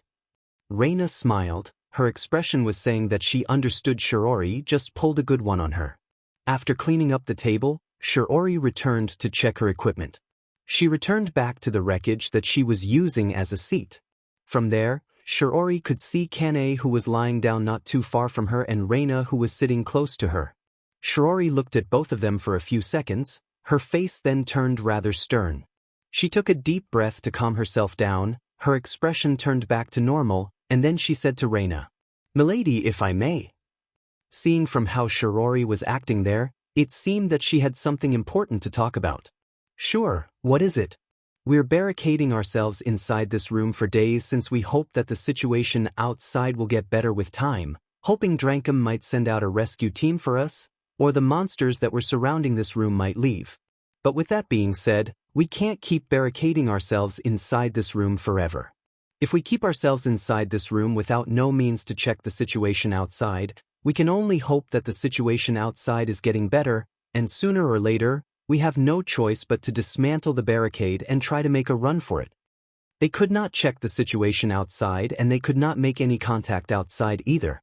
Due to the unknown source that was lowering the sensitivity of information-gathering devices inside that building, they could only detect a few meters outside the entrance, and they knew nothing about the area further than that. They could only wait and hope there that the situation outside was getting better. If they got unlucky, the situation outside might have actually turned worse than before when it was filled with monsters, screams, and cries. Reina then replied back firmly in order to expel the fear and worry that were creeping inside her. But alright, so then, when are we going to do that? Is it soon? Seeing how Reina replied back so firmly like that, Shirori made her resolve too. We'll do it once we've finished all the preparations. We need to dismantle the barricade and Kane just took a rest not too long ago. We have several strengthening drugs too, but they'll take some time before the effect kicks in. Other than giving Kane more time to rest, we have other preparations to do. We'll try to make our run once we're sure we're 100% ready. As Shirori was explaining things to Reina, Kane, who was sleeping, suddenly opened her eyes and sprung up. She stared at the wall as if she was checking something outside that room. She was in a stance as if she was ready to fight anytime. The moment Shirori noticed that, she immediately stepped in front of Reina to protect her while keeping her eyes on the barricaded entrance. But Shirori did not see anything out of the ordinary. Kane, what's wrong? Kane looked amused as her rare talent was telling her that a presence that she liked was somewhere close. Ain-san, we need to get ready to break out of this room. This might be our only chance. Kane was beaming when she said that. Elena's team just reached the 30th floor. To be more precise, they were climbing the stairs from the 29th floor to the 30th floor and were checking out the situation on the 30th floor. Akira's face twitched when he saw the situation on the 30th floor. The same also happened for Carol, Elena, Sarah, Shikarabe, and Togami, although at different levels. The reason why Akira and Carol looked far more concerned than the other hunters was because of their experience. They could see countless monsters filling the hallways in front of them. Fortunately, there were no monsters at all near the stairs. Thanks to that, they were able to check out the situation on the 30th floor from a relatively safe place. Sarah frowned. Elena, what should we do about this? Or more like, are we still going to push forward? If it could be helped, she actually did not want to proceed forward. After all, that would mean that they had to fight all of those monsters for the sake of the hunters who might already be dead by now. Elena easily caught what Sarah was trying to say. Sarah evaluated that this was as far as they could go safely. But Elena was still unsure. She was still facing forward, looking at the monsters in front of her. She then said with a stern expression, "If we have no extra information, the right choice in this case would be to pull back." But Shikarabe immediately intervened. So in short, you have a piece of information that warrants us to push forward, right? Elena then answered Shikarabe's question. On our way here, I found similar information relay devices like the one we found back on the 15th floor. The content of those relay devices is also the same, so I thought that there's no need to tell anyone. But then, basically, I also found similar devices here but with different content. Look at your map. Elena updated the map data that the others were receiving from her to show an indicator that was pointing at a particular room on the 30th floor. If we are to trust the data from that relay device, the people who own those relay devices should be in that room. Carol sounded slightly impressed as she said. So basically they ran all the way from the below up to this floor and barricaded themselves inside that room, huh? Well, it's true that rooms should be able to hold for a long time against all the monsters outside as long as they properly barricaded the entrance. And it won't be strange for them to find that room if they bought a map of Saranthal building before they came in here. Shikarabe, you know all of this, that's why you guessed that they're still alive, right? Shikarabe's expression did not change as he replied. Possibility-wise, yes. I see. Carol knew that she should not pursue any further as she said that. Akira made a rather stern face as he looked at the indicated room in the display map. They're in a rather troublesome place, huh? Yeah, you can say that again. Elena also agreed with Akira's opinion. It was obvious that from the way she said it that things would get complicated from here. If the location was too far away, Elena would have not hesitated and immediately decide to pull back there. She then could just convey that information to the main squad that would come to that building later and hope that they would rescue those hunters. But if they were close enough, they could just break through the monster's encirclement, secure the hallway to that room, and check the inside of that room. Then from there, they could escort their rescue targets out if it was possible, but if there were too many hunters or there were badly wounded hunters, they would have no other choice but to ask those hunters to keep barricading themselves inside that room and convey the information to the main rescue squad. But the problem was that the room was not that far but not that close either. That was why Elena was hesitating. They already spent most of their energy to come all the way here. Elena tried to calculate all the factors before finally made her decision, the dangers that they had to face if they pushed forward and the possibility of rescuing their targets now. Elena then ordered the rest of the team. I'll break the team into two, my team and Shikarabe's team. My team will secure the hallway while Shikarabe's team will go and try to reach the rescue targets. Everyone will try to open a path for Shikarabe's team to go through while reducing the number of monsters. I'll leave the timing to Shikarabe when he'll try to make the run. Once we group up again, we'll immediately retreat no matter what the condition of the rescue targets. And also, if the encirclement is too hard to break through, we'll just give up on rescuing the targets and immediately retreat. The moment either I or Shikarabe decides that it's impossible to rescue the targets, we'll immediately pull back, okay? Shikarabe then asked Elena a question. Well, I was the one who asked you to rescue them, so I can understand leaving the job to break through the encirclement to me, but who will be in my team? If it's possible, I want you to go alone. No, that would be impossible. I do understand that you want to stay in a safe situation, but we don't have enough manpower to spare here, so just pull back if you think that it's impossible. If you think that it's difficult to break through the encirclement unless you take too many people from my team, I'll stop this plan here and call a retreat now. And also, Sarah will be on my team, so you can't pick her. Shikarabe frowned and made a stern look as he pondered. Elena basically told Shikarabe to take the least firepower needed just to barely be able to secure the rescue targets. If they took everyone to reach the room where their rescue targets were, it was indeed pretty much guaranteed that they would be able to reach that room, but in the worst-case scenario, they might get surrounded and have no other choice but to barricade themselves inside that room too. Shikarabe understood that Elena wanted to avoid that. After all, there was no guarantee that the main squad would come for them later. After thinking for a few seconds, Shikarabe finally made his decision. Akira, come with me. Shikarabe believed that Akira was the second strongest person on the team. Moreover, he believed that he had not seen Akira's full power yet, and he knew sometimes Akira had an abnormal ability to detect or react to enemies.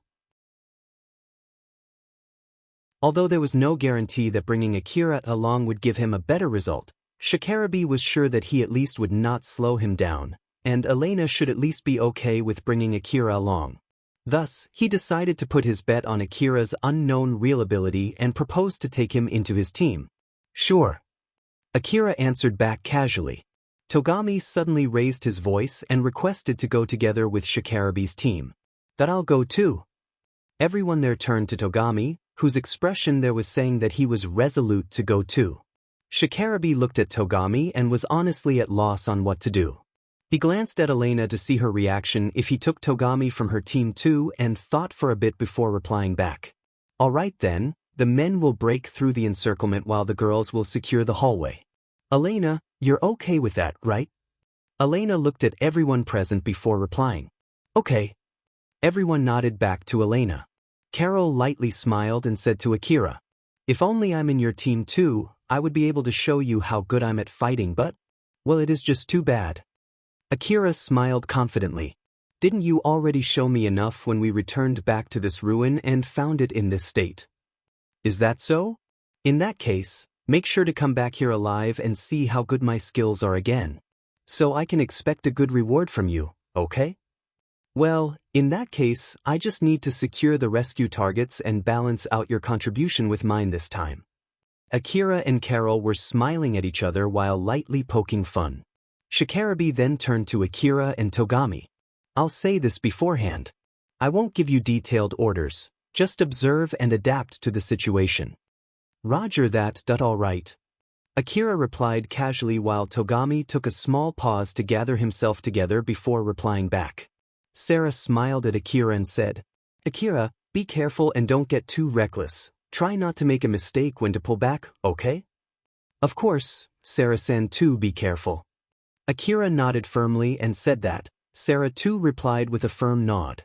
The monsters that filled up the hallway were from the B-18 type. They were the upgraded version of the A-24 type. Although they were relatively weak, they were equipped with force field armor and extra guns. Their ability to fly around was also better than most of the other monsters. Compared to the legged monsters that had a problem moving around inside that floor that was filled with rubbles, wreckages, and corpses scattered on the ground, they were able to move around much more freely. They were semi-autonomous monsters usually stationed to guard different facilities. The B-18 type had enough firepower to easily defeat common hunters, but they did not show any sign of hostility toward Akira and the other hunters. It might be just simply because they were outside the monster's patrol range. Or maybe it was simply because the lowered sensor sensitivity also affected the B-18 type monsters. Whichever case, the hunters had the first initiative there. The hunters readied themselves to start the rescue operation. They warmed up their bodies, sharpened their senses and perception. They prepared themselves to head into a fight against the monsters that would not hesitate to kill them and to reach their hand for the victory that lay behind it. Elena then started the countdown. I'll start the countdown, 5, 4, 3. Akira readied his rifle and waited for the countdown. The hunters' equipment were specially made to give the hunters some chance to fight against the monsters that were way stronger than a normal human and to even give the hunters the upper hand against them. To give the hunters the ability to kill before killed, to destroy before destroyed, to defeat the monsters before getting overwhelmed by them, no matter what kind of monsters that they were facing. Point 210. They immediately jumped into the 30th floor and spread out into the hall room. They aimed their rifles at the B-18 in front of them, fixed their aim, and pulled the trigger without a trace of hesitation. The place was filled with flying bullets in an instant as bullets rained down on the B-18 monsters, tore off their outside armor, pierced through their metallic wiring, crushed the inside of their bodies, and ultimately destroying them. The hunters who had the first shots quickly turned the B-18 monsters into scraps. Akira kept his finger on the trigger of the DVTS minigun on his right hand as he aimed to the hallway. Countless bullets flew out through its muzzle against the B-18 monsters in that hallway. Although most of the monsters there had already turned into scraps, Akira kept on shooting bullets in that direction. Although the B-18 type monsters were equipped with force field armor that could easily hold out against the multiple bullets that were flying out of DVTS minigun, with the energy output of the B-18 monster, it was not enough to keep the force field armor active except for only for a short time. Once the force field armor ran out of energy, the bullets easily passed through and dented the monsters' bodies. It eventually opened a hole in their bodies and destroyed the inside of the monsters as the impact threw them further back into the hallway. After they secured the hall entrance, Elena's team immediately reinforced their position while Shikarabe's team immediately went to their rescue target. Shikarabe did not completely destroy most of the B-18 monsters that he fought. He only stripped most of them from their weapons to render them harmless or destroyed their means to move around and turned them into useless flying devices with nothing but a robust defense. He then kicked them right to the entrance of the hallway. He kicked only the monsters with still active force field armor deeper into the hallway.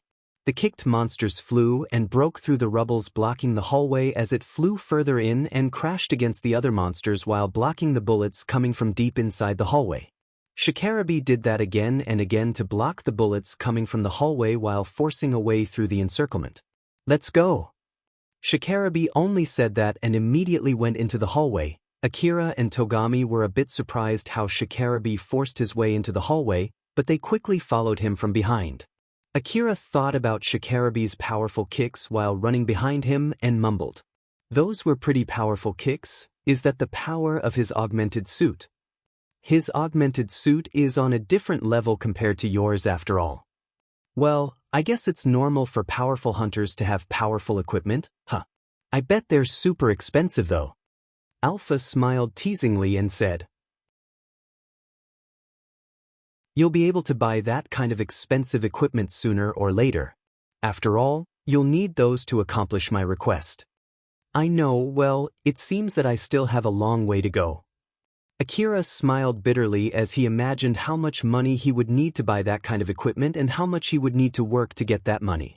Alpha smiled full of confidence and replied, "Oh my, it's actually sooner than you might think, you know? It'll be fine with my support." For some reason, Akira felt that mention of the time gap being shorter than what he knew also meant that his suffering would be doubled. Shikarabe led the way into the hallway. Akira imitated Shikarabe and used the destroyed B-18 to hide from the incoming bullets while creating obstacles to prevent the monsters from entering that hallway as he followed behind Shikarabe. Akira kicked the dead monster in front of him. Thanks to Alpha's support, the monster that he kicked flew straight to another monster with very high accuracy as if he had kicked a lot of monsters in his life. The powerful kick released from his augmented suit transmitted the full impact of the kick into that monster and sent it flying into the hallway with a high speed. Shikarabe saw that and thought, the augmented suit that Akira is using, it is the PWD Silence from Nijima R&D Corp., right? But I don't remember it being that strong and I don't think Akira is that strong either. Did he get some kind of upgraded version or something? There were many hunters in the Eastern District who used augmented suits, and of course, in response to that, there were many types of augmented suit distributed in the Eastern District. But compared to the number of augmented suits distributed in the Eastern District, the number of the modified augmented suits in the Eastern District was extremely low. One of the reasons was because the technology used in those augmented suits was secret information, thus, it would be extremely difficult to modify them without the help of a specialist. Of course, there were many hunters who tried messing with their augmented suit, but they only did that to the spare augmented suits that they had. To top it off, most of them tend to leave the control device alone. Since even if they tried, the best that they could do was usually just to readjust some options that were not shown in the usual display. If they tried to go even further than that most of the time, it normally ends up in a disaster. If they tried to mess with the ventilation, they might lock the suit and get themselves killed from suffocation. If they tried to mess with the force field armor, it might cause the force field armor to be projected inside and get themselves crushed inside the suit. There were many unfortunate stories like that going around. And of course, the guarantee for those augmented suits was annulled the moment they tried to modify their augmented suits. It was common sense among the hunters to not mess with their augmented suit or not to try to modify them if they did not want to get killed. But of course, there were exceptions. There were cases where a modified augmented suit with upgraded output power and guaranteed safety appeared. They were usually made by people with high technical skills in order to show off their ability, or by a newly found corporation to show off its capability, or by some corporation in order to gain extra capital. Because of that, these kinds of augmented suits would appear in the black market from time to time. If Akira's augmented suit was really one of those modified augmented suits, it would not be strange for it to be stronger than the public catalog spec. If that was the case, Shikarabe could easily understand that power. But even so, he still found something bothering him. It's rare to find a hunter who has the connection to get that kind of equipment. But again, I really can't say for sure. Akira was actually using an augmented suit with a control device that was already fully under Alpha's control.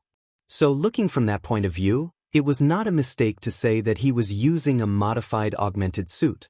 Shikarabe could guess that Akira was probably using a modified augmented suit, but that was as far as he could go, and all the guesses that could come up from that fact made it more difficult to estimate Akira's real ability. It would be really troublesome if he got on Akira's bad side. Shikarabe was really glad that he was able to peacefully resolve the problem about the reward for the bounty hunting request from last time. As Shikarabe thought so, he decided to be more careful around Akira, the boy that threw off his intuition.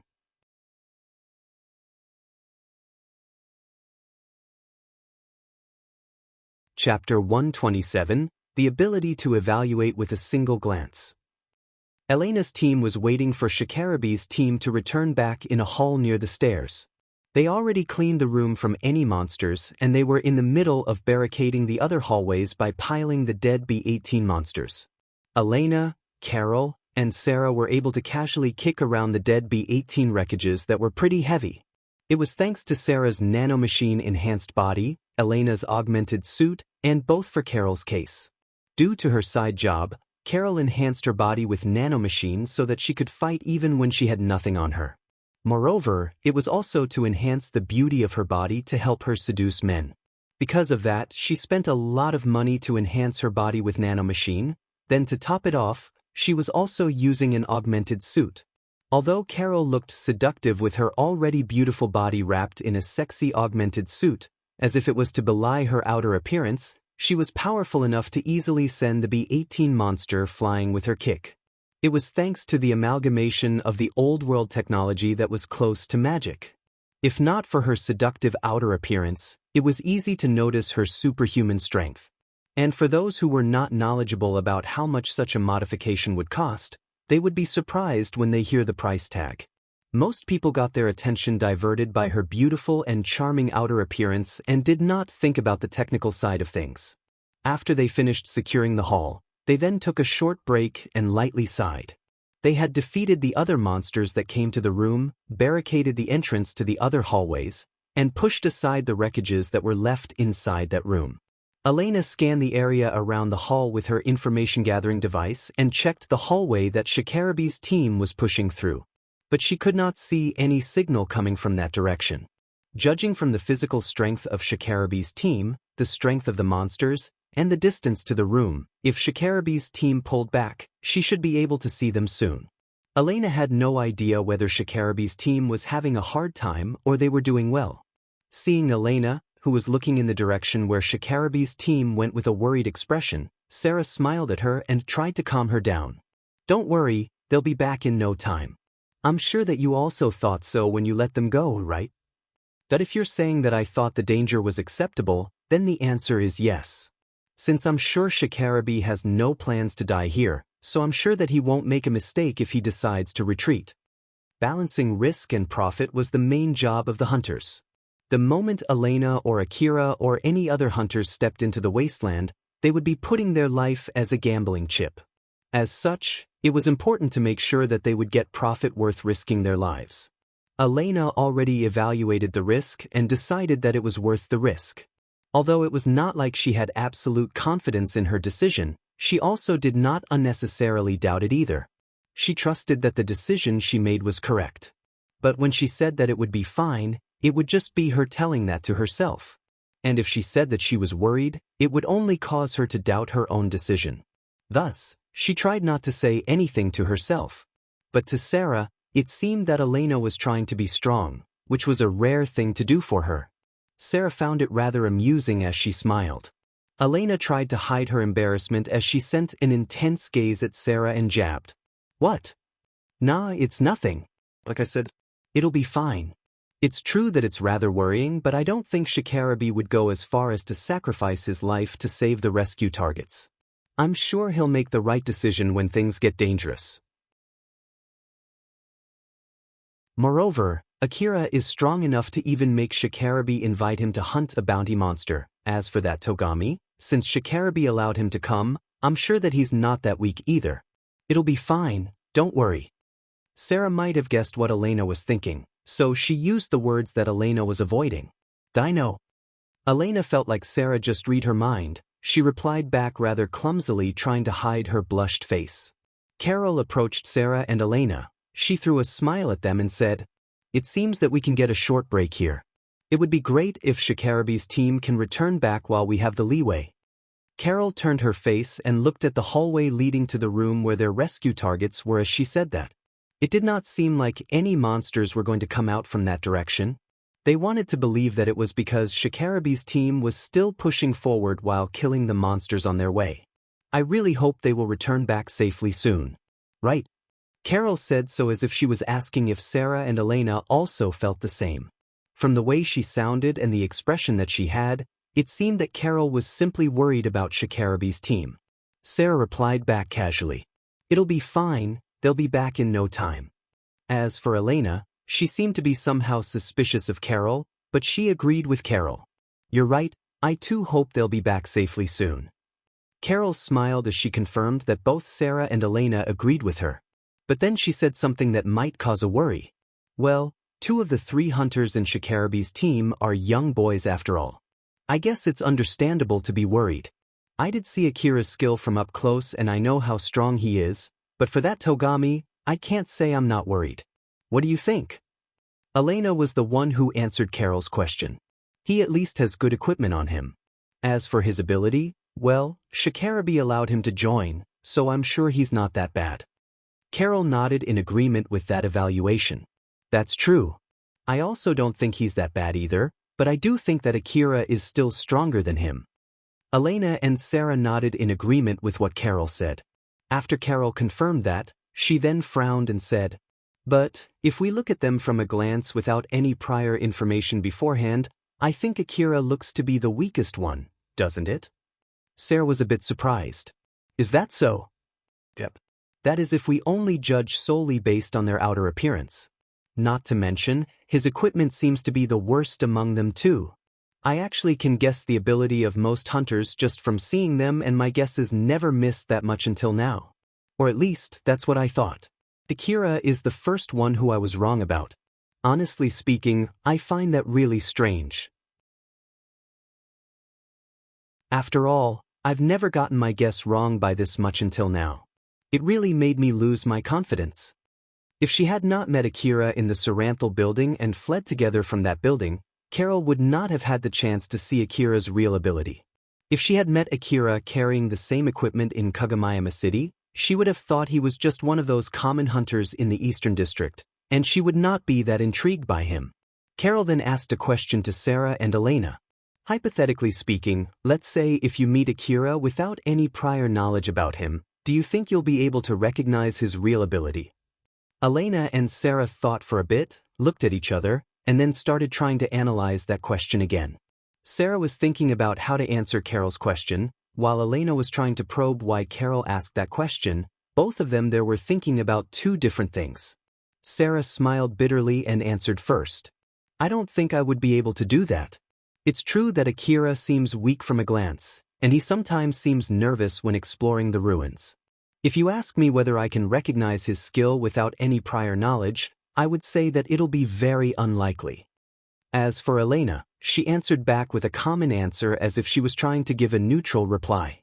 Even if you said to do that from a glance, you can actually pretty much guess the ability of a hunter from their outer look, body composition, how old he or she looks, and the quality and number of equipment he or she is carrying. So, let's say if I meet Akira in the relatively safe residential area of Kagamayama City while he's on his casual clothing, I would say that it's impossible to see through his real ability in that situation.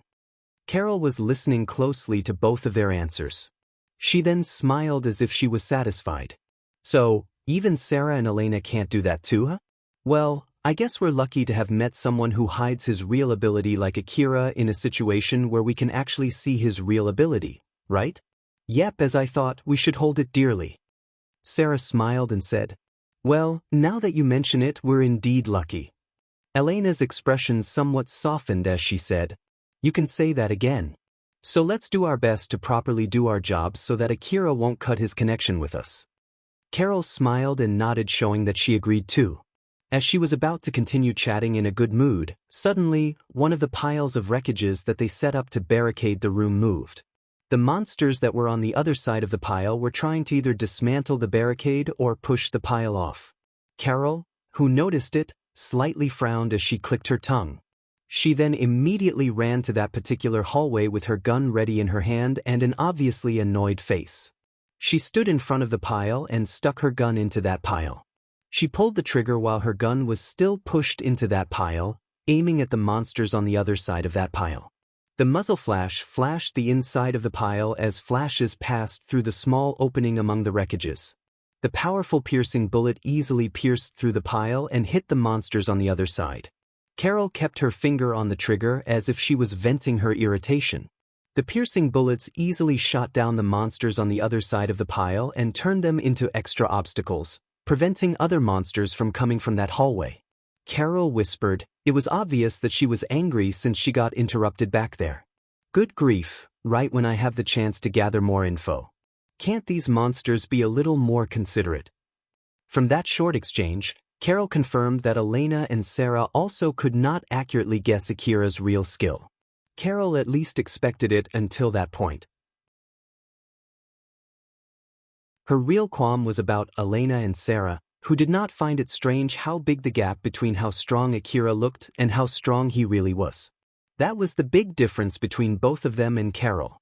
If Carol had to make a guess, it might be Sarah was not bothered by something like that in the first place, but that should not be the case for Elena. She should at least find it strange, question it, and at least make some guesses about it.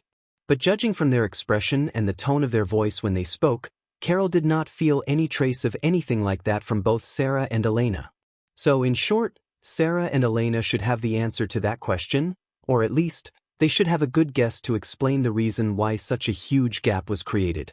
Once Carol confirmed it and understood it, she had successfully completed half of her reason why she talked with both Sarah and Elena back there. But the moment she wanted to make the move to accomplish the other half of her aim, the monsters just came barging in and interrupted her. Well, I guess I'll just leave it as that. It's a good thing that now I know Elena and Sarah know the reason behind Akira's real strength. Wait, no, damn it. As I thought, it's really bothering me. Since Carol knew about it now, she could not help but be bothered by it.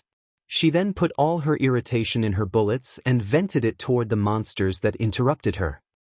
Togami was barely able to follow Shikarabe and Akira. They were pushing through the hallway against the monsters that filled it, aiming for the room where their rescue targets were. Other than only being able to slowly proceed because of the number of monsters there, they did not encounter any other trouble. But the number and the strength of the monsters were already above what Togami could handle. Akira and Shikarabe forced their way forward relying on their firepower. As for Togami, he was barely able to follow them while picking the monsters that the other two had missed since both of them prioritized more on pushing forward as fast as they could. It did not seem that Shikarabe had any plans to slow down just to let Togami catch up. Akira also did not seem to be willing to get left behind to help Togami fight against the swarm of B-18 monsters. Although both of them had no plans to leave Togami behind, if Togami could not catch up with them and if he could not follow them unless they helped him, then there was no helping it. That's what both Akira and Shikarabe thought about that situation. If they slowed down there, it meant that they would have to face more monsters. It would endanger them as well as Elena's team that was waiting for them back in the hall near the stairs. So, in order to reach their goal as soon as possible, they prioritized more on pushing forward rather than waiting for Togami. Not to mention, Togami was the one who forced his way to join Shikarabe's team. So Akira thought that Togami would not want them to lower the speed nor to assist him. And even if Togami wished for that unconsciously, both Shikarabe and Akira had no plans to comply at all.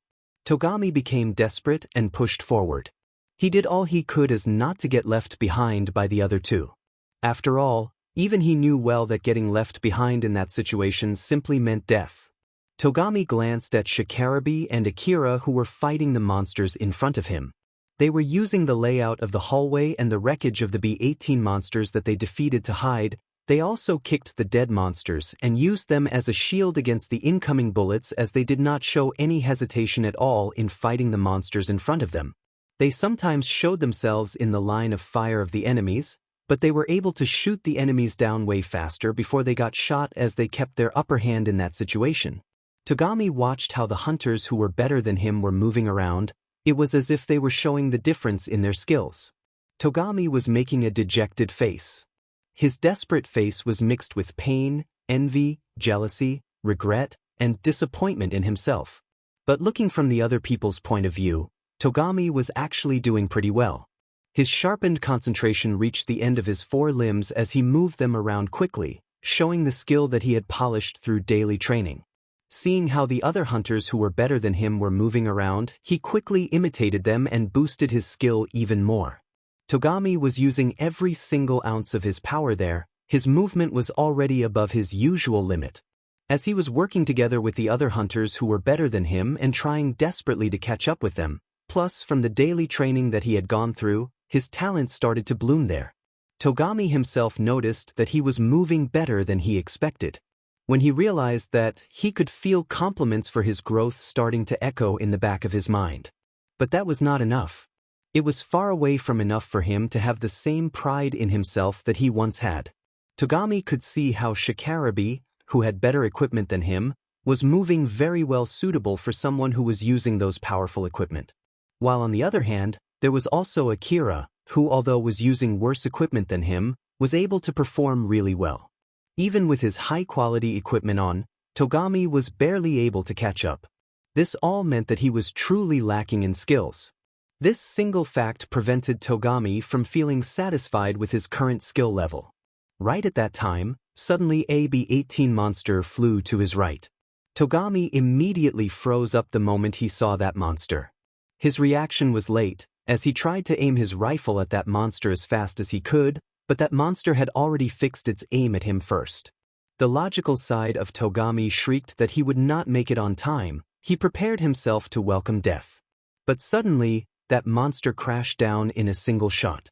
Togami was taken aback and turned in the direction where that shot came from. He could see a CWH anti-material rifle's muzzle pointed in his direction. It was Akira. Akira had noticed that monster ahead of time. He immediately turned back, readied his CWH anti-material rifle, and sniped that monster before it could shoot at Togami. Akira then just casually turned around again and continued fighting the monsters in front of him as if he did something that was nothing unusual. But behind him, Togami was watching Akira's back with teary eyes as if he was about to cry. Damn it! Togami himself was not sure to whom he said that to and why he said that. He then picked himself up and continued forward. Akira was pushing his way forward, aiming for the room that was not that far ahead of him. He used his CWH anti-material rifle to fight the B-18 monsters. The special ammo that he used could easily break the force field armor, pierce the monster's body all the way to the other end, and then hit the other monster behind it. The monster that got its control device destroyed in one shot turned into big wreckage. Akira then used his augmented suit to kick it to the deeper part of the hallway and crashed it into the other monsters. He was also using the wreckage to shield himself from the monsters in front of him as he kept pushing forward. In reality, Akira's augmented suit was not designed for CQC. But thanks to Alpha's support, the augmented suit would harden only the moment his kick connected. Furthermore, Alpha was also doing other small adjustments like transmitting the shock from the kick to Akira's whole body to reduce the burden on his leg. But of course, there was a limit to how far that could continue. The moment Akira kicked a monster, suddenly a strange sound came out from his leg. But rather than pain, Akira could feel something else that was equally bad and twitched. It just made a crack sound though. It did? Didn't it? Alpha smiled casually at Akira and replied, "Don't worry, your leg is not broken. That doesn't mean that everything is fine as long as it's not broken, you know? It'll heal up in no time. Aren't you glad that you bought that expensive medicine? That's not the problem here." Akira swallowed another pill of the medicines that he already had in his mouth when he said that. It seemed that he had gotten so used to it to the point that he was using the 2 million aurum per box medicine without any hesitation. The medicine that he had taken beforehand quickly fixed the source of that strange sound, his bone, together with the muscle that got torn up from the kicking. And before the effect of the last medicine that he took had worn off, Akira swallowed another pill to make sure that any injury in his body would immediately get healed.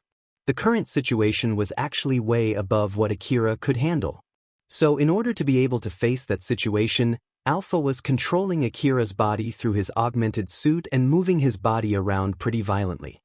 His muscle was torn when he suddenly accelerated, his bone cracked when he suddenly stopped. In order to avoid enemies' shots while shooting back at them, Akira had to shoot from positions where he could not properly take in the kickback from his rifle, so in order to do that, he relied on the power of his augmented suit and put his body in even more burden. And when he kicked the wreckage on the floor, the impact was transmitted to his leg as if he was dragging it on the floor. So for Akira, fighting in that situation was the same as crushing his body bit by bit. The medicine that he took beforehand would then immediately heal any injuries, and only by that was he able to sustain himself in that situation. Akira kept on complaining to Alpha through telepathy while fighting the monsters there, then Alpha would respond back while smiling as usual. That silly talk that he was having there helped him to keep his calm in the middle of that battle filled with flying bullets from both directions. It served as a support to Akira's mental state. As long as Alpha was smiling like usual, it meant that his life was not in danger. No matter how many times bullets passed close to his face, no matter how many monsters that he was facing, as long as Alpha was smiling like usual, Akira was sure that he still had the upper hand. Even if that was only his misconception, that kind of good misconception was something that he needed in that situation. He did not need any pessimistic opinion that might disturb his calmness. Akira somehow was already over such a thing as he continued fighting without showing any hesitation and even having a confident smile plastered on his face. Looking at that Akira, Alpha somehow smiled in satisfaction. Akira suddenly asked Alpha a question. "We've gone quite far though? How far away is that room from here?" "It's not that far ahead, just a little more." Alpha pointed his finger toward a huge pile of dead monsters not too far from him. "What's up with that pile?" "The entrance to that room is basically behind that pile of wreckage. I bet the people who barricaded themselves inside that room killed the monsters that were trying to enter that room and eventually created that pile." Akira's face twitched, he seemed a bit disturbed. "Do we really have no other choice but to remove that while fighting the monsters?" "If I have to add more, I would say that you would need to secure the entrance while checking the inside of the room too. Otherwise, you'll get trapped inside that room." "Good grief, what a pain in the butt. Is there anything we can do to remove that pile in one go?" The moment Akira said that, the pile in front of that entrance was suddenly blown away. Reina, Shiori, and Kane stood in front of the entrance of the room where they barricaded themselves. Although they were in the middle of barricading themselves inside that room, Kane noticed fighting was going on outside and decided that it was their chance to escape. They immediately finished all of their preparation, and now they were ready to go out. There was a good chance the monsters that they were running from were still roaming outside the room, and there was no mistaking it that those monsters were in the middle of a fight against something else. The most important thing was not the fact that the monsters were fighting against something else, but that they were in the middle of a fight. If they had to make an optimistic guess, they might be fighting against a squad sent to rescue them. But there was no guarantee that those hunters could reach that room. Moreover, they might be just completely different hunters fighting against the monsters for a completely different reason. Their best chance there was to use the chaos happening outside to slip away and make a run. Both Shiori and Kane thought so. They knew that they might not get another chance. Kane was smiling casually and turned to Reina. "Milady, are you ready?" Reina looked slightly nervous. "I'm okay. We can go anytime." They were about to plunge themselves into a place that was filled with monsters. It was understandable for Reina to feel nervous. Reina repeatedly took deep breaths to calm herself. She could feel her heart was thumping so hard to the point that it was so deafening for her. Shiori then gently said to Reina to help her calm down. "Milady, no matter what happens, Kane and I will protect you, so please don't be worried." Reina looked at Shiori and smiled. "I know, I'll be counting on you. Just leave it to us." Shiori smiled back confidently at Reina. Shiori had set up portable walls to barricade the entrance to that room, and there was a pile of dead monsters on the other side of that wall. Kane carefully approached that portable wall while getting herself ready. She then squeezed her fist and pulled it back. "Well then, here we go, 3, 2, 1. Kane was smiling from ear to ear. She was excited to join in on the fight. Reina had a serious look on her face as she resolved herself and gripped her rifle tightly. While Shiori also had a serious look, which showed her devotion toward Reina. 0. Kane then blew away the portable wall and the pile behind it with a single powerful punch from her right fist.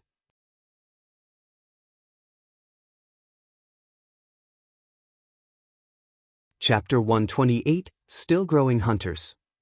Akira was completely dumbfounded when the pile of monsters that was blocking the entrance to the room suddenly got blown away.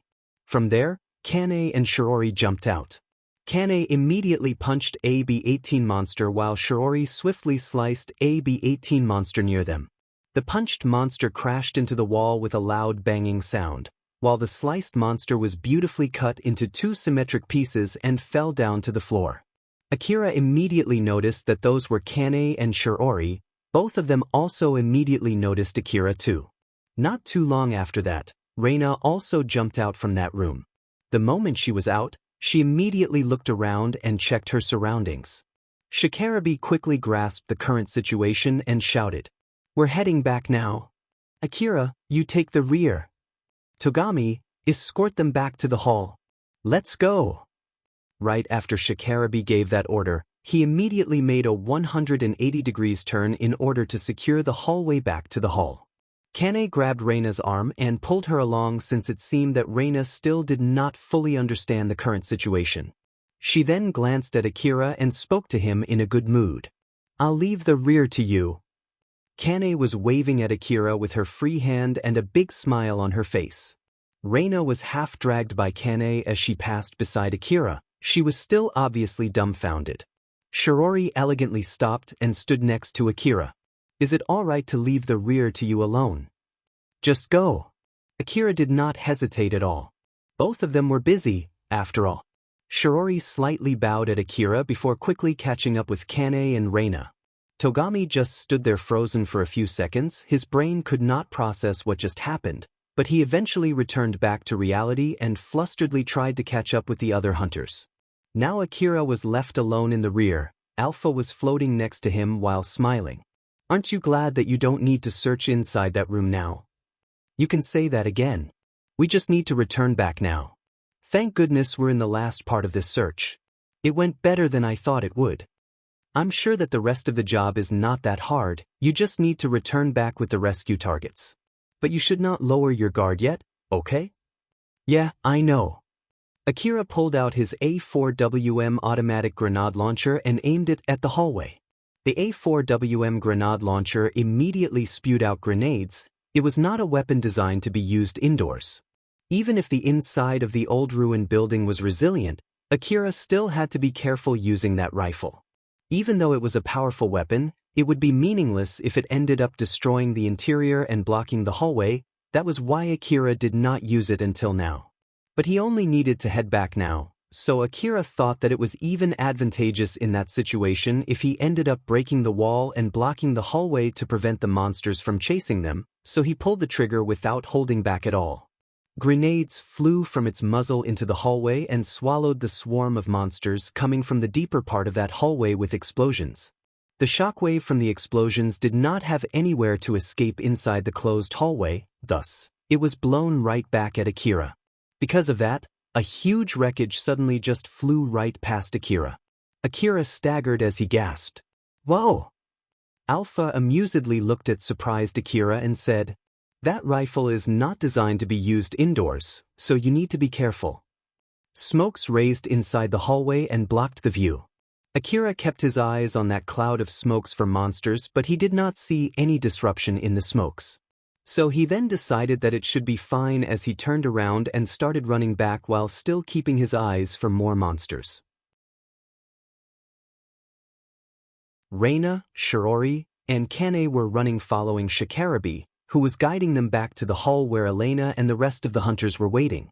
Since Shikarabe destroyed most of the monsters on their way to the room, they had not much trouble on their way back. It was not like there were no monsters at all, but Shikarabe, Shiori, and Kane could handle them just fine. They then heard explosions coming from behind. It was the sound of Akira using his A4WM automatic grenade launcher. Kane glanced behind her. That Akira seems to be having fun back there. But still, I didn't expect to find him in this building. I guess this must be some kind of fate, huh? But Shiori quickly warned Kane. Stop with the chatter and focus on the fighting. It's fine, I can chat, this must basically because I have the leeway. Here. Kane kicked a B-18 monster that suddenly appeared in the hallway when she said that. As her leg that was wrapped in black tights and a pretty big shoe extended out under her maid outfit, she drove a powerful kick into the B-18 monster near her. Kane's maid outfit actually had a good defensive capability, while her black tights was a part of her augmented suit. Shiori was also using the same equipment as Kane except for the boots. The ones that Kane was using were specially designed boots for CQC. Not only was it exceptionally robust, it was also equipped with mini force field armor that could create short force field burst. It was specifically designed to boost the power of the kick of its user. The B-18 monster that Kane kicked was blasted as if it was a cannon. Shiori immediately focused her attention on another B-18 monster that appeared in the opposite direction and cut it with her blade. Shiori's blade was able to easily cut open the B-18 monster as if it just ignored the force field armor and went straight for the monster's body. Shiori sighed, exasperatedly. No matter whether you have the leeway or not, it's shameless to make unnecessary chit-chat, you know? They should have taught you that, right, Kane? But instead, Kane tried to make an excuse. They taught me that random chatter is important to calm down my nerves during a long fight though? Didn't you also do that with Milady? Your unnecessary chatter is not the same as my conversation with Milady. Shiori and Kane showed enough leeway to make that exchange while keeping their guard up and making sure that Reina was safe. Reina was running behind Kane and Shiori. The swarm of mechanical monsters that surrounded them when they were barricading themselves inside the room were mostly gone. The moment they came out from that room, Shiori and Kane immediately killed any monsters near them. Reina had considerably calmed down compared to when she was inside the room. Reina, who regained some of her composure, finally noticed Togami, who was looking in her direction. She then somehow sounded a bit harsh as she asked Togami. What? Togami flusteredly replied. No, it's just that, if I'm not mistaken, you should be on the same team with Katsuya, right? That I was. But I'm no longer in Katsuya's team. So what about it? No, it's nothing. Togami finally looked away. Reina kept staring at Togami with a confused look for a few seconds before she just casually returned her view forward. Togami lightly sighed and thought, what the heck am I doing? Togami was actually only glancing at Reina when she suddenly looked back at him. When that happened, he thought that he should at least say something and just spoke out anything that came up in his mind about Reina. That was all there was to it. But Reina sounded a bit annoyed when she replied. Togami was slightly overwhelmed by that and decided to just cut their conversation short. Although Togami did not realize it himself, he actually glanced at Reina since he felt a sense of camaraderie with Reina. Togami was together with the other hunters who were better than him. Although this was only his self-evaluation, he believed that he did not contribute much. It could even be said that Akira and Shikarabe were protecting him along the way. Or at least, he did not think that he contributed much or did anything that he could be proud of during that rescue operation. At that time, Togami caught sight of Reina, who was protected by Shiori and Kane. The scene of her being protected by Shiori and Kane inside a place that was far too dangerous for her to be, and the fact that it seemed she lamented her situation there. It was basically similar to the situation that Togami was currently in. As a matter of fact, Reina's skill was indeed relatively closer to Togami than to Shiori or Shikarabe. When Reina suddenly spoke to him, Togami did not even realize that he was staring at her and could only react flusteredly and throw out a random subject. But in the end, it seemed that it somehow annoyed Reina and it left him with a strange feeling of self-admonishment. Reina also lightly sighed and thought, why in the world did I do that? The reason why Reina reacted harshly was because Togami's question reminded her of her own patheticness, so it was her venting to Togami. In reality, Togami's impression of Reina was simply one of the people from Katsuya's team, that was all there was to it. The only reason why he remembered her was simply because he saw Reina on Katsuya's team from time to time back when he had a one-sided rivalry with Katsuya. But on the other hand, Reina knew Togami to some extent. She knew that Togami was a skilled young hunter in Drankum. He might as well be the second strongest young hunter in Drankum after Katsuya. People in Drankum had their attention on him, and they hoped that he would be the beacon for the anti-Katsuya faction. She also knew that Togami was a skilled hunter who successfully hunted a bounty monster with Shikarabe and a handful of other hunters. So in short, Reina saw Togami as a hunter who was above her, just like how Togami saw Shikarabe. So when Togami asked Reina if she was still in Katsuya's team, to Reina, it sounded as if Togami was asking her why an incompetent hunter, who could do nothing but tag along with Katsuya, was in this place. Reina's logical side was telling her that was not what Togami meant and it was nothing more than her imagination. But since she thought like that once, it was hard for her to change it now. Reina realized that she just vented her anger at Togami and she hated herself for doing that. If only they were in a safe place and they could take their time talking to each other calmly, Reina and Togami could be able to get along. But unfortunately, they did not have that luxury at the moment. The still-growing hunters, both of them, just pulled themselves together for now and somehow moved on from that worry. Akira was still shooting grenades using his A4WM automatic grenade launcher while retreating. His retreat was going very well, even too well that Akira started questioning it. The monsters stopped coming. I don't think it's because I've defeated them though. So what's going on here? Alpha casually answered his question. They might have decided fighting frontally would be ineffective, so they might be avoiding you right now. Alpha was not smiling like during the last battle, but she did not seem worried either. Her expression was neutral. Either way, let's use this chance to retreat. You're right. Although it was not as dangerous as before, Akira still could not lower his guard on his way back. Shikarabe led the group in the front while fighting the enemies that were blocking their way back to the hall where Elena and the other hunters were waiting. Once they returned back, Shikarabe immediately scanned the situation and finally sighed in relief. Elena immediately approached Shikarabe. How was the rescue? It went well, we secured the targets and retreated back without any trouble. Give us your next order to get out of this building. We basically recovered 3 hunters and they're not badly injured. Elena looked at Shikarabe, then looked at the hallway where Shikarabe came from. Not too far from the entrance, she could see Reina, Shiori, Togami, and Kane running, then also Akira a little further behind them. Elena's face slightly relaxed after she confirmed that everyone was all right. But she then immediately pulled herself together and gave the next order. Sarah, Carol, we're pulling back. Carol and Sarah, who were guarding the entrance to the other hallways, gathered around Elena when they heard that. Elena then asked Shikarabe, Shikarabe, is it all right to count those 3 hunters as extra fighting hands? Yes, but only 2 of them. And keep in mind that those 2 are here to protect the other one. Got it. Shikarabe, you lead them down to the 19th floor. If the situation down there is still the same as before, we should be able to get a short rest. Roger that. Shikarabe waved at Shiori, signaling her to follow him. After Shikarabe confirmed that the other hunters got his signal, he immediately moved out to lead the way down to the 19th floor. Shiori, Reina, Kane, and Togami appeared out of the hallway and they did not stop running as they went straight to the stairs. Elena was obviously surprised when she saw 2 maids and a young girl passing through the hall. She then mumbled while still looking at Reina and the other 2 hunters. Maid outfit? No, more than that, I feel like I've seen them somewhere before. Elena tried to dig through her memory, but Shiori and Kane's maid outfits distracted her from remembering them. Sarah and Carol finally grouped up with Elena. Sarah then asked Elena a question. Elena, about those hunters though?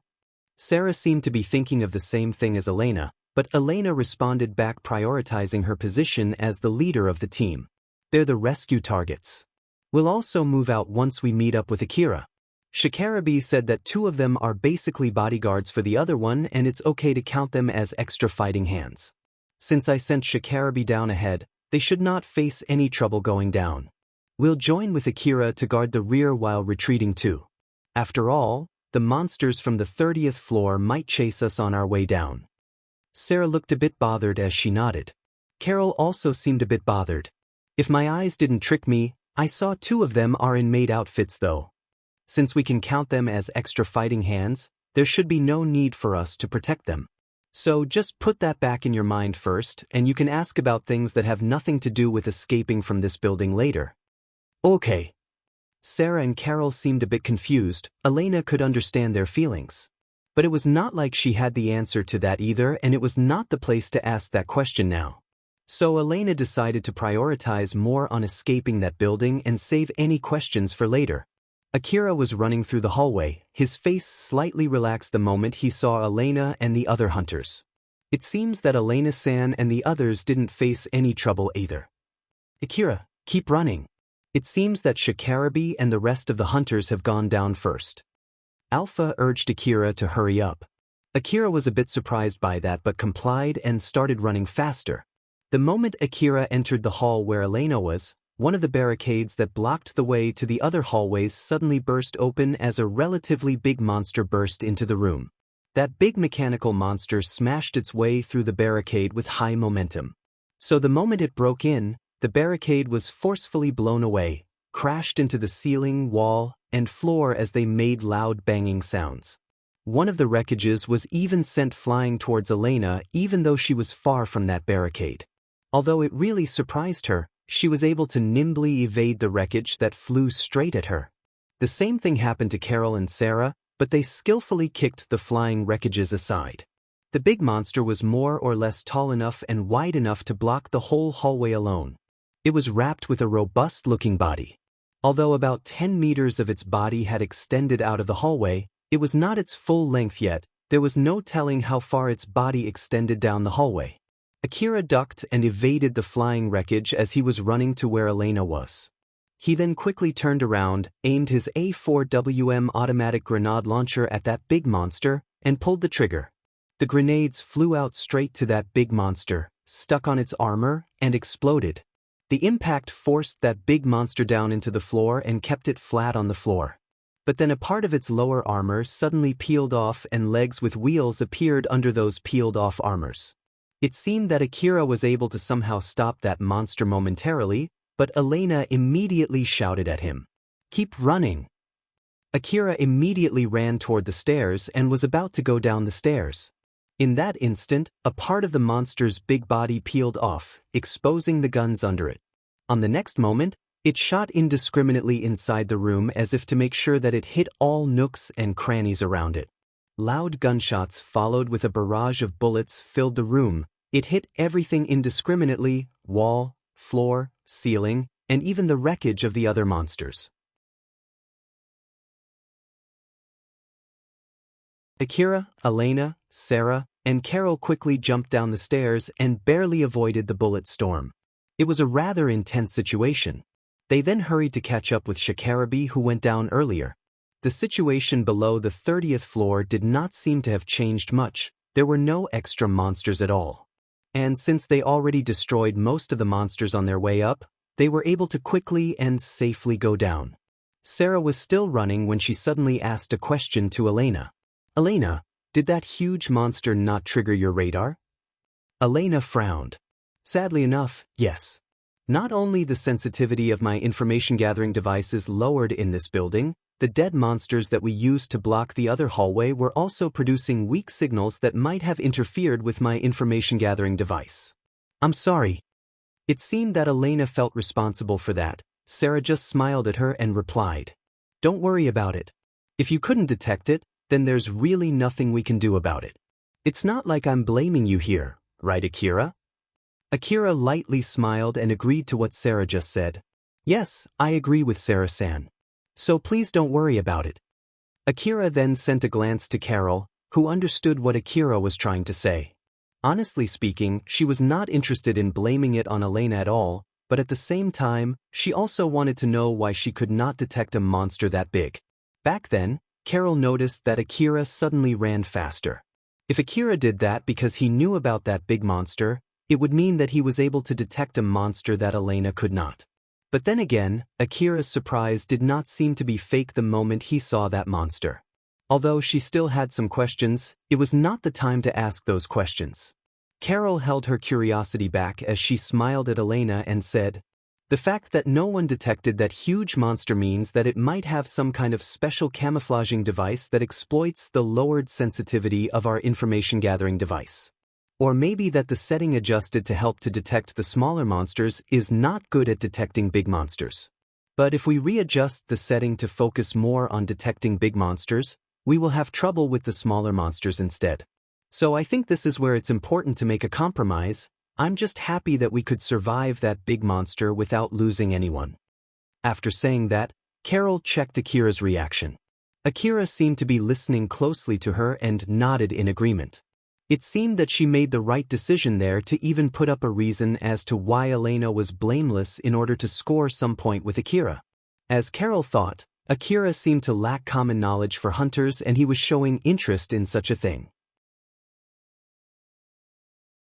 After Carol was able to confirm that, she kept her poker face although she was smiling happily deep inside.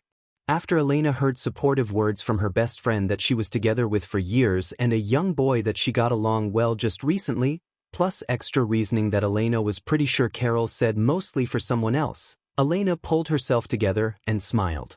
She sounded delighted as she said, "Thank you, now I know that there is such a kind of monster too, I'll be more careful next time." Sarah smiled satisfied seeing that Elena had cheered up. But still, how did a monster that big get inside the hallway? I wonder if that thing is a part of the security of this building. Akira seemed interested in that subject too. It doesn't seem to be an extra security monster though. Not to mention with its size, I don't think it can move around freely inside the hallway. Carol, do you have any guess? You're pretty knowledgeable about the Saranthal building, right? Carol frowned and said, "As far as I can tell, I don't remember monsters like that guarding this building before. In the first place, with a body that big, I don't think it's possible for that monster to come from outside of the building. I really have no idea why that thing is in this building." There was no one present who could answer that question. So they decided to just shelve it for now and move on. They were able to reach the 19th floor and group up with Shikarabi without any trouble. Reina and Togami were breathing heavily. Compared to them, Akira looked completely normal. Rather than the difference in their physical strength, it was more because of the medicines that Akira kept consuming. But Reina and Togami, who saw Akira, could not help but misunderstand. They looked at Akira with a mix of surprise and amazement. Elena then gave an order to everyone there. "We'll head out again after 5 minutes. Until then, make sure that you have everything ready." Akira immediately checked his equipment. He pulled out reserve ammo from his rucksack and reloaded his rifle even if he only used it once. He also replaced the empty reserve magazines attached around his body, refilled the medicines in his pocket, and replaced the energy pack of his augmented suit. While in the middle of doing that, Akira suddenly mumbled, "That I used quite a lot of my reserve supply this time." DVTS minigun extended magazine, CWH anti-material rifle special ammo, a 4WM automatic grenade launcher grenades magazine, medicine, augmented suit energy pack, all of them were expensive consumables. But Akira did not remember wasting any of them, it was a necessary expense. But still, when he imagined how much expense he had accumulated there, he could not help but to smile bitterly and lightly sigh. Alpha then teasingly smiled at him. "Just in case if you want to know, I can tell you how much you've spent until now." "No thanks." Akira answered back firmly. After all, if he was worried about the money that he used to fight the monsters, it might force him to pay that cost with his life later. He thought that he could worry about it later after he returned back alive. "Thought it should be alright, I should be able to earn more money. Not to mention, I made quite a lot of money yesterday too." As for this request, Carol and Elena-san should have properly negotiated the details with the city management. And since we successfully rescued Reina, I should get an extra reward from Drankum too, it should be alright. Akira was telling himself that it should be fine. He should not think how many days the money that he spent this time would have bought in the inn where he once lived, or how many times he could eat in that luxurious restaurant that he visited once out of Shiori's invitation with the money that he spent that day. Akira kept telling himself not to think about it. Alpha just smiled and said, "You're right, it should be alright maybe." You should be able to end up with huge profits from this request. That's why, if you want to get extra motivation, it should be alright to use the reward that you get this time to eat a meal in that luxurious restaurant where Shiori invited you in the past. I know you're saying that on purpose. Akira tried his best not to show his emotion on his face. Alpha smiled at Akira, who was trying to keep his poker face, and said to him, "Oh my, that's not true at all. I'm just saying that since I think it's totally okay to reward yourself with something like that after working this hard. It's not like I'm teasing you for taking this dangerous request from Elena without thinking much about the reward, you know." Alpha was still smiling like usual next to Akira, while Akira just silently continued checking his equipment. His face only twitched for a bit in response to what Alpha said to him.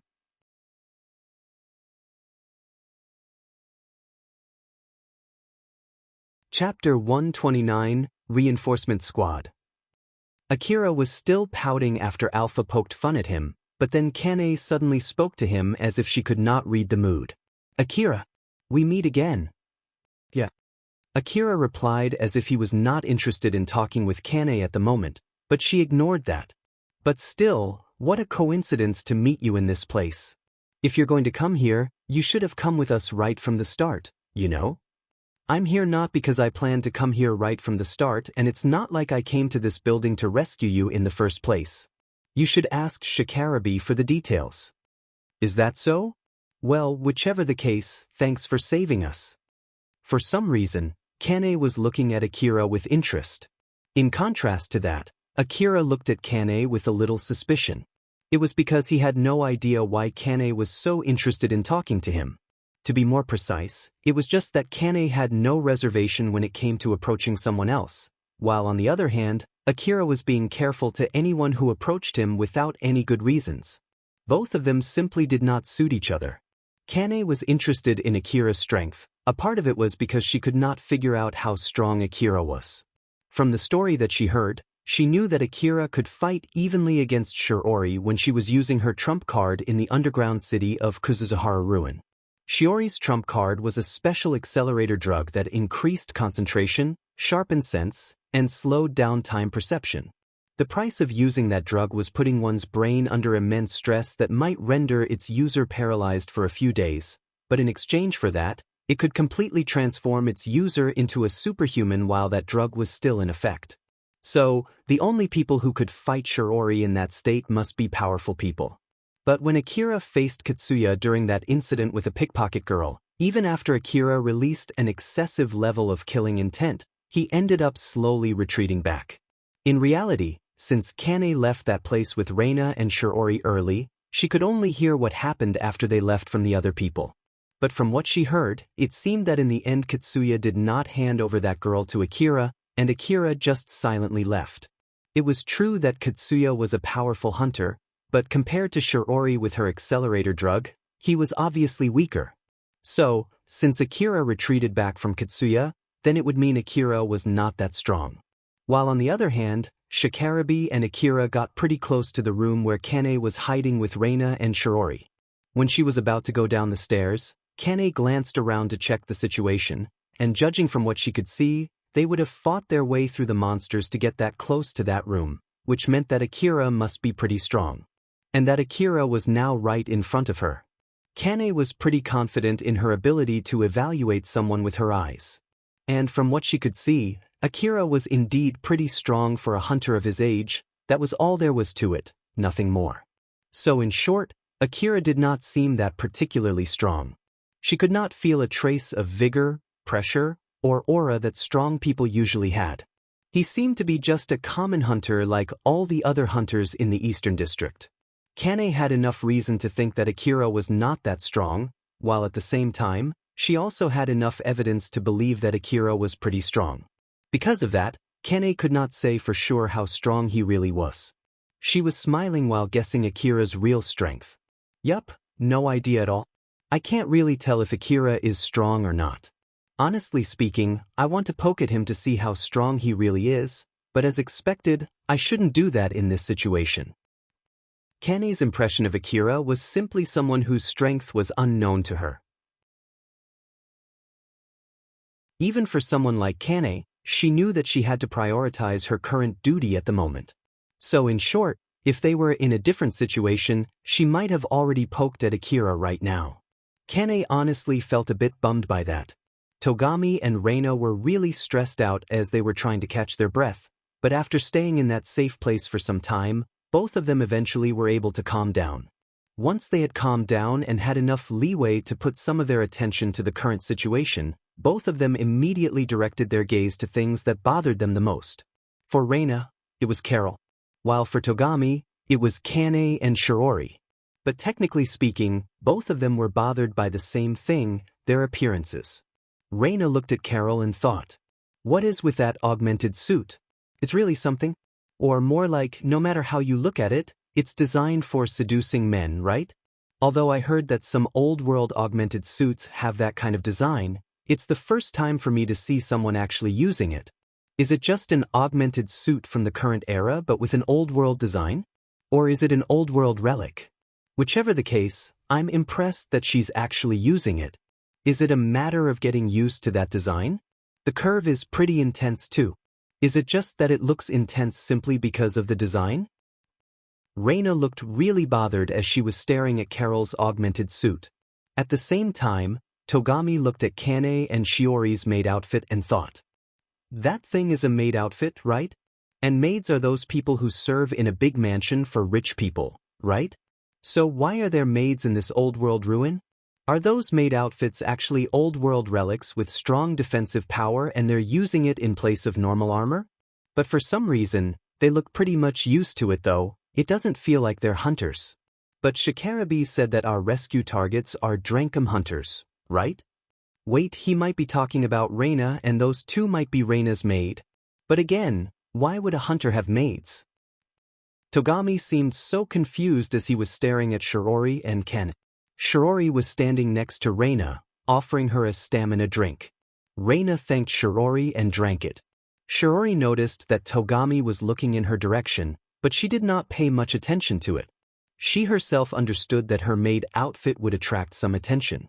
And as long as she was there as Reina's maid, there was no need to put too much attention to what other people thought or said. After Carol finished her preparation, she nibbled on a ration that looked like grilled rice dumplings. Although it looked like a simple snack from the outside, it was actually infused with restorative and healing properties. It also replenished the nanomachines that she used during the last fight. For Carol, consuming that food was equally important as replenishing her reserve ammo. Carol also noticed that Reina was looking at her, but she just ignored that. Although the design of her augmented suit was made to seduce men, it sometimes also attracted attention from the other women. Some women who were not used to seeing old-world design often threw glances at her out of pure curiosity without any ill will. There were also girls who did not like having a hunter in that appearance near them. Even Carol herself knew that much.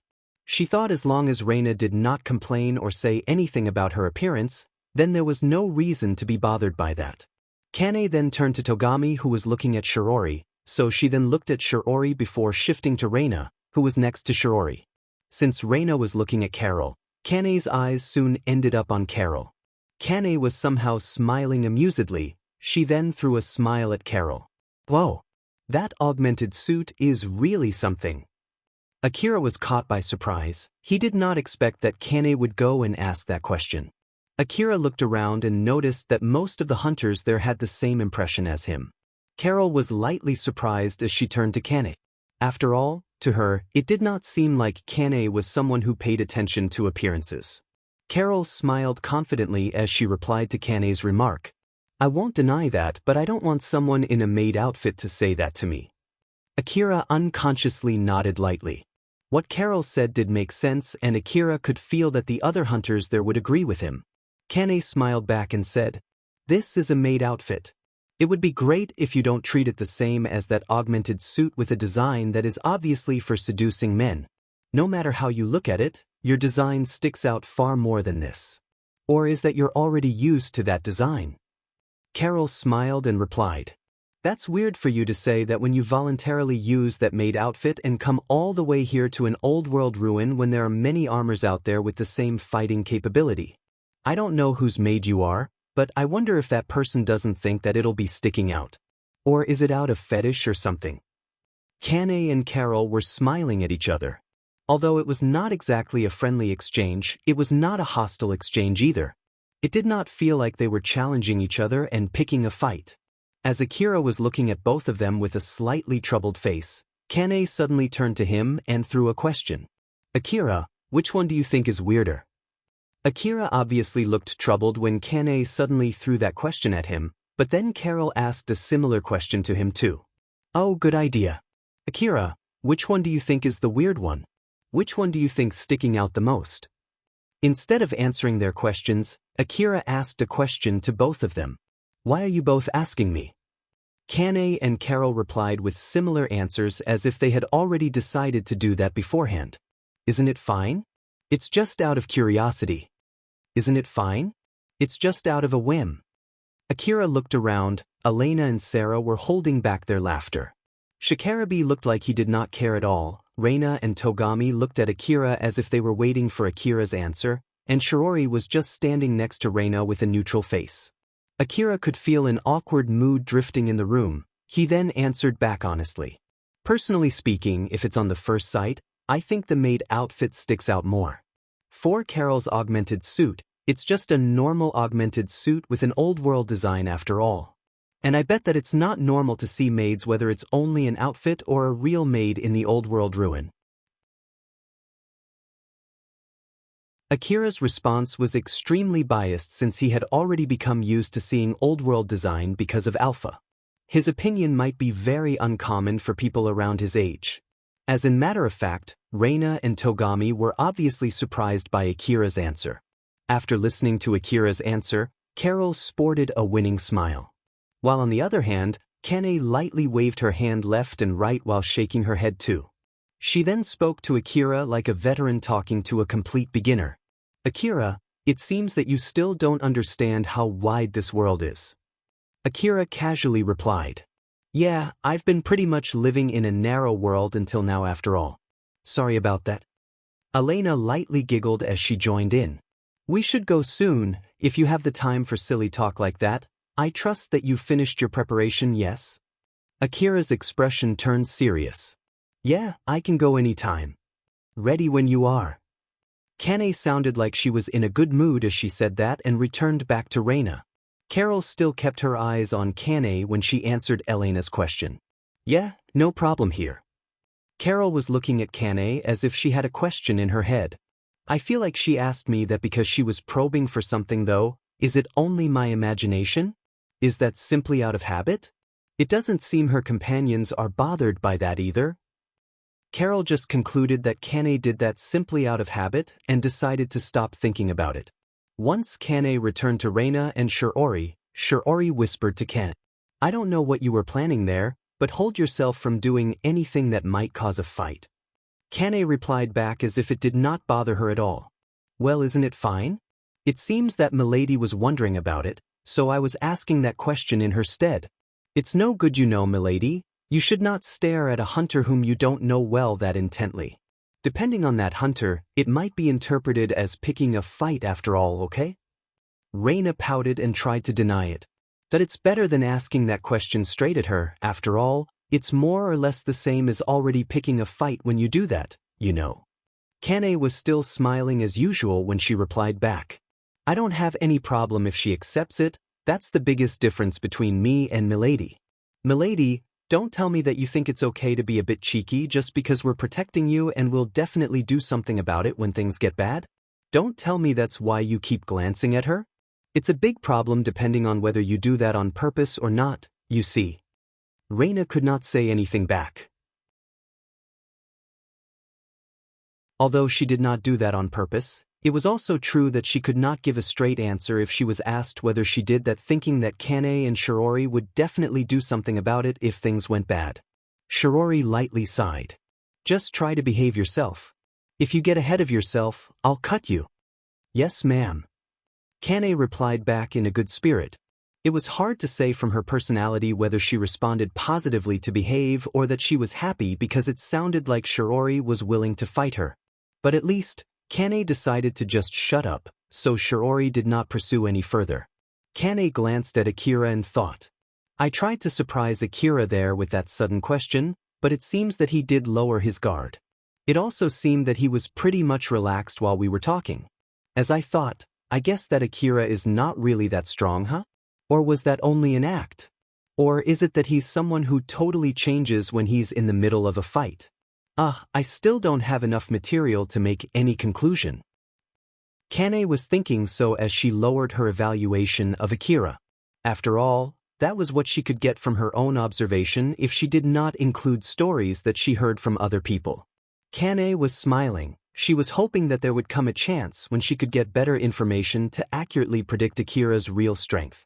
After everyone finished their preparations, Elena then explained the next plan.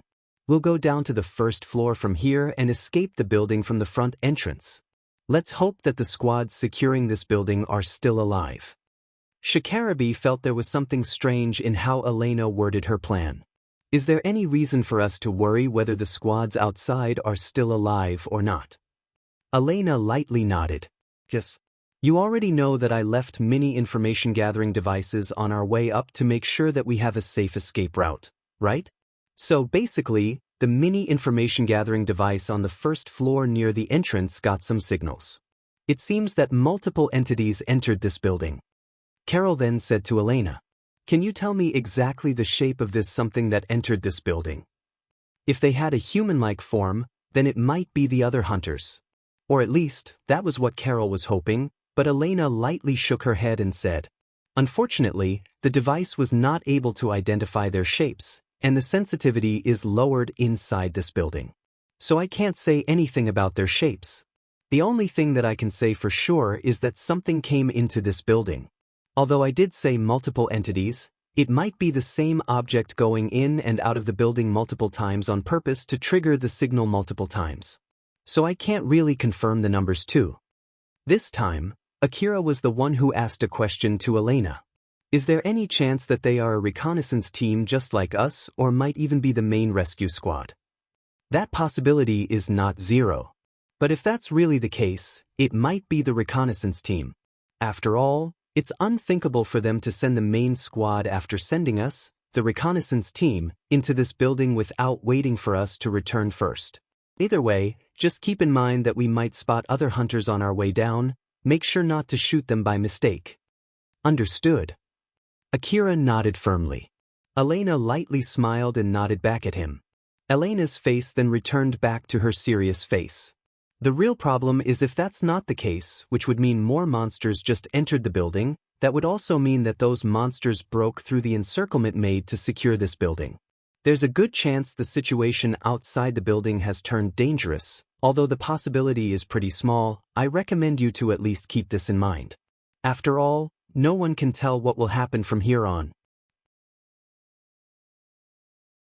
Elena remembered the big monster that attacked them on the 30th floor as she warned everyone. If no one has any more question, let's move out. With that sentence, they started the operation to escape the building.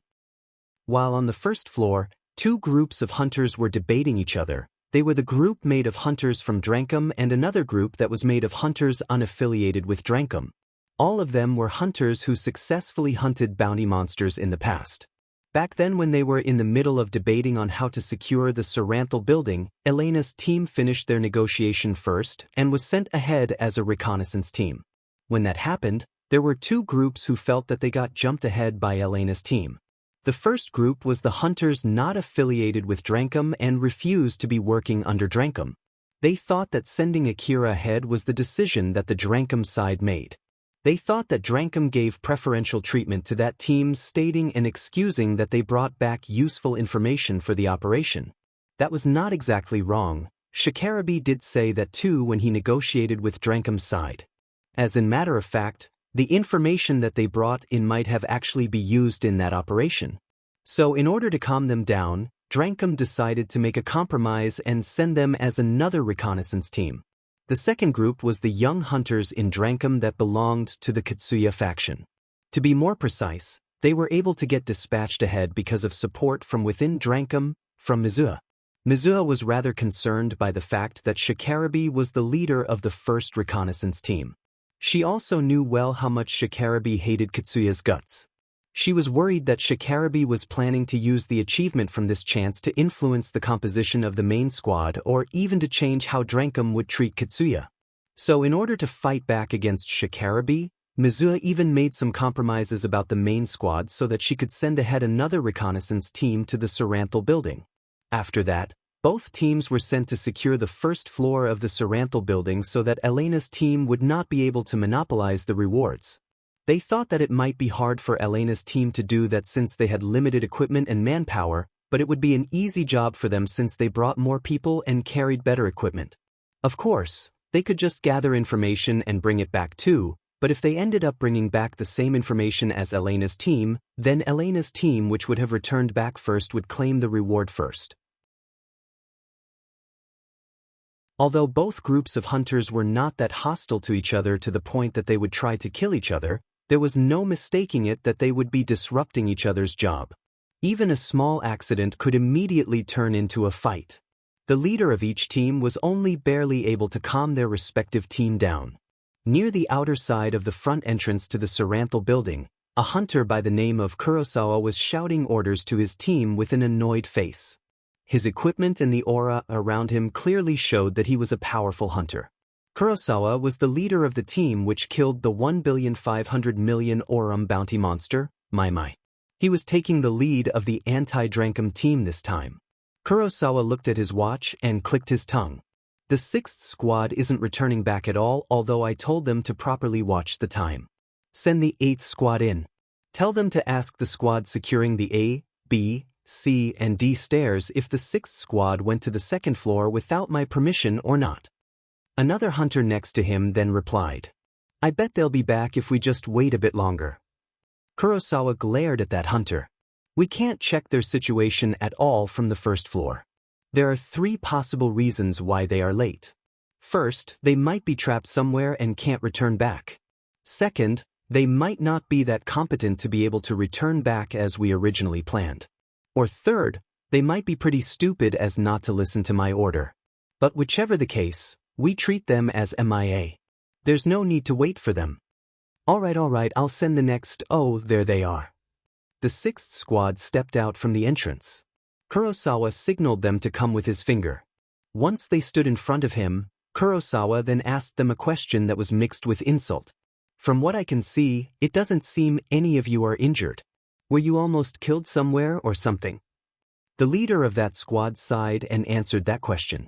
We were about to return back on time when one of those kids picked a fight with us, you see. If you tell us that it's okay to shoot them, we would have been able to return back on time though. Where?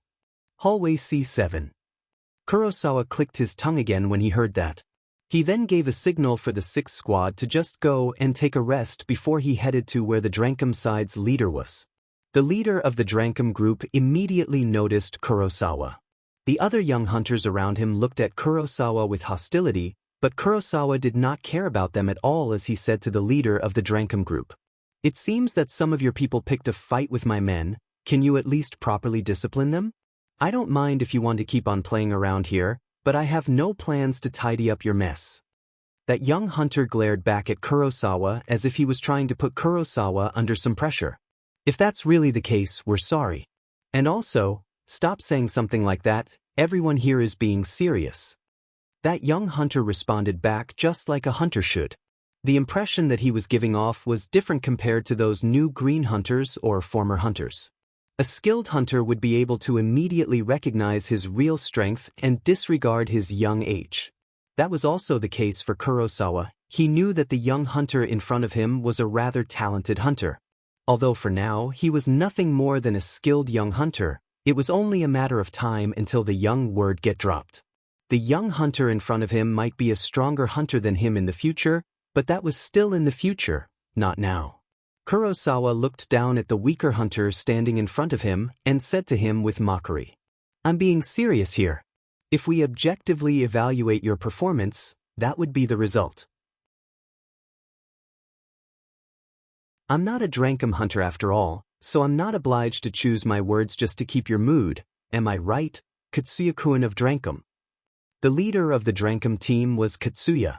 Katsuya glared even more intensely at Kurosawa, but Kurosawa just ignored him.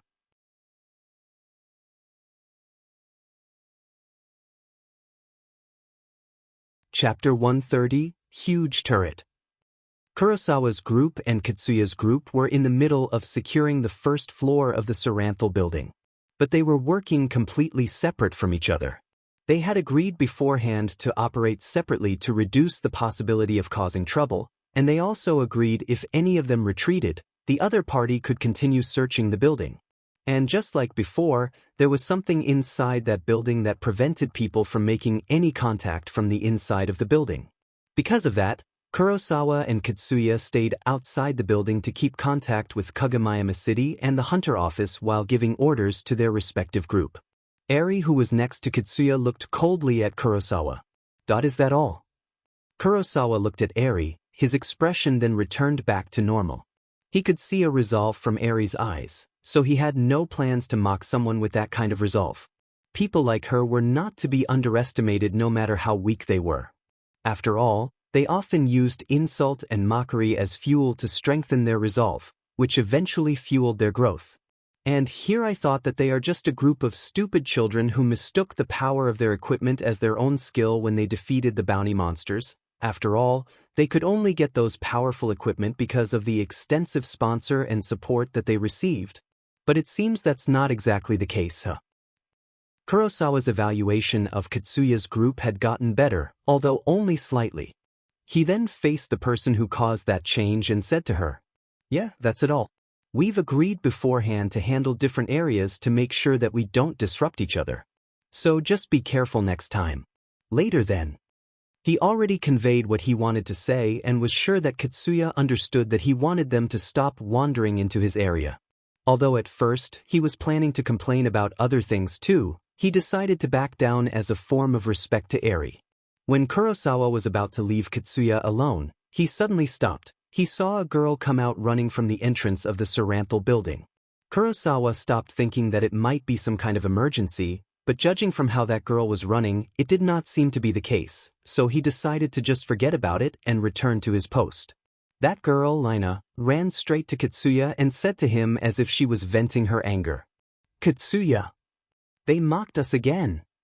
You should go there and say something to them." Katsuya tried to calm Lina down. "Lina, calm down, tell me what happened. What the heck is wrong with those people sounding so arrogant like that? We're also hunters who successfully hunted a bounty monster, you know. They should show some respect for us." When Lina was about to explain what happened to Katsuya, or at least what she thought she was doing, she saw Kurosawa walking away. Although she did not know if that was Kurosawa, she knew for sure that person was not from Katsuya's group, and that was enough of a reason for her. Lina then stopped Kurosawa. "Stop there. I know that you guys are strong hunters who have defeated a bounty monster, but we have too. Just because we're doing well, that's not a reason for you to keep sabotaging us out of envy."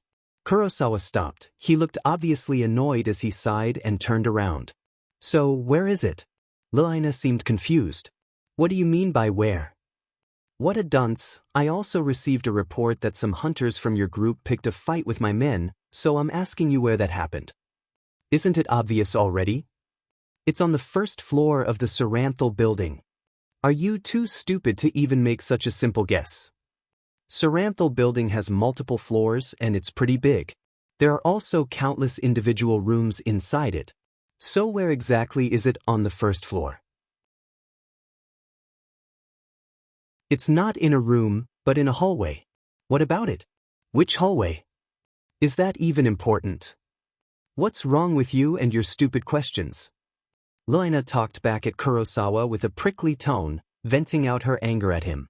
Kurosawa's gaze shifted from Lina to Katsuya. He sighed on purpose to express his exasperation and mockery.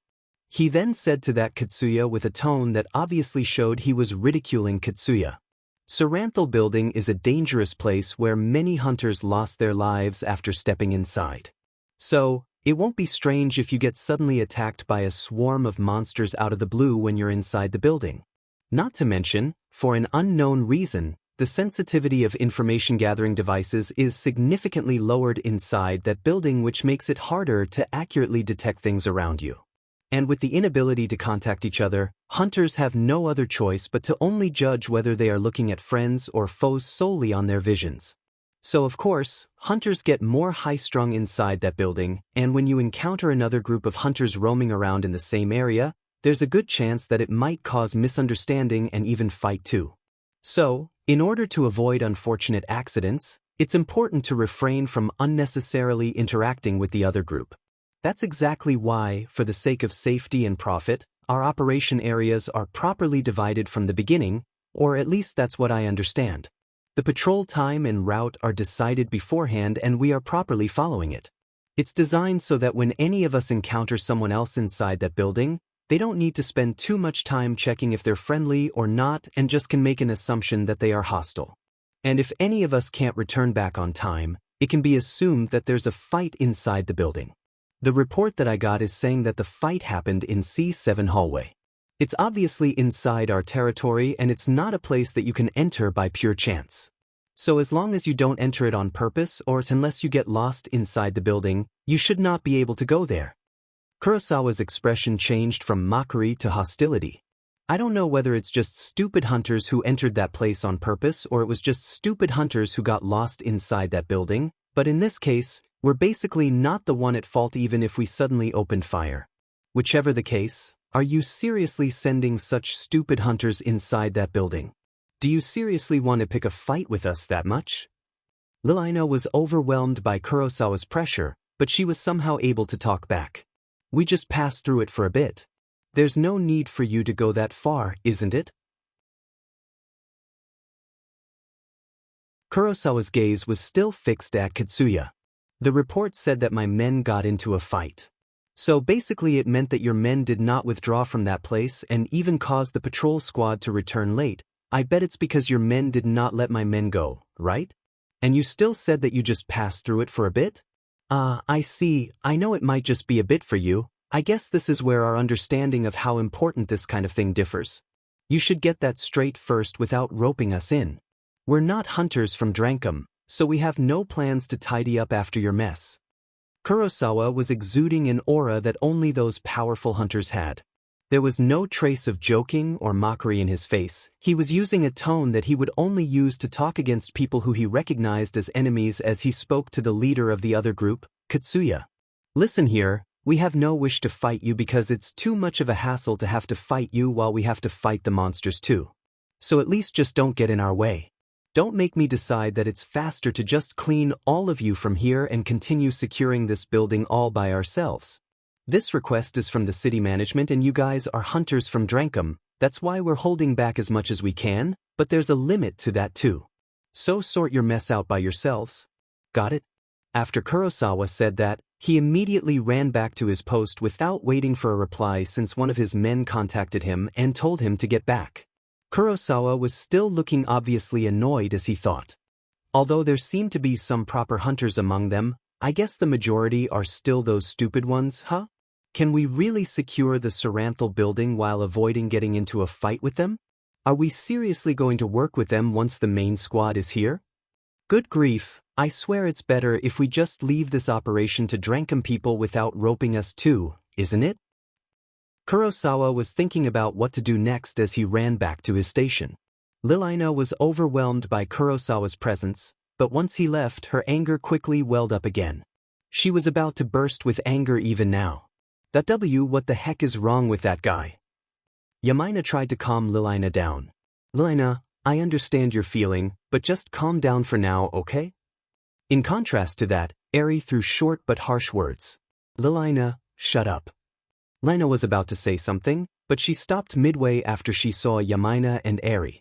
Yamina looked at Lilina with a rather stern face, while Eri was looking at Lina with her usual expressionless face but mixed with a tinge of hostility. Both of them were staring at Lina, putting pressure on her. There were other girls beside Yamina and Eri around Katsuya. But Eri and Yamina had been together with Katsuya for a long time. Their hunter rank was the second highest in Katsuya's team, only after Katsuya. Their pressure was enough to shut Lilina up, and even scared her. There was no mistaking it, both of them were angry. If Lilina said anything, there was no mistaking it that both of them would get even angrier. Thus Lilina just shut up without being able to even make any excuse. Katsuya was basically a kind person. If someone weak came to him scared, no matter the reason, he would extend his hand. And even more so when it was someone from his own team and a beautiful girl to top it off. Katsuya also felt slightly scared since he could also feel Eri and Yumina's anger, but even so, he tried his best to make a smile and calm Lilina down. Well, just calm down for now. Are you good now? Well, let's proceed with the report. Since you returned back faster than originally planned, it means that you have something you want to report as soon as possible, right? Lilina calmed down after she saw Katsuya's gentle smile. But she still could not fully calm down, as she flusteredly tried to piece her words together. We met them when we were about to head back, and, Eri interjected. You can save that for later. First tell us why did you return back sooner than planned? It's nothing big, but... Lilina was hesitating, which only made Eri angrier. Just spit it out. The elevator moved. Is that all? We've agreed beforehand that we won't go to the second floor until we secure the first floor, right? Since the elevator started moving, they might use it to go to the upper floor without securing the first floor first. I just thought that I need to let Katsuya know this as soon as possible so that they won't steal a start. Lilina mixed her own guesses in her report. After Kurosawa returned and received a report from his men, he frowned and asked if his men were sure they were not mistaken. Are you sure about it? Yeah, the elevator moved. So basically, no one went to the upper floor without my permission and the elevator started moving, is that correct? Yeah, that's as long as we believe the floors display on that elevator. The hunters who are stationed near the first floor elevator also said that they heard the elevator moving. The elevator on the first floor started moving and we have nothing to do about it, and there's no fool among us who would go upstairs without permission. Kurosawa's face turned grim as he thought. Did any of their men go upstairs and call for the elevator? No, it might be from the squad that went into this building before us. Wait, but the elevator is supposed to be unusable, right? So why has it started moving out of the blue? Did something change in the building? I have a bad feeling about this. Kurosawa then looked at his men with a serious face and said to them, inform everyone inside the building to return back as soon as possible. Everyone, understand? Just leave the portable information gathering device behind. Tell them to get back here now. Also, tell the other hunters who are transporting the dead monsters outside the building to stop immediately and gather here. Also, prepare their weapons. Use all the portable walls to form a barrier. Take some distance from the entrance so that you can safely focus your fire on the entrance and form a barricade around the entrance. Kurosawa's men were surprised when he suddenly gave that order to them. After all, it sounded as if Kurosawa had given up securing the building. One of them looked bewildered and said to him, "Whoa, are you sure about that? We're almost done securing the first floor, you know? Are we really going to just abandon it?" It's fine. In the first place, there's another group who are working together with us in this place and they're not friendly to us. So even if we secure the first floor, I still doubt if it would be really safe. Moreover, it's not like I can trust those children to properly secure the area they're responsible for. And even if no monsters come out from the building, we can just restart the work to secure the building again later. But we'll definitely lose a lot of time to secure the building. Is this moving elevator really that dangerous? The amount of the secured area basically affects the reward that Kurosawa and his men would receive. Kurosawa put some pressure on his words as he replied to his men who were against retreating from the building. It's my intuition. So this is just to be safe.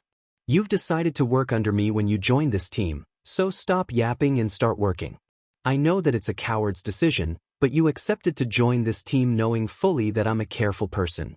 If you want to question my decision, you can do that later. Kurosawa was indeed a skilled hunter with good commanding skill, but judging from that point of view, he sometimes made cowardly decisions.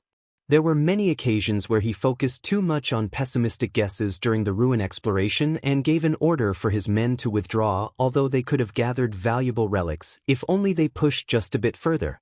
But thanks to that, Kurosawa's team had a high survivability rate. He was different from most of the hunters in the Eastern District who would happily take a high risk just to be able to return back with a lot of relics. Instead, he preferred to maintain a long-term profit. Even during their fight against the bounty monster Mai Mai, no one got killed in Kurosawa's team, not even badly injured. Now that Miyazono ruin had turned dangerous enough that it was more or less the same as an unexplored ruin, the other hunters understood that Kurosawa's cautious nature was an important factor in making sure that they would be able to return back alive from the Saranthal building. Kurosawa's men looked at him with a serious expression and said, "Roger that, we'll do it right away." "Hurry up then." Kurosawa urged his men to hurry up with a serious face. Even if his decision was a mistake, he would not regret it. After all, just in case if that decision was not a mistake, then it meant that he would have saved a lot of hunters from facing their ends in that building. Elena's team was able to reach the first floor safely. But right when they stepped on the first floor, the hunters who have a good intuition immediately frowned, their expression turned grim, Akira included. But before Akira was able to ask Alpha about it, she suddenly said something that he could not ignore. "Akira, sorry but I'll need to leave you for a bit." "Again?" "It's for the sake of improving your current situation." Alpha only said that and immediately vanished from Akira's views. Akira could also feel his augmented suit suddenly become heavier. Although Akira's face turned even grimmer, he was still able to maintain his calmness. After all, that was not his first time, and he thought that he just needed to pass the entrance to escape the building. But that line of thinking also caused Akira to not notice something. Unlike last time, Alpha did not say that it would be all right, or that she would be back in no time, or that there was no monster around. Elena then explained the current situation to the rest of her team. "There's a big signal reading in the large hall near the entrance. It would be great if it's from a forward station made by the reinforcement team, but that might not be the case. So keep your guard up." All the other hunters nodded. They then carefully moved into the hallway. As they came closer and closer to the hall near the entrance, they started to spot dead hunters spilling fresh blood. They were fresh corpses and it seemed that they were killed by gunshot. Shikarabe checked the equipment of those dead hunters and frowned. There was a Drankum mark painted on their equipment. Their equipment is from Drankum. I bet they're young hunters from Drankum, they should be working in teams. So the fact that they didn't retrieve the dead bodies means that were attacked and did not have the leeway to do so. Elena looked at everyone and said, "Just to be safe, we'll treat the signal from the hall as an enemy. I'll change the route based on that assumption. This doesn't change the fact that we'll have to be careful." They continued walking through the hallway, ready for battle. They found other dead bodies, but this time, they just ignored them. Akira unconsciously gripped his rifle tight. He tried to control his breath to calm his nerves down. Akira had a stern expression as he called for Alpha. "Alpha, are you not done yet?" Alpha did not respond back at all. At the same time, in a vast empty white space, two girls were standing. It was Saranthal, the manager of the Saranthal building, and Alpha. Alpha seemed obviously annoyed as she said to Saranthal, "Explain yourself." Saranthal was expressionless, but it was somehow obvious that she was also annoyed. "I'm not violating any agreements that we made beforehand. I didn't block your way when you explored the building and I'm not preventing you from getting out of the building either. It's as we agreed on. Then why are you using the elevator? That happened outside of my control. It's true that I'm the manager of this building, but there are other people too who have permission to use the facilities inside this building without going through me. Especially for the users of the 50th floor and above, they have the rights to directly use the elevator. The security drones also have that right. So I bet it was the B-18 that used the elevator. I found B-18 drones on the 30th floor too though. They're just exercising their rights to defend themselves. I'm also actually troubled here with those drones roaming inside this building without my permission. And I also feel sorry for it. But it's not like I can do anything about it. I'm really saddened that they're creating a mess inside this building."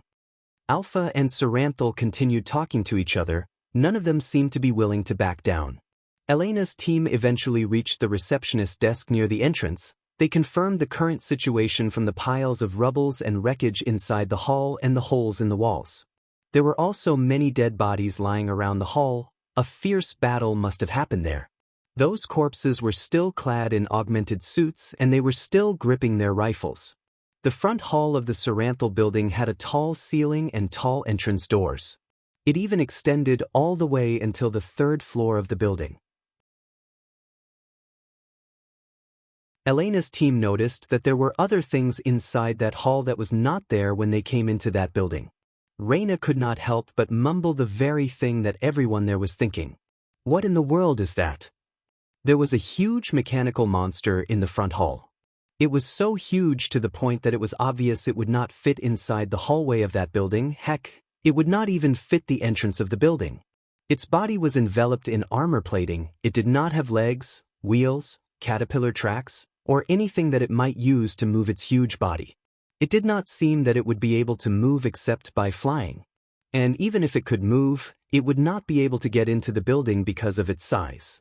This monstrosity seemed to be stationed there to guard the building against any trespassers. Kane smiled amusedly and said, "This thing is pretty huge. How did this thing get inside this hall?" When Kane said that, the elevator in that hall suddenly opened and several B-18 monsters came out from it. Most of them went straight out from the hall, but one of them approached that big monster and climbed it. That B-18 monster then stopped right on the head of that big monsters.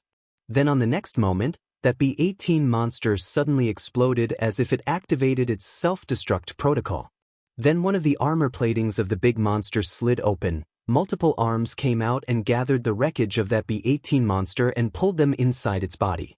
The dead B-18 monster became one with the huge monster, a new armor plating, a new machine gun, thus making its already huge body even bigger.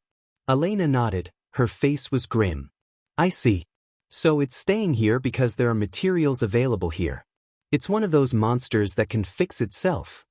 Sarah smiled wryly. "Then, that means that the snake monster on the 30th floor must be there to consume the wreckages too. I get it now. It's true that there are many materials available in this building." More B-18 monsters appeared from one of the hallways and headed outside the building, but suddenly, one of them was sniped and exploded. Another bullet also hit the big monster. When that happened, a blinding light flashed. Akira frowned. That light, force field armor, huh? It reminded Akira of the powerful powered suit that he fought in the past in the Kuzuhara ruin. Shirori was observing that huge monster with a serious face. And judging from that light, it's a powerful force field armor. It would have been great if that single snipe was able to damage its body. They waited with bated breath. Then a part of that monster's armor plating crumbled down, exposing a new armor plating right under it. That armor plating then popped out as if to replace the armor plating it just lost. All of them thought about the exact same thing without saying anything. Shikarabe's face twitched. "Carol, you're knowledgeable about this building, right? Do you know any secret route that we can use to escape this building? In this situation, I'm willing to pay any price you ask." Carol shook her head. "Unfortunately, the front entrance is our only exit right now." "Really?" "Yes, it is. Even if you pay me 10 billion orum, I can't give you what I don't have." Akira, who was hoping that there was another way to escape the building, looked obviously disappointed. He did not think that big monster would just let them pass through peacefully. If they wanted to get out of that place, they had no other choice but to destroy that monster. And judging from the fact that it was able to take that single snipe shot just fine, it would be a difficult task to accomplish. "Since we're already on the first floor, can't we just open a hole in the wall and escape through it?" "No, that won't work.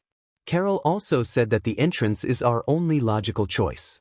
If only Alpha was here, I could ask her why it won't work though." Unfortunately enough, Alpha was still away.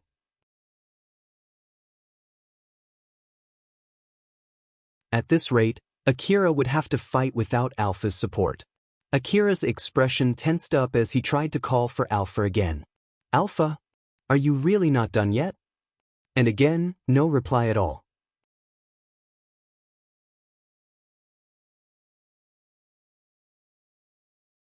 Chapter 131, The Augmented Suits of the Dead Hunters. Kurosawa was aiming his huge rifle from outside the Saranthal building. His rifle was so huge as if it was ripped off straight from a tank. There was no need to question its power nor its price. He was checking the enemy's situation using his aiming device. He confirmed that his shot hit its target from the flash of the force field armor. But it was a whole different question whether it damaged its target or not. Kurosawa's face twitched. His target was doing fine. Although it must have at least significantly lowered the energy reserve of its force field armor, the special, expensive bullet that he used there did not give him the result that he was expecting. Kurosawa made an exasperated face as he mumbled. That didn't work, So, they want to secure that building with that huge monster there. I guess that explains why they dispatched those squads to surround this building. He then checked on his men. Anyone injured? No. Everyone was able to escape from that monster unharmed. No one was left behind either. We've confirmed that. In the first place, no one here is weak enough to get injured fighting those smaller monsters that were flowing out from that building. All right then. Everyone, get behind the portable walls and keep suppressing the monsters. Safety is number one here. There's no need to save your ammo. If the portable wall gets too weak, immediately pull back. Get about 10 hunters for transporting equipment and focus more on materials that can be used on walls. We can retrieve the equipment for detecting monsters later. It seems that the sensitivity of our detection devices is doing well outside the building. Prioritize more on strengthening the barricade while suppressing the monsters coming out from that building. If we keep this up, even though we would fail to secure the first floor of that building, we should still be able to save some of our reputation. If the monsters are pushing back too hard, retreat and regroup with the squads surrounding this area. There's no need to get too reckless. Roger that. Kurosawa saw his men leave before aiming back at the huge monster in the front hall of the Saranthal building. Seeing that the monster was completely fine, Kurosawa's face turned sterner. I will try to shoot some more, and if it still doesn't work, I will have to give up on destroying that monster. It's impossible to get into that building without killing that monster. If that's the one taking command of the smaller monsters, it would mean that we'll be able to deal a big blow on their force if we can kill it, but should I contact the squads surrounding the area and ask them to send the humanoid soldiers to kill that big monster? I guess that would be a no. I don't even have the rights to do that, and I don't think that they'll help us anyway. Well, once the main squad is here to secure that building, someone from the upper echelon will give them the order to give us support if that is really needed. Although I don't know when that would be, it's not my place to be thinking about that. Kurosawa gathered himself together and pulled the trigger. The bullet that was shot from his rifle had the same firepower as a tank warhead. It flew straight at the humongous monster, destroying some B-18 monsters on its way there. Once again, Kurosawa confirmed that he hit his mark, but it did not seem to affect that monster at all. He checked again and lightly sighed because of a completely different reason. What is it? I'm busy right now. I have no time to take care of trivial stuff. Katsuya was standing not too far from Kurosawa with a stern face. He looked seriously at Kurosawa and said, I have a request. Nope. Kurosawa gave an instant reply without looking back at Katsuya. There was no space for negotiation. Katsuya was a bit surprised by that firm rejection. Lilina, who was next to Katsuya, suddenly butted in. Although she was stunned too, she forced herself to say something there to help Katsuya. We haven't even said anything yet. At least listen to what we have to say. Kurosawa looked obviously annoyed as he clicked his tongue. Just like last time, he replied without looking at Katsuya and Lilina. I bet you want my help to retrieve your men that got left behind in that building, right? My answer is no. We have no reason nor obligation to help you. Why should I put my men in danger just in order to save your men? So no. I myself don't want to do it, and I'm sure my men don't want to do it too. We're here putting our life at risk for a chance to get money. We're basically here to exchange our life for money. We're only here for that request because we judged that the reward that we might get this time is worth using the power that we have worked hard to attain, the expenses of our consumables, and the risk of death that we'll face. We might be willing to do that for our comrades, But I don't see any reason to do that for free for another group that is hostile to us. Unlike Kurosawa's group that immediately left the Saranthal building without wasting a second, Katsuya's group, who saw Kurosawa's group leaving, thought that it was weird and did nothing else. After all, in their mind, Kurosawa's group had just wasted their hard work to secure the first floor. So, they ended up withdrawing late from that building. Because of that, some of Katsuya's men did not make it and got left behind. It was unclear whether they were still alive or already dead. If they were to be optimistic, those hunters might have barricaded themselves somewhere, waiting to be saved. But if they were to be pessimistic, those hunters would be already annihilated by now. Katsuya prioritized more on the former. He could not bring himself to take the latter guess. Katsuya, Yamaina, and Lilina were about to try to negotiate with Kurosawa out of kindness, sense of virtue, and arrogance respectively. But Kurosawa, who was still shooting there, spoke first. Are you going to tell me that it's exactly because we're in this situation that we should be helping each other now? Don't make me laugh. It's true that helping each other is a good thing, but that is if we both have the capability and willingness to help each other. For the willingness side, well, I can understand your feeling, so I'm not really against negotiating with you, but it's a whole different story for the capability. I and my men think that you guys will only be dead weight to us. We don't think that you have the ability to help us, so it won't be helping out each other, it'll be us one-sidedly helping you. And if we do that, then it'll be out of our kindness. But I and my men don't have the leeway to act out of kindness at the moment.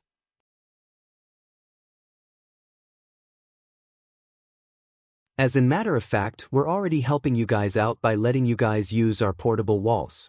So you should be grateful for that.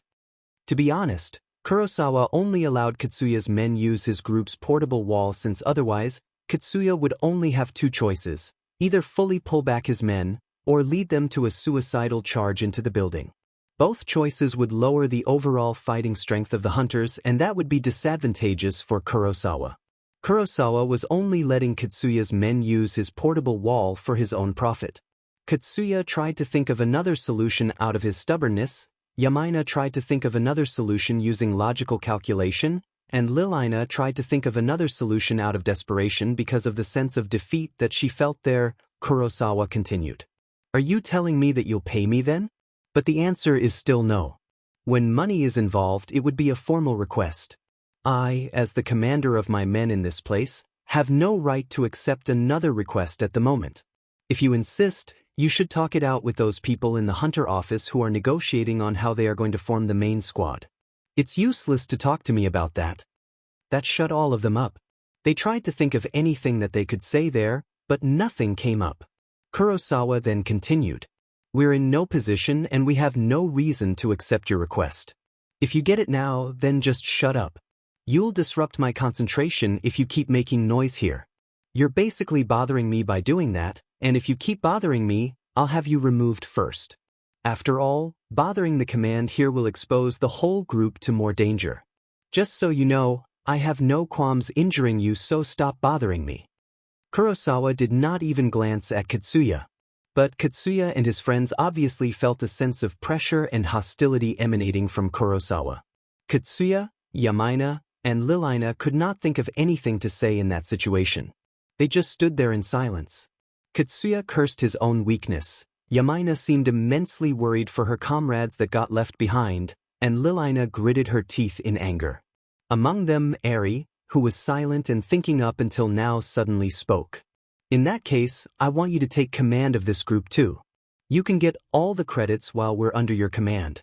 Then, I want you to finish our original goal of coming here, to secure the first floor of Saranthal building. Katsuya, Lilina, and Yamaina immediately turned to Eri. They looked completely shocked. Eri kept staring at Kurosawa with a serious expression. Kurosawa stopped shooting and looked at Eri. He looked both surprised and a little troubled while staring back at her, trying to read the meaning behind her words. Eri locked her gaze with Kurosawa's and continued. If you have the command of our group, it'll reduce the damage to your men. Your commanding skill should also be able to compensate for our weakness to some extent. I believe that this is a good deal for you, with no money involved, so. Kurosawa thought for a bit before answering back. That's so basically we can push the dangerous rolls to you to safely achieve our goal, and if we can secure the first floor of the Saranthal building, then you'll be able to rescue your friends? Huh? That's indeed a suggestion worth thinking about, but it's not like we can accept it right away. Or more like, shouldn't convincing your leader come first? If you leave all the achievements to us, then why are you here in the first place? The one who will take the responsibility for that will be your leader, right? Or is it that your leader gave the full right to you? When Kurosawa asked that question, Eri sounded rather disappointed as she replied. No, I don't have such a right. I see. That wasn't a bad suggestion, but keep those things that I asked you in mind first before you make such a suggestion next time. Kurosawa only said that and ended the negotiation there. That was when Katsuya made his resolve and suddenly said, all right. You can claim all the achievements. I'll take full responsibility. So please, save my men. It was as if Katsuya let out his real feeling there as he lowered his head. It was obvious that he was being really serious. The way Kurosawa looked at Katsuya changed from a mocking gaze to a respectful gaze for someone that he was negotiating with. He then started to think about that suggestion seriously. Katsuya waited with bated breath for Kurosawa's answer. Kurosawa had not said anything yet. He was still thinking with a serious expression. Kurosawa finally made his decision. He sounded as if he felt sorry about it as he said, as I thought, the answer is still no. Katsuya and the other hunters there understood that it was the decision that Kurosawa made after thinking seriously about it. Katsuya had a pained expression as he asked a question. Why is it still a no? Is it impossible to change your mind no matter what? I won't deny that it was a good offer. But it did not resolve the most important worry that I have, so as long as that worry is still there, I, as the one who will take the command of your men, can't take that offer. Eri asked. What worry? Even if I take command of your men, there's no guarantee that your men will listen to my orders. So, without that guarantee, that offer is basically off the table. Katsuya, who heard that, desperately begged. I'll make sure that they'll listen to your orders. I promise you that. Kurosawa shook his head and replied with an honest tone. It's not like I'm doubting you here, and I'm not saying that your men don't trust you or anything. I'm sure that you will follow my orders, and I'm sure that you're on good terms with your men and they trust you. But that doesn't guarantee that they'll follow my orders. Their trust and faith in you might even be the very reason why they wouldn't listen to my orders. I'm sure that some of them would not move on my orders and will only move on yours. In the first place, I doubt that they'll all definitely listen to your orders as well. After all, at the moment, there is already someone from your team who entered an area that they should not. Am I right? Kurosawa glanced at Lilina, who immediately froze. Kurosawa returned his gaze back to Katsuya and continued. I bet there are others who disregard your orders too, right? I can see that I'm right. I bet they won't listen to my orders when they don't even listen to yours. That will be the end of this negotiation. I refuse your suggestion. It's nothing personal. I know you want to rescue your men. Honestly speaking, I feel the same too. But as the leader of my team, I can't afford to expose my men to needless danger. Well, we'll at least provide you with support fire if you want to try to make a run to that building. So, just tell us if you decide to do that. After he said that, Kurosawa left that place to check the other location. He then gave some orders to his men before aiming at the entrance of the Saranthal building again. Katsuya, Lilina, Yamaina, and Eri, who were left there, looked down, dejected. Especially Lilina. She seemed to be the most dejected. She then asked with a voice that sounded as if she was about to cry. Was it my fault? That it's at least not your fault alone. Eri's vague comforting words did not have much effect on her. Elena told her team to stand by on guard while checking the current situation that they were in. It was so that none of them tried to shoot at the humongous monster, which might cause all the other B-18 monsters to shift their attention to Elena and her team. Someone was still sniping that big monster. Although it could not kill nor destroy it, it at least continued shaving the power of its force field armor. Elena was hoping that it would eventually destroy the monster. But as if to cut that hope short, the sniping suddenly stopped. It might be just a temporary pause, or the person sniping had already completely given up, Elena hoped that it was the former. But after some time, her face turned grim as she made her guess. It seems that they judged that it was ineffective and decided to completely stop, Or maybe the situation outside got worse and they don't have the leeway to keep sniping. I hope that it's the former. Elena then gave an order to her men. Unfortunately, it seems that we can't rely on the squads outside to take care of this situation. That's why we have to try to kill that monster and get out of this place ourselves. We'll split the team into two, one to fight that monster and another one to cover the flank. Elena looked at Shiori and Kane. Shiori had a blade dangling on her hip and Kane had a fighting gauntlet on her fists. Both of them were equipped for close combat. If they specialized in close combat, it would be counter-effective to have them fight the big monster. They were also there as Reina's bodyguard in the first place. So, Elena thought that it would be better to have them assigned to the flank team. But Shiori suddenly spoke. I'll join the vanguard then. Elena was a bit surprised by that. Are you sure? Or more like, are you okay with that? Of course, no need to worry. Elena hesitated, but she decided to accept Shiori's offer. It seemed that even Reina's bodyguard would prioritize fighting that big monster even if it meant that they would be separated from their target for protection. After all, it would be way safer if they could defeat that monster as fast as they could. Elena also thought that it might be because Shiori had an idea of how to defeat that big monster. Elena then said, all right, the flank team will be Shikarabi, Kane, Reina, and Togami. Shikarabi, I'll leave it to you. Shikarabi understood what Elena meant. Although his team had 4 people, it actually only had 3 people who could fight decently, or maybe even only 2, Shikarabi and Kane. Elena was basically saying that in the middle of fighting the monsters, he would need to keep one person safe no matter what, and he had to decide what to do about the other hunter that he had brought into the team. Roger that, let's go. Shikarabi then led his team to reposition themselves. Kane was about to follow Shikarabi when she noticed Reina was just standing there with a conflicted face, so she grabbed Reina's arm and took her along. Reina was looking worriedly at Shiori, who replied back with a smile that was saying that there was no need to worry. Togami also had a conflicted face as he followed Shikarabi.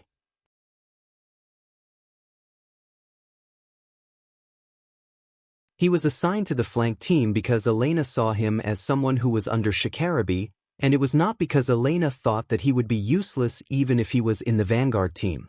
Togami knew that, but even so, it was hard for him to align his thoughts to that fact. Akira, Elena, Sarah, Shiori, and Carol took their positions to start shooting. They were hiding in a hallway, behind rubble, behind a wall with a hole, or behind anything that might protect them while they were waiting for Elena's signal. Akira was very nervous. He repeatedly took a deep breath to try and calm himself down. Calm down. Don't panic. Calm down your nerves. Just do what I should do the best that I can. That's all there is to it. Back then, when that big snake ate me, I also lost connection to Alpha. The situation that I'm in right now is not as bad as when I was inside that snake's stomach. He left anything that would slow down his movement on the floor. That included his rucksack, CWH anti-material rifle, and DVTS minigun. After all, he had no confidence to be able to move around quickly without Alpha's support if he had those things on him. If he carried everything with him, it would be even difficult for him to walk. Until now, he was able to maintain his balance in that situation with the help of Alpha's support. But now that he did not have that support, it would be impossible for him to go on a battle while carrying all of those things. Akira looked at the A4WM automatic grenade launcher in his hand and smiled bitterly. I have 2 rifles that don't need strict aiming. I'm glad I bought them. The A4WM automatic grenade launcher and DVTS minigun were rifles that did not need strict aiming, while the CWH anti-material rifle needed proper aiming to hit its target. The distance to the monster could be considered as a close distance for a fight in the middle of the wasteland. In that range, Akira should have no problem aiming with his CWH anti-material rifle. But currently, Akira could not do something as dangerous as peeking out from the rubble and taking his time to get a proper aim. If he got unlucky and got the monster already aiming at him, there was basically zero chance that he would survive. Even if that monster had a big body, Akira did not have the confidence to properly hit his shot even if he used the time compression too. After all, if he missed, it would immediately spell his doom. So Akira decided to carry the rifle that he could shoot without too much aiming. He put some medicines in his mouth, ready to swallow it the moment Elena gave the order to start attacking. He had made his resolve as he was waiting for that signal. Elena sent an order through the communication device before starting the battle. Although I'm sure there's no need for me to spell this out, once we start shooting, I'm sure the other smaller monsters would focus their attack on us too. If it's possible, I want to leave them be. So just ignore the smaller monsters as long as they don't attack us. Focus your firepower on our main target. But I don't forbid you from attacking the smaller monsters here. And if you think that the situation is getting too dangerous, you can make your own decision.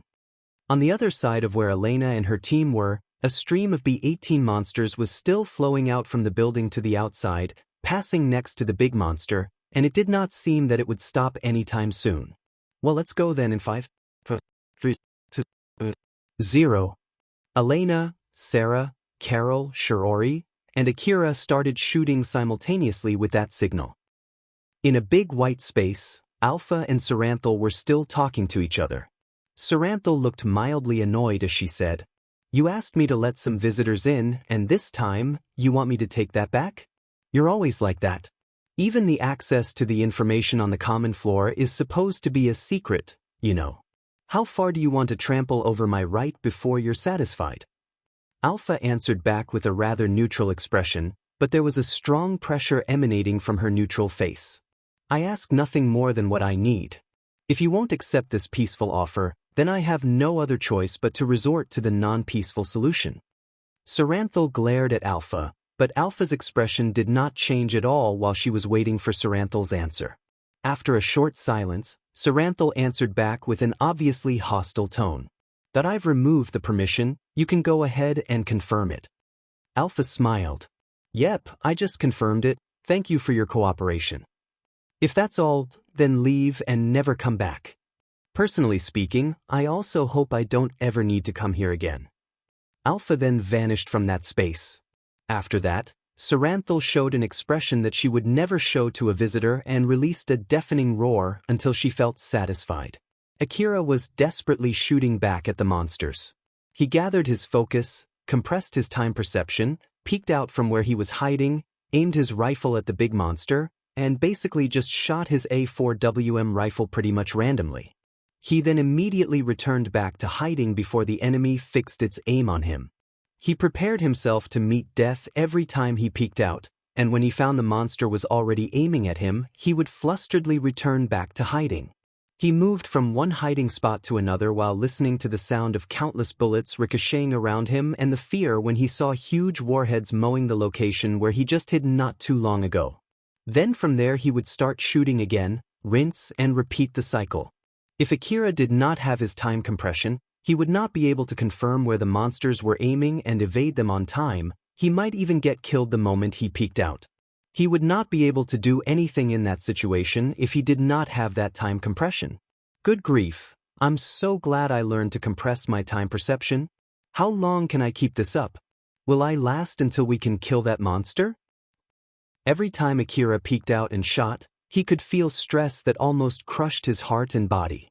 Both his brain and his body were begging for a rest, but he just ignored it, clenched his teeth, kept his focus, and pushed his body to keep moving nimbly with the help of his augmented suit. Although he was somehow able to fight in that situation because he forced himself that hard, it was only a matter of time before his mind or body would give out. The pulsing pain in his body and head was telling him that he did not have much time before that would happen. Akira crushed the growing fear inside him as he desperately continued fighting back the monsters. In the battle, the hunters actually had the upper hand. Not only was the main target stationary, it also had a huge body, an easy target. As long as there was no sudden change in the situation, the hunters would not miss their shots. While on the other hand, the big monster had to divide its attention to multiple locations, so its firepower was significantly thinned out. Moreover, The other B-18 monsters just kept on moving outside the building even after the hunters started shooting. Thanks to that, the hunters could focus their firepower on the big monster alone.